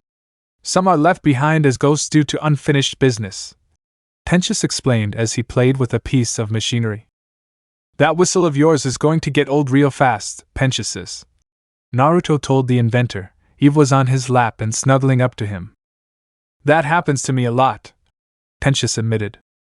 So he scared people into leaving other dead people's houses, Angel surmised. Scare, kill, humiliate. Whatever people like, Beetlejuice said disdainfully. You don't have to kill anyone, Charlie told him quickly. It's boring, but it's not a deal breaker. I can take possession. Learn to make noise. Fool your friends. It's fun at parties. Beetlejuice's voice came out of Vaggie's mouth. The woman wasn't amused at all, given the blush on her face. Ha! Angel quickly covered her mouth and ducked under the knives Vaggie threw at her in retaliation. If that's not enough. Ha! Alastor and Nifty found themselves trembling before their eyes turned blue. Beetlejuice is hexy. Beetlejuice is smart. BJ is a Juilliard graduate. He can help. We found him on Yelp. All our problems ended the day we became friends with him. Every word is the truth. Beetlejuice, Beetlejuice, Beetlejuice. What the hell was that? Do it again! Nifty laughed maniacally. I've never felt so violated in my entire life. Alastor was smiling, but everyone could tell he was angry beyond comprehension. There you go, kid! A couple of 5-star reviews. Wanna see more? No, thank you again. Charlie didn't want that. Look, we just want your help keeping out the people who are trying to take advantage of what Charlie is trying to do here. As funny as it was, Naruto had no desire to deal with a vengeful Alastor. So why is Bambi here? Beetlejuice asked. Entertainment. I want to see the scum of the world struggle to climb the hill of progress only to stumble and fall repeatedly into the fiery pit of failure. I can't enjoy watching people fail if they don't come here. Alastor reminded many and informed the newest member. That's dark, twisted, and just plain evil. I respect that, Beetlejuice told the radio demon. Okay, I get it. I get it. Now look. In order for me to do what you want me to do, I'm going to have to get to know you guys a little better. We have to get closer. Move in with you for a while. Be real friends. You know what I'm saying? It's not exactly like you have a choice here, buddy. Naruto reminded the man of the deal that had been made to get him to stay. Semantics, Beetlejuice dismissed. Excuse me, I have more questions for you. Charlie intervened. Yeah. Sure. Sure, go ahead. Shoot. Ask whatever you want, baby. Beetlejuice stopped whatever he was going to say as he snorted and spat inside his coat. Save that guy for later. Ugh. The Princess of Hell grimaced at the crude display, but she'd seen far worse. Well, for example, what are your qualifications? I mean, everything about you is pretty unknown. Charlie prompted her to share, especially since the Sins had removed much of her information. Oh, well, let's see. Well, as you may have heard, I went to Juilliard. I'm a graduate of Harvard Business School. I travel a lot. I lived through the Black Death and had a pretty good time during it. I met my ex-wife there before we separated. It's a long story. I'll tell you another time. I've seen The Exorcist about 167 times, and it just keeps getting funnier. Not to mention the fact that you're talking to a dead guy that not even the sins could get rid of. Now what do you think? Do you think I'm qualified? The man asked. Take a chill pill. Or ecstasy. It works just as well. Angel chimed in. I don't do that weak sissy shit. Beetlejuice snorted. Okay, I'm glad to hear that. Angel, you and I will talk later, Charlie told him. Hooray! Angel shouted sarcastically, grabbed a bottle and started drinking as he thought about that fun meeting. Honey, wait a second. Hey, you're a circus reject, Vaggie interrupted. We try not to kill people around here. You tried to kill me over a week ago, Penchus reminded him. Keep talking and we'll gladly review that error. Vaggie narrowed her eyes at the oldest sinner in the group. Retired. Boring, Beetlejuice and Nifty saying. Pop quiz, genius. How would you get rid of the people trying to take advantage of what we're trying to do here without killing them?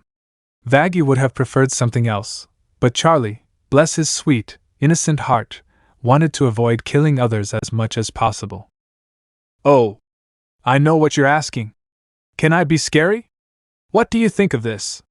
Beetlejuice's face split open, and out of it emerged a myriad of monstrously hideous creatures one would find in the most twisted of nightmares. Oh, Buck, not again. Husk recalled the first time he saw that scene. It was disgusting then, and it's still disgusting now. Blurg.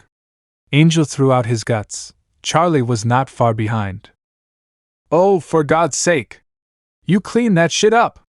Husk said angrily to Angel, who responded with a one-finger salute. As ugly as ever. Alastair's eye twitched. Oh, that's so gross.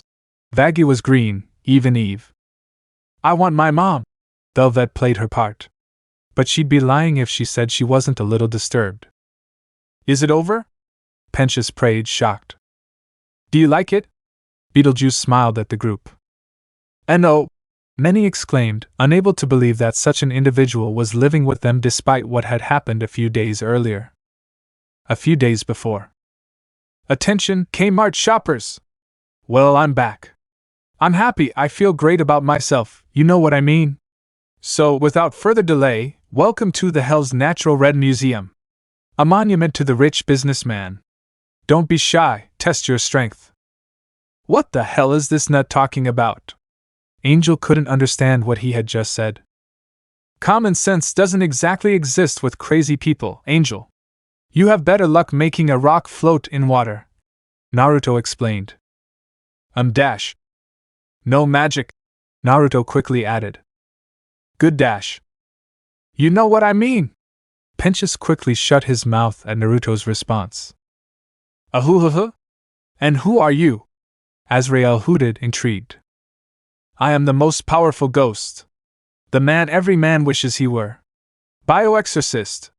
Beetlejuice. Honest guy. The Juice. Hell's most eligible bachelor. King of pranks. Hey! Naruto wasn't happy to share such a prestigious title. And the rocket launcher. The last one made Azrael and everyone else stop. The rocket launcher? This better not be what I think he means, Husk hoped. Beetlejuice simply smiled, put a thumb to his mouth, blew, and everyone watched as his opposite arm and hand lengthened and expanded until his hand no longer looked like a hand but like a giant mallet like the ones you see at a carnival. Beetlejuice slowly lifted one until it was dozens of feet in the air, and then brought it down with the force of 1,000 anvils.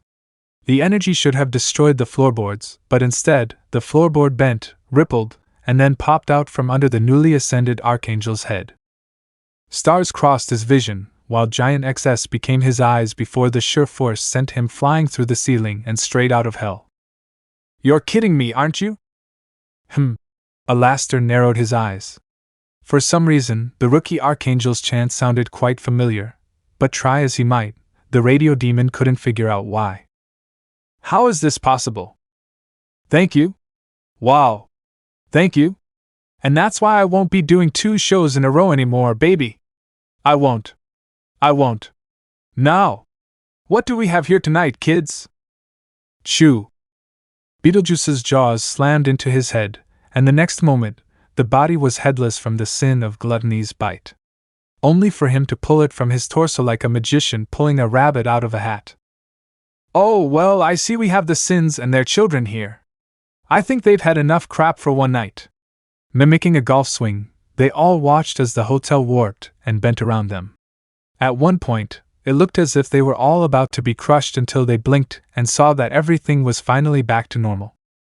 Lucifer shook his head to shake off the dizziness clouding his mind before marching toward the chaotic and powerful Joker, who was easily one of the biggest thorns in his side alongside Michael and Gabriel. Only Beetlejuice wasn't in front of him, but behind the King of Hell. More accurately, he was facing away from him with his arms wrapped around him. "Not so fast, Short Stack, we're going to have a laugh." Beetlejuice continued, kissing the Sin of Pride on the cheek and then letting out a maniacal laugh. "Ehehehehe. Shit. Who is this guy? Beetle Dash." "Eee." A high-pitched squeal came from the green and yellow-haired being's messy mouth. "Mum." Naruto found his mouth sewn shut. "Sorry, but I'm not sorry. You can say the P-word." "Hitch?" Angel was confused. "Are we in hell?" "Nice try, Hexy lady." "I'm a boy." "What?" "No. Bad boy. Down, boy. Down. Sit down. Don't aim at that thing."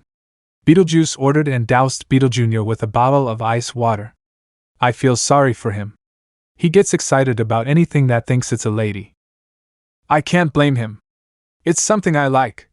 Angel struck a hexy pose and winked at Beetlejuice. "Whoa, wait! Nothing's going to happen, pew!" Beetlejuice gestured with his finger like a gun at Angel, and everyone heard a loud bang echo in the hotel lobby. "Hey!" Angel said, indignant at the suit he was wearing. His new attire made him look like a 1950s Wall Street shark instead of his usual androgynous attire. "Look, it's not a lady. Those are ladies. Well, I think they are. It's hard to tell, really." Beetlejuice observed certain areas of Vaggie and Charlie that weren't very pronounced. "Wait a second!" With a sudden movement of his hands, he ripped off Vaggie and Charlie's clothes, leaving one of them naked and the other in his underwear. "Hey!" Vaggie covered her naked body and made a mental note to not only kill the man but also Naruto for stealing her bra earlier. The lack of panties was Charlie's fault. "Ah! Nice. Wow, he really does wear pink teddy bear underwear." Nifty's comment only served to embarrass Charlie further. "Take your eyes off my girl," Lucifer ordered. "That sounded really bad, Lucy," he said to her king.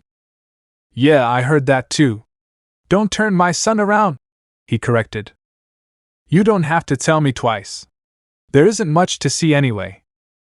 "Oh. You be, on the other hand. I'll eat you and shit you out in a lake of acid if you finish that sentence," was Sin's only warning.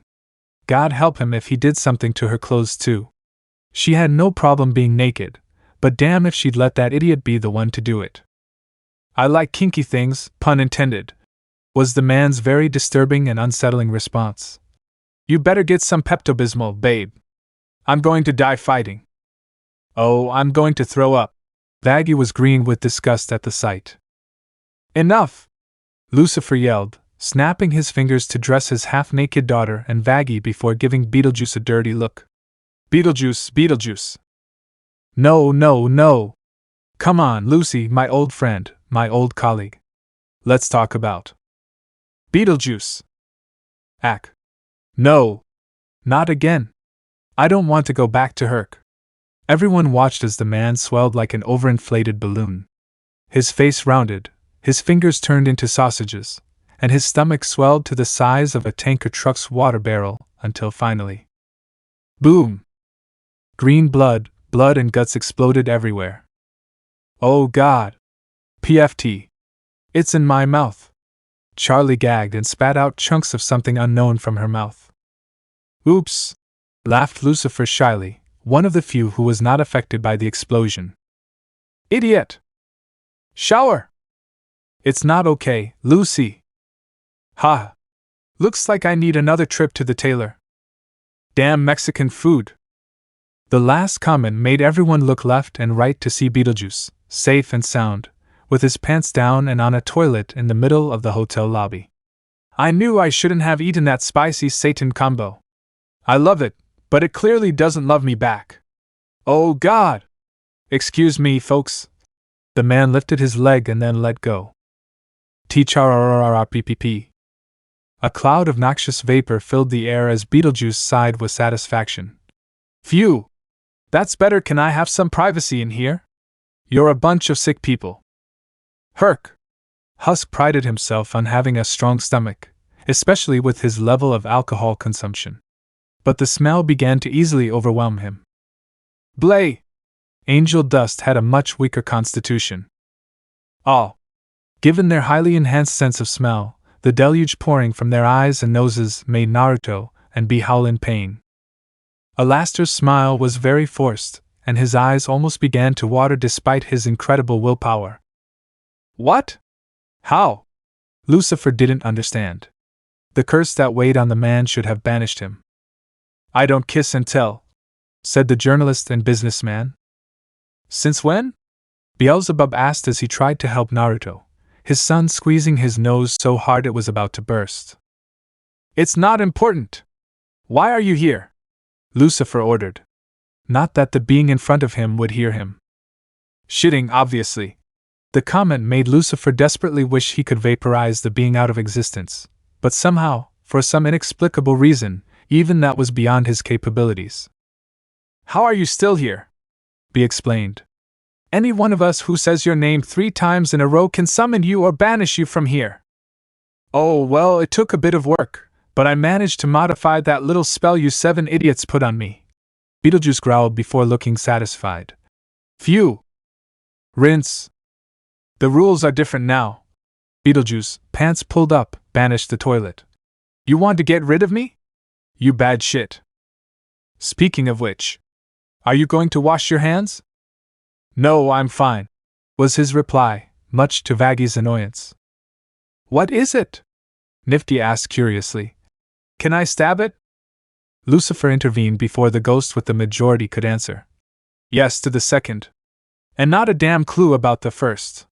His backstory changes every time we asked him. Once he claimed to be a ghost, or a poltergeist, a powerful one. Another time a demon. And once, a descendant of the ancients. The latter made sense and was more believable, but whether it was true is unknown. Last time we asked, didn't you tell us you were a human from 600 years ago who died in a failed satanic ritual during the Black Death? Bee added. Hey, I was just a humble grave robber simply plying my trade. Nothing wrong with trying to make an honest buck. Beetlejuice defended himself while picking his teeth. See what I mean?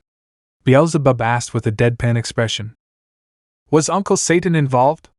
Charlie asked. It's a figure of speech, char. Bee knew that one of Satan's biggest regrets was getting drunk and giving birth to Satisnim. Sure, having worshippers was great during the first millennium, but now they were mostly weird, annoying assholes who made his cell phone explode every time they performed a ritual in his name.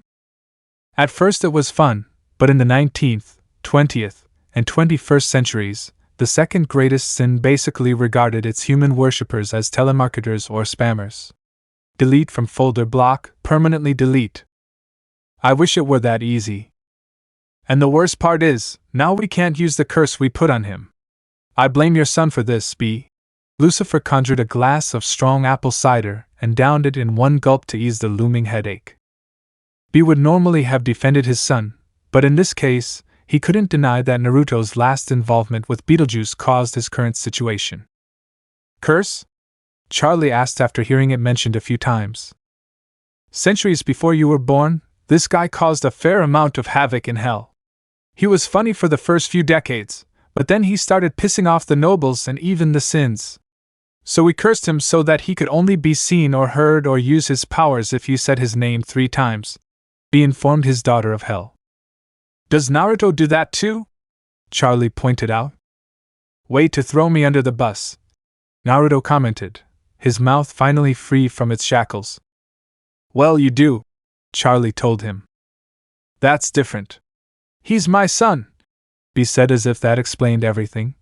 And his jokes are funny. It's clear your own son has never played a prank on you. Lucifer rubbed his arm as memories and phantom pains of what happened to his wings appeared in his mind. I got him out. I have immunity, he boasted. So does Lily, but that's only because he was in love with her. I am your father from hell. Have a figure and legs like your wife's. Lucifer's eyes were full of mischief. Go on. Finish that sentence. I dare you. And because I'm such a cool guy, I'll warn you beforehand that I'll make sure you never throw another party again, B, and I'll ban your son from every ramen stand in hell. Lucifer smiled wickedly at the two of them. Many expected them to back down, but instead, Naruto simply took out his phone and pressed a few buttons, and then everyone heard the king of hell's phone ring. The ruler of the 7 rings quickly grabbed it, and the smile he had on quickly faded. You're lying! Naruto said nothing, and both she and her mother simply smiled triumphantly. It was clear to everyone who knew the incarnation of hell that she had her father from hell by the balls, and she gave Lucifer a look that said, Test me.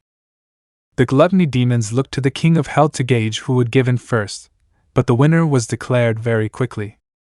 Damn it! Lucifer cursed and made a mental note to destroy his son from hell's phone. I have backups too, Naruto said as if reading the fallen angel's mind. Shit! Whether Naruto was lying or not, Lucifer wasn't willing to take that risk. That's my boy! B was very proud. Before anything else could be said, everyone heard the telltale sound of someone screaming at the top of their lungs. Wah! What's oof? Naruto looked up, only to fall as something or someone fell on top of him. What the hell was that? Pensius geared up for a fight. Who's that? Lucifer asked. Vel! Are you okay? Charlie asked his new resident. No, I'm not okay. I've been falling for over 4 minutes. What the hell? Ha ha. Velvet moaned and had to support herself with her arms to keep from collapsing. MHGMHMHGJGMH. Naruto tried to speak, but his voice was muffled between the woman's thighs. Don't stop. Velvet shuddered, blushing. This was just as good as she remembered. Oh, live-action porn. Cool. Beetlejuice held a bottle of beer labeled good shit in one hand and popcorn in the other. Get off me!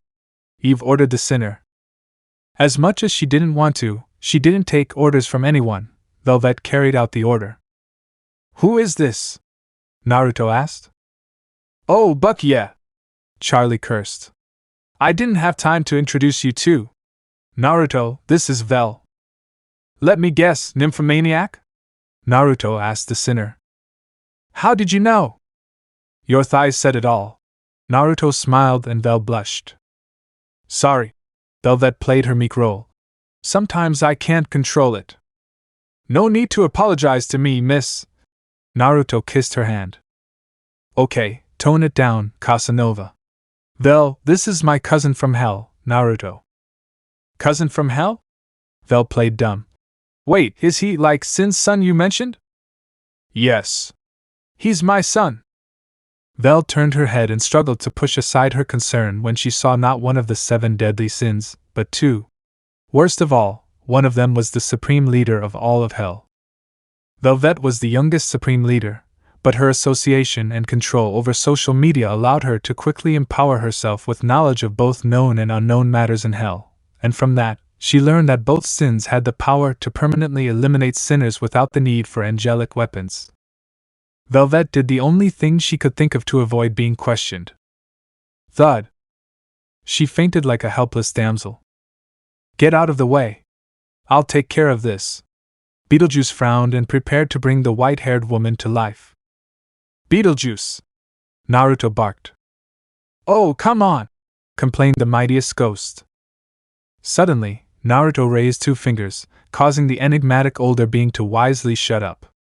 After making his point, Naruto looked at the 2 oldest demons in the hotel. We need to talk. A few days before some time after. Needless to say, the meeting between the 2 groups had ended, and neither side had reached an agreement. Charlie, too, was unable to convince them of his idea of redeeming the sinners, or at least Sarah, whom he didn't get the chance to do so before she and the remaining Terminators left. Now, both Naruto and Charlie stayed behind to convince their parents of another matter. No! Both sins were heard shouting. Come on! At all! Oh, for God's sake, look, this will work. No, it will be shit. Everything will be okay. No. Yeah. No. I would like to dash. No. But I have. No. Mother dash. No. Dad. Let me say that in Japanese. Lucifer opened his mouth, but no words came out until he closed it. No. Charlie blinked. Since when have you been able to do that? I got bored when your mother left. She's trying to distract you, Lucy, Be warned her friend and ruler. Damn, Mom. True. The answer is no. What are you talking about? Angel wondered what was going on. Our resident dog and princess are trying to convince their parents to allow that rude sack of garbage to remain here. Alastair's tone made it clear he didn't want that to happen. Few came close to wiping the permanent grin off his face, and Beetlejuice was one of those who came pretty close. They better give you a raise if they do, Husk told the owner of his soul and quickly began drinking a conjured bottle labeled decent alcohol weight. Oh, you're shitting yourself. Despite saying that, Husk really hoped the poltergeist, as Beetlejuice liked to refer to, would be kicked out of the hotel and out of their lives. We both know what that Husker boy is capable of. And although we've only known the princess for a short time and she's still finding her place in the world despite her issues with her father, her potential makes me believe she's no different. Alastair gave his opinion. Shit, Husker cursed and drank some more. That's right, Alastair agreed. He didn't like it, but the radio demon didn't get where he was by not adapting to situations that didn't favor him. Did you meet this clown? Angel looked at the two of them. Unfortunately. And no, I'm not going to share that unpleasant moment in our lives, Alastair informed the prostitute/porn star. Knowledge was power, and blackmail. I've been trying to forget without success ever since we met that jerk. Husk shuddered. So what's your story? Weren't you listening? Vaggie, who was sitting next to them but had remained silent until now, couldn't believe Angel dust. Was everything going in one ear and out the other for the sinner? I'm busy taking off the monkey suit he put me in, Angel Dust admitted. Ugh, Vaggie moaned ages ago. Yawn. That? No offense, Bagina, but don't you know a more original way to start a story? That was exactly the way Vaggie started telling her about the strawberry pimp. You're the one who asked? And now I regret it, said Angel, looking down at himself and biting his nails.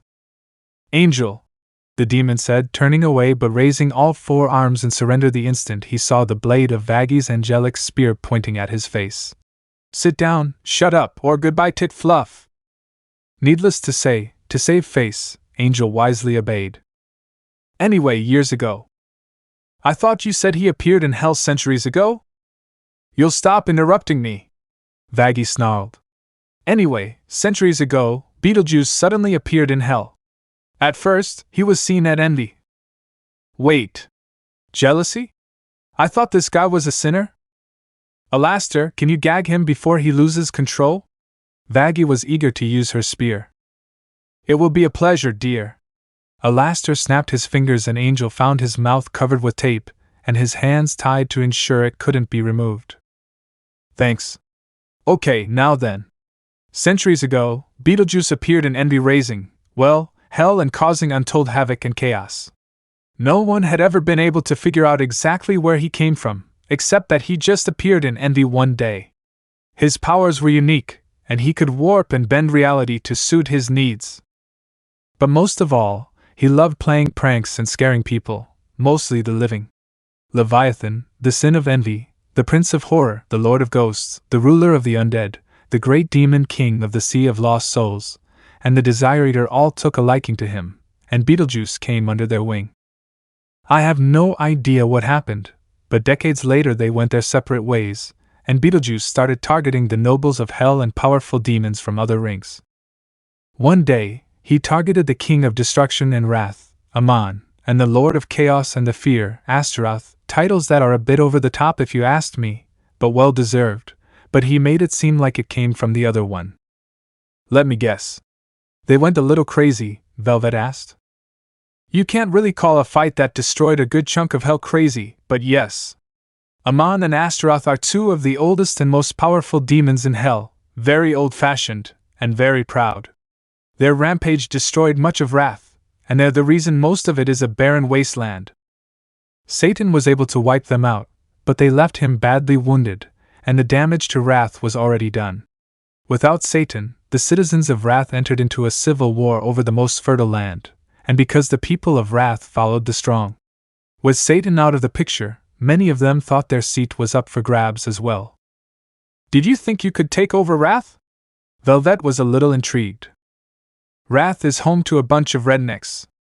Tough rednecks, but not what you'd call the smartest bunch, was Vaggy's simplified explanation.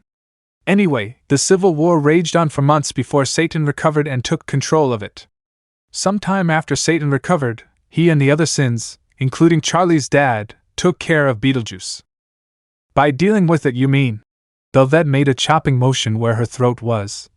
I mean, from where I'm standing, it doesn't look like they did a very good job. That's what the rest of hell assumed when no one saw him again. Vaggy agreed.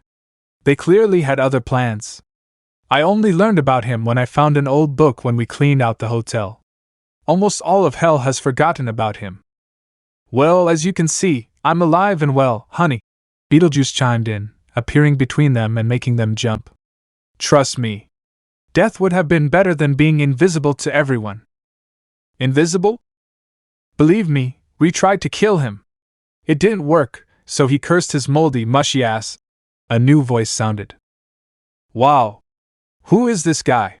Asked Angel Dust, who somehow managed to free himself from his bonds, upon seeing the newcomer. Eve was the one who answered. Asmodeus, sin of lust. The only baby. Asmodeus laughed. So B wasn't lying. The kid bucked an exorcist until he fell over. It's worth it, Eve told Sin. You don't have to tell me. Asmodeus recalled, as several of his female workers praised Naruto during his teenage years. His libido, combined with his trihyxia and lust state, made him very, very amorous. Uncle Ozzy? Charlie looked at his honorary uncle. What are you? B gave me the details. What the hell were you thinking, boy?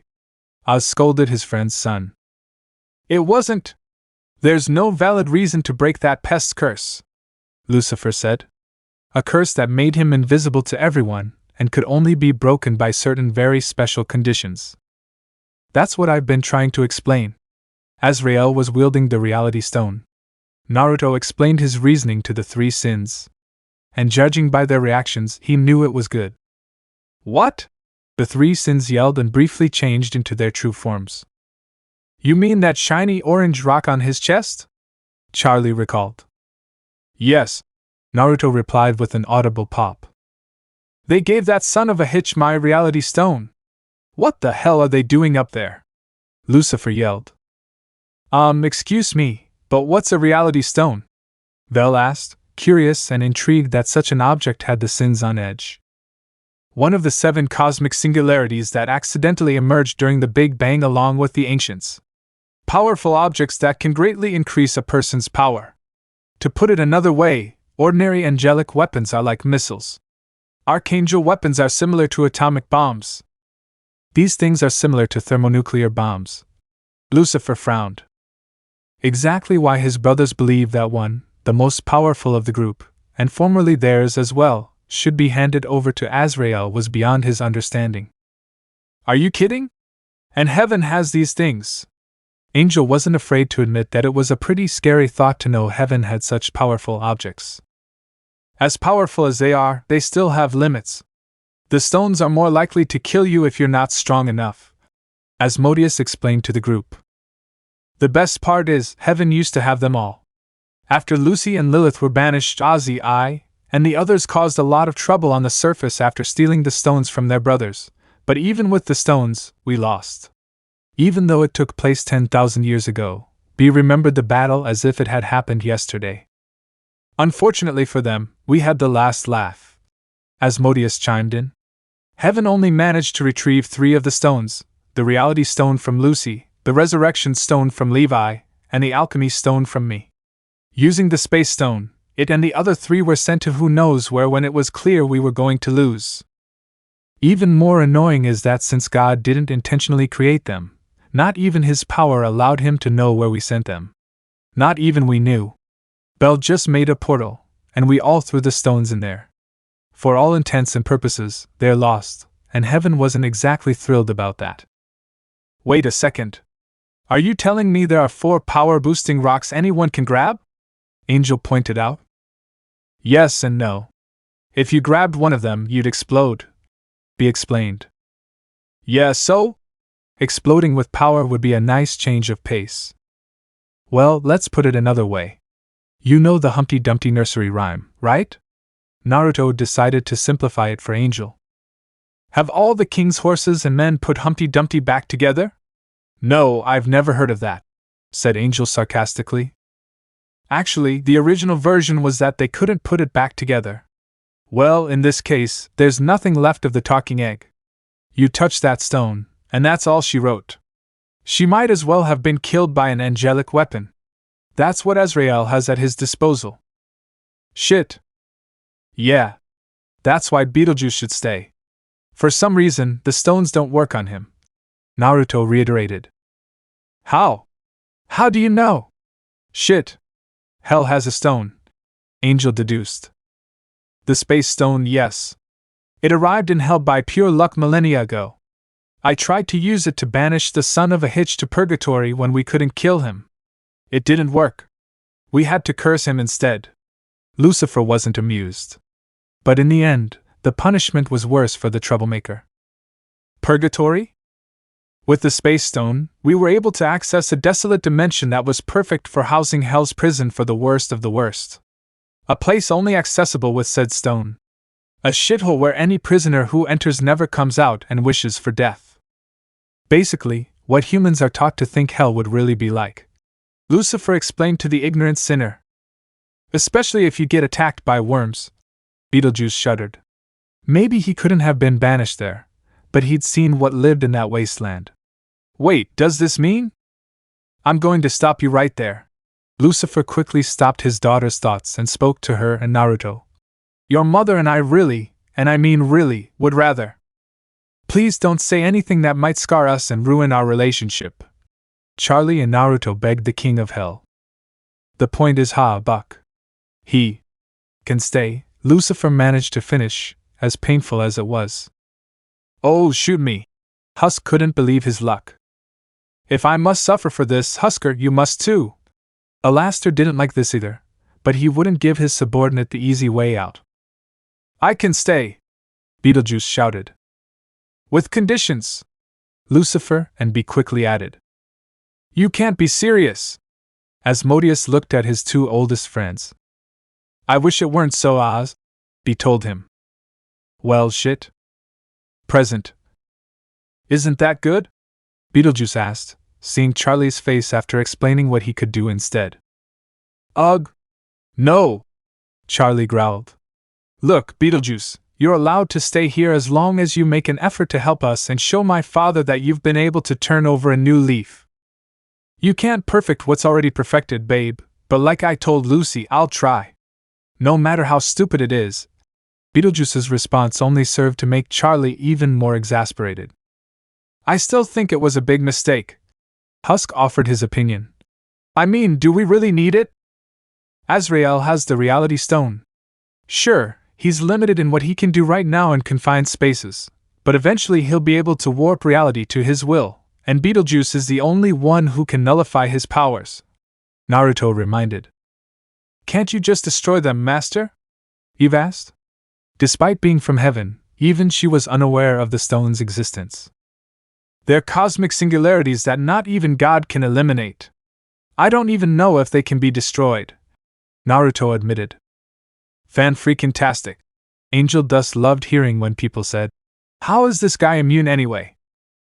I don't know how or why, but until we get that stone out of Azrael's hands, or until I master my powers, we're going to need all the help we can get. So, like it or not, the pervert is staying. Naruto would have preferred it otherwise, but he saw no other solution. That reminds me. How did you meet that guy? I thought the little king said the curse made him invisible. Angel Dust asked curiously. Ah, that? Well. Hit. Hit. Hit. Hit. Hold that thought. Oh, for God's sake! Angel cursed. Not again! Guessed? I understand, Charlie, Naruto said to his cousin from hell and opened the door. Welcome to Lauf!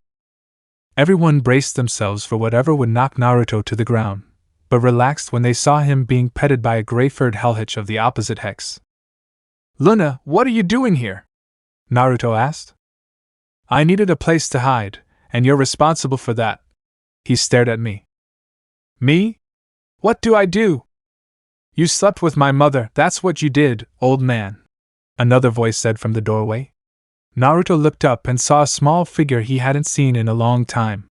But before he could greet them, another one got there first. Octavia? It's you! Oh no, not you! Octavia moaned at the sight of Lucifer's daughter, and moaned even more when she found herself wrapped in an involuntary hug. Do they know each other? Naruto guessed. I took care of her, Charlie revealed. Babysitting? Seriously? What kind of princess are you? Angel might not have known much about royalty, but he was pretty sure they didn't babysit for someone else's child.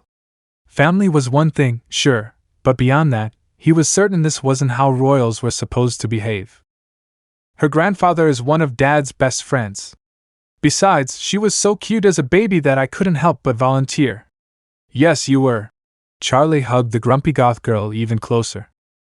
That doesn't explain anything, doll, Angel pointed out.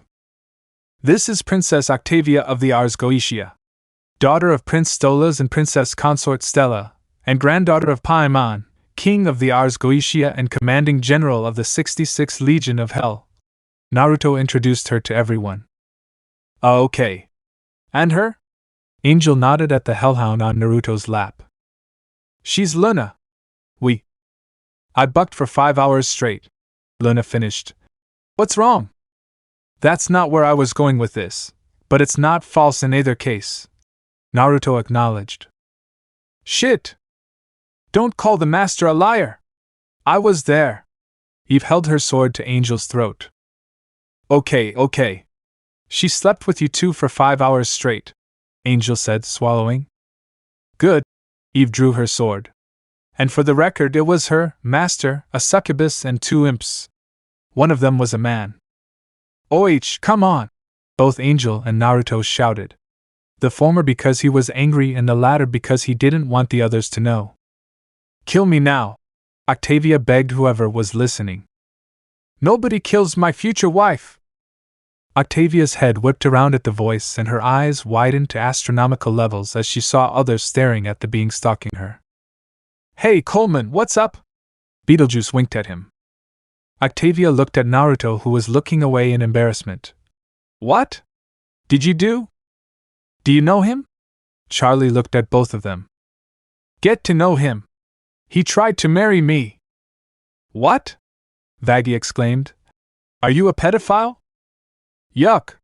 No. And for the record, this is hell. There are no laws against that shit here, I think. At best, I'd be an ephebophiliac. Beetlejuice defended himself. A what? Nifty didn't understand the word. Well then, hear me out for a second. Pedophiles are those who are attracted to little prepubescent assholes. Ephebophiles are people who are attracted to people who are between the ages of 15 and 18. But no matter how you try to explain it, it's hard to do so without sounding like a pedophile anyway. I'm just saying. Beetlejuice quickly explained. Angel tried to find a way to refute him. He'd been many things even when he was alive, but when it came to people touching children, Angel wasn't afraid to fill them with lies. Teenagers over the age of 15 were one thing. They were old enough to admit their own stupid mistakes in their books. But try as he might, Angel couldn't deny the truth of Beetlejuice's words. Good work, old man, Octavia told him. It's more complicated than it looks, goth girl, Naruto told her. What are you two doing here again? Your mom found out I slept with you, Luna reminded him. Oh shit, yeah, that's right. Naruto couldn't deny that while Stella was a sweet girl, she was clingy, jealous, and very stubborn. Damn, what an amazing ass she has. Why would Stella do it? Oh, you didn't, Charlie grunted, praying to his grandfather that he was wrong. She's married. I wouldn't call it a healthy marriage. No offense, Vaya. He apologized to Octavia. Octavia said nothing, and even if she would have defended her mother in another life, she couldn't deny that her mother's attitude played a significant role in her parents' separation and, likely, their eventual divorce. She loved her, and even though Stella loved her, Octavia had to admit that she wasn't the ideal wife or mother. It wasn't unusual for nobles in Hell, both men and women, to have lovers. But the unspoken rule was that they had to be discreet and had to be people of good standing. Wait, wasn't there a video of that on HellTube? What was it? Right. He bucked a leprechaun or something, right? Angel Dust recalled.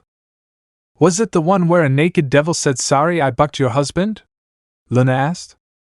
That's it. Angel Dust snapped his fingers. Damn it, Blitz, Luna growled. Wait, you know. She's his daughter, Octavia revealed. Adopted, Luna quickly added. That's a real character, was Naruto's opinion of the imp. Wait. Does he know you're here? No way. A worrying Blitz was a bucking annoying Blitz. Sure, Stolas made sure Blitz knew she was going to keep a low profile, but as far as he was concerned, she was in a safe house provided by Stolas. The fewer people who knew where she was, the less chance there was of the feathered vixen finding the hellhound and punishing her for getting her paws on what Stella thought was hers. That and Blitz would only make things worse if he knew she resided in the same place as Naruto. You should tell him. Whether he's adopted or not, he's your father, Charlie opined. Luna snorted and muttered. She says the princess has issues with her father. What? Charlie didn't hear what he said. Nothing. Naruto stopped any retort by grabbing Luna's tail, the act making her blush. How did you know where I was anyway? Your mother, Octavia replied. Of course she did. Naruto wasn't surprised that his mother would reveal his location for fun. Does the owl chick also know its mother? How did they meet? Believe it or not, it was the same time we met Beetlejuice. Naruto was the one who answered this time and began to tell the story. Ooh. Can I tell you? Beetlejuice waved his arm. No! Almost a year ago. You're invisible when you're me. There's no one to see my truth. If they could look up, they'd say, Hey, someone's on the roof! God, it's mortifying. What's the point of even trying? Because now I'm trapped with no escape. Banished, disowned. I vape like a cloud of dirty hipster vape. Nobody said life is fair. I guess they'll never see the devil that isn't there. You're invisible when you're me. The creature paused in its singing to light a cigarette and savor the flavor as the smoke danced on its tongue and burned its throat. The silence was broken when it asked no one in particular. When the hell did I start singing musicals? Was it to kill boredom? Was it because he'd stayed in hell so long that he developed the same eccentricities as the natives? Seriously, you were lucky if you went a single day without hearing someone else sing in that cesspool. Who sang what they were feeling in real life? Well, it could be worse. Since no one could see him, he didn't have to pay entry to strip clubs, and he could also watch plenty of free live porn. Oh, who am I kidding? I miss scaring people. I miss Las Vegas. I miss being able to come back to Earth. And most importantly, I miss Hex. Stream. The sound of a door opening below him caused the being to see a young woman. Whoa, what do we have here? Smell. Ah, crybaby. How nice. They were easy to sleep with. By the time you read this, I, Octavia Goetia, will be gone. I can't stand it anymore. My family is gone. There's nothing here for me. I'm alone. Abandoned. Invisible. Octavia cried, clutching the letter tightly in her hands. The creature's features softened slightly as it heard the young avian princess's lament. It could sympathize with her. That makes two of us. Who the buck are you? What the buck? Startled by the sudden call, the creature fell unceremoniously onto its ass. When it straightened, it saw the young Goichia teenager staring at it. See, can you see me? Yes? Octavia replied. Can you? Wait, is this a trick? Am I being pulled on you right now? Lucifer, you bucking moron! This isn't funny. The Black Death? That was funny. The Great Depression? How funny! This is cruel and unusual punishment. I mean, I commend you, but I can see you. As if I haven't heard that before. Damn realistic illusions. Why would I talk to someone who looks like a bloated zebra that a lion ripped apart, and then didn't eat because there was obviously something wrong with it, and it just rotted away in the hot African sun? Yes, that was a very specific description for any of Lucifer's illusions.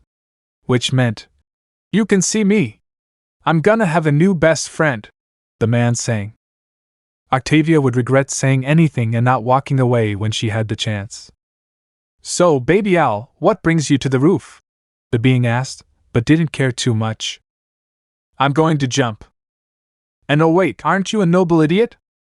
Goichia, Octavia replied, her eyes narrowed at the idiotic comment. Sure, many were, but she was proud to be a Goichia despite her circumstances. But she would trade everything for her family to be the way it was before. Christmas dinners, whatever. Wouldn't jumping hurt your immortal ass? He told himself. It would hurt you a lot. You didn't think of this until the end, did you? The being smiled. The smile quickly disappeared when Octavia pulled out a red dagger with glowing white features in a single-barreled design. Having been present for so long, the being immediately became alert and began speaking quickly. Okay, let's not rush things, baby. How about instead of impaling yourself and making Mom and Dad cry? They don't care about me. Well, don't talk about Mom and Dad. Instead of killing yourself, how about, I don't know, you say my name 3 times? What? Octavia wondered what that bloated gas bag was talking about. Please don't make me beg. Because I will, only shit. Okay. I'm begging you. Are you happy? I'm begging you to help me. I'm sick of being invisible and trapped like this, and you can change all that. He begged, and he hated it. It made him look like a fool. It made other people look like fools. Change? I can't change anything. That's why I'm doing this. When I die, my parents will regret it. My father especially. Octavia brought the knife closer as she finished. No. No, he won't, you'll just be dead. Hey, I get it. You and I aren't that different. You don't like your dad, and I don't like my mom. She's a real idiot and doesn't understand me. She's always saying, get a job, or, why do you have purple hair, when my hair is clearly yellowish-green, or, I should have left like your dad. The point is, maybe we can help each other, right? Help each other? Octavia mocked. How? The man on the roof of his house just smiled, showing his yellow teeth. You could use a friend. Don't you want a friend?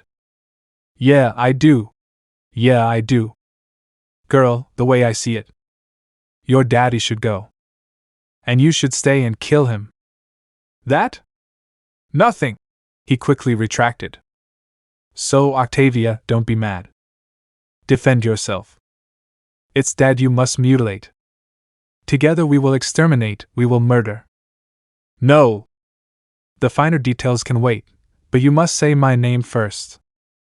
Fake somersault. Go ahead, jump, but that won't stop him. Here's a solid plan B option I can bring your daddy a lot of pain. All you gotta do is say my name. Girl, just say it 3 times in a row. And you won't believe how far I'll go. I'm on the bench, but the coach. Just put me in the game. All you gotta do is say my name. I don't know your name. Well, I can't say. A downside to the curse inflicted by the sins. Oh, how about a game of charades? Do we have to do it? Yes, let's play it. Octavia really didn't want to, but decided to humor the man as he held up 2 fingers. 2 words. Good. And then pointed at the second finger. Second word. Aha! He continued with a gesture as if he were drinking. Drink? No. Drink? No. Cane? No. Juice? Yeah. Okay, first word? She saw him point with his index finger. Okay. He made a crawling motion with his arm. Bug? No. Ant? Close, but not. Beetle? Yeah. Beetlejuice? Octavia would ask what kind of name that was, but it wasn't the weirdest name in hell. Wow, I'm impressed. And all you have to do is say my name 3 times. 3 times in a row, it must be said without stopping. Ready? Yeah? Okay, let's go. Beetlejuice, Octavia once said. Yes, Beetlejuice smiled. Beetlejuice, Octavia said twice. Yes. Beetlejuice was grinning madly and was covered in a blanket of green-yellow energy. Abi. Oh, this is going to be so good. Beetlejuice could feel his shackles loosening, his body feeling lighter as he began to float in the air once more. The juice was going to be loose in hell once. Cause. What? Beetlejuice felt his power fade and the shackles returned as he fell on his ass. You're very smart. An honest brother. I'll think about your offer. I'll let you know. But I prefer my chances down. Beetlejuice. Yeah. Beetlejuice. Yeah. Being young and female doesn't mean I'm an easy target.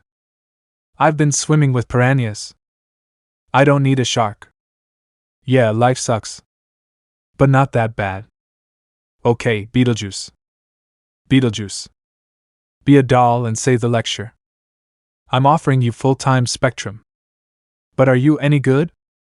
You betcha. Trust me, babe. I just met you. It really is a flattering offer. Don't you want to see Daddy suffer? I think I'd rather just jump. No. He may be suicidal. But Beetlejuice, it's not like he's lost his mind. So you're getting tough, huh? You're tougher than you look, kid. Beetlejuice didn't mind. He loved a challenge. I just want to make sure I know who I'm working with. Do you have any references? Octavia asked, pleasing his attitude. Come back here! What the buck? A banshee? Asked Beetlejuice. Even worse. Octavia could only wonder what her father had done to enrage her mother this time. What he saw was not what he expected.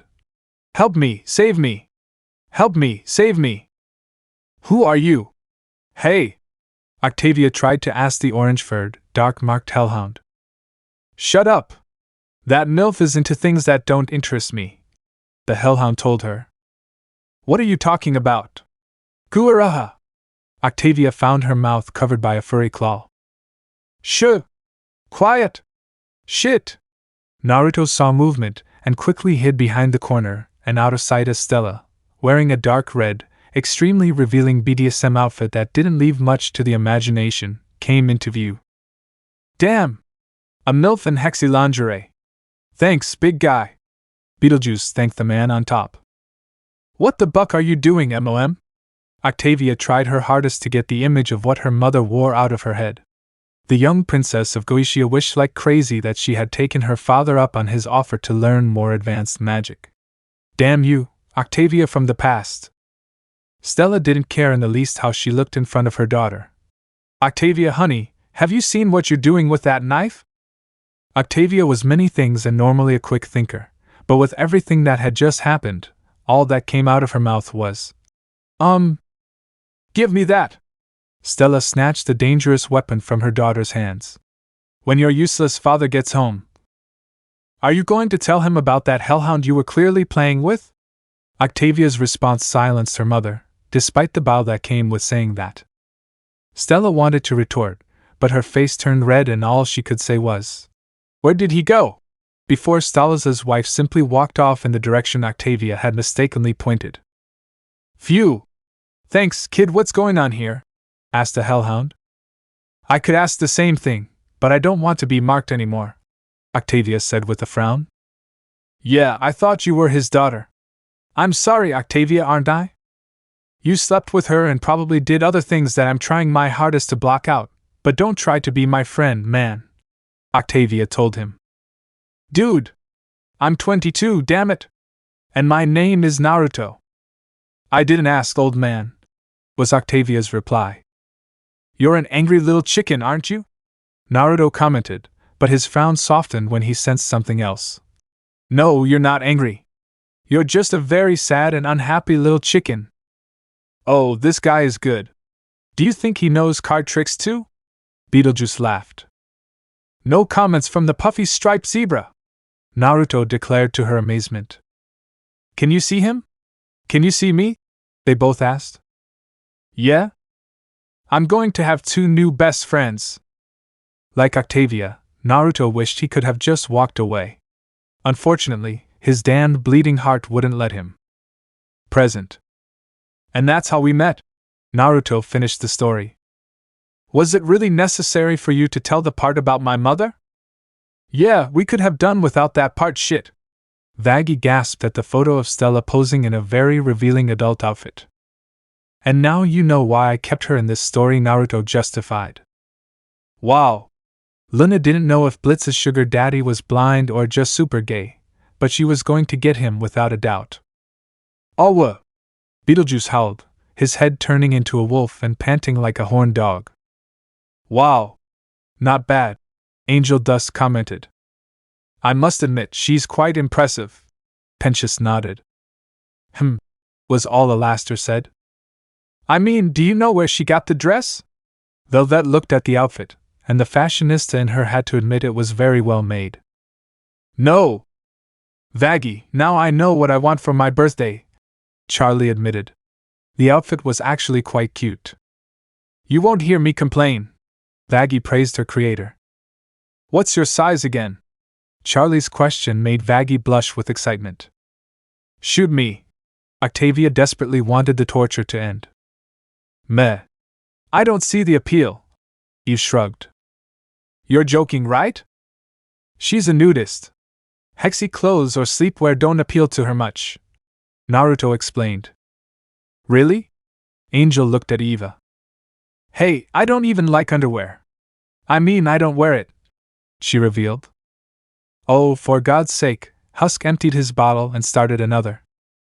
"Oh God," Velvet suddenly moaned. "Vel, are you okay?"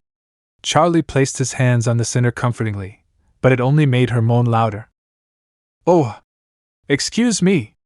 Velvet ran out of the lobby. "What the buck was that?" Octavia asked. "Arousal spell, nightcap." Angel Dust saw her fair share of them, especially after others ingested Val's love drugs. "Let's give her some space for now," Charlie told the group. "Vel was a hex addict before she fell and that followed her here. I think it's supercharged," Angel Dust noted. "She's new to hell. These types of mental conditions tend to be worse for them and sometimes tend to get worse at first," Vaggie explained to the sinner. "So, she went to masturbate? Do you think I can watch?" "Beetlejuice! Help! I meant help! Oh shit!" Beetlejuice dodged the knives thrown at him. "They'll never catch me." "Pop! Wow! Buck you, Bambi!" Beetlejuice moaned, flat as a pancake, as gravity lifted him from the dome of supernatural power the radio demon had conjured. "He's all yours, my dears." Vaggie's smile matched Alaster's as she approached the phantom with the more like a lioness would a defenseless zebra. While Vaggie exacted justice with Beetlejuice and traumatized certain members of the Has-Been Hotel, Velvet pressed a few buttons on her phone to secure the room. To anyone outside the room, the apps would not only make it look like she was pleasuring herself very hard, but they would also subtly influence others to walk away instead of coming in. Other apps would also make sure they wouldn't know what she was doing while inside said room. Velvet, have you had any luck so far? Vox asked over the phone. Nothing yet. Getting the stallion to stay alone has been a chore, with that droopy hitch hovering around him like a vixen. He barely leaves his side, Velvet reported. As powerful as they were, fallen angels were a class of demons slightly superior to overlords and almost on par with lesser Goetia. But what truly made them terrifying was the innate advantage they had over other demons. Fallen angels or not, these beings still retained some of their angelic power. Corrupted, to be sure, and though limited compared to before, that power was still enough to easily eliminate most demons. The only advantage was that they lost their immunity to conventional weapons. Not something to be taken lightly, to be sure, and they were still difficult to kill. But now they had lost one of their greatest advantages. Disappointing but expected. Velvet frowned at the TV demon's choice of words. Anything else to report? Yeah, do you think you can find out anything about some old, bucked-up demon named Beetlejuice? Beetlejuice? That name doesn't ring a bell. Is that a problem? It's a huge pain in the ass for what it is. Velvetette shuddered at the thought of how close his lips had come to touching hers after she'd subtly used one of her apps to make her faint. Apparently, he even gave the Sins trouble back in the day. None of them could put him down, so they had to curse him. Really? Now that was interesting in Vox's books. Someone who could beat the hell out of Hell's most powerful inhabitants could be a useful ally. I'll see what I can find out. Any details on his curse? Yes. But apparently it can only be broken by a sin or a descendant of one, and you have to say their name 3 times in a row, Velvet revealed. It's never easy, is it? Good. Do you know where or when I should start looking? Envy. Ages ago. Her damn backstory keeps changing, but that part doesn't, was all Velvet said to her partner V, feeling a little vengeful at the moment. Vox looked annoyed but nodded anyway. By the way, Vel, that hitch Carmilla called a meeting. Do you think you can handle it? Of course, those 2 idiots would send her instead of going themselves. Send me the time and date. Do you know why Old Bat is calling us? Discussing the new extermination program would be my bet. What? Oh, for crying out loud, fine, I'll be there shortly. I have to go, Vel. Val's in a bad mood again. The angry expression on his face brought a smile to her face as Vox ended the call. So that's why you're here. Velvet froze when she heard Naruto's voice behind her. And she didn't have to turn around to know he wasn't happy. Let me know in the comments below if you guys want the next part. Also check out my other video that has been shown and left. Thank you for watching. If you enjoyed this video, please like and share this video. And have a fantastic day. Bye.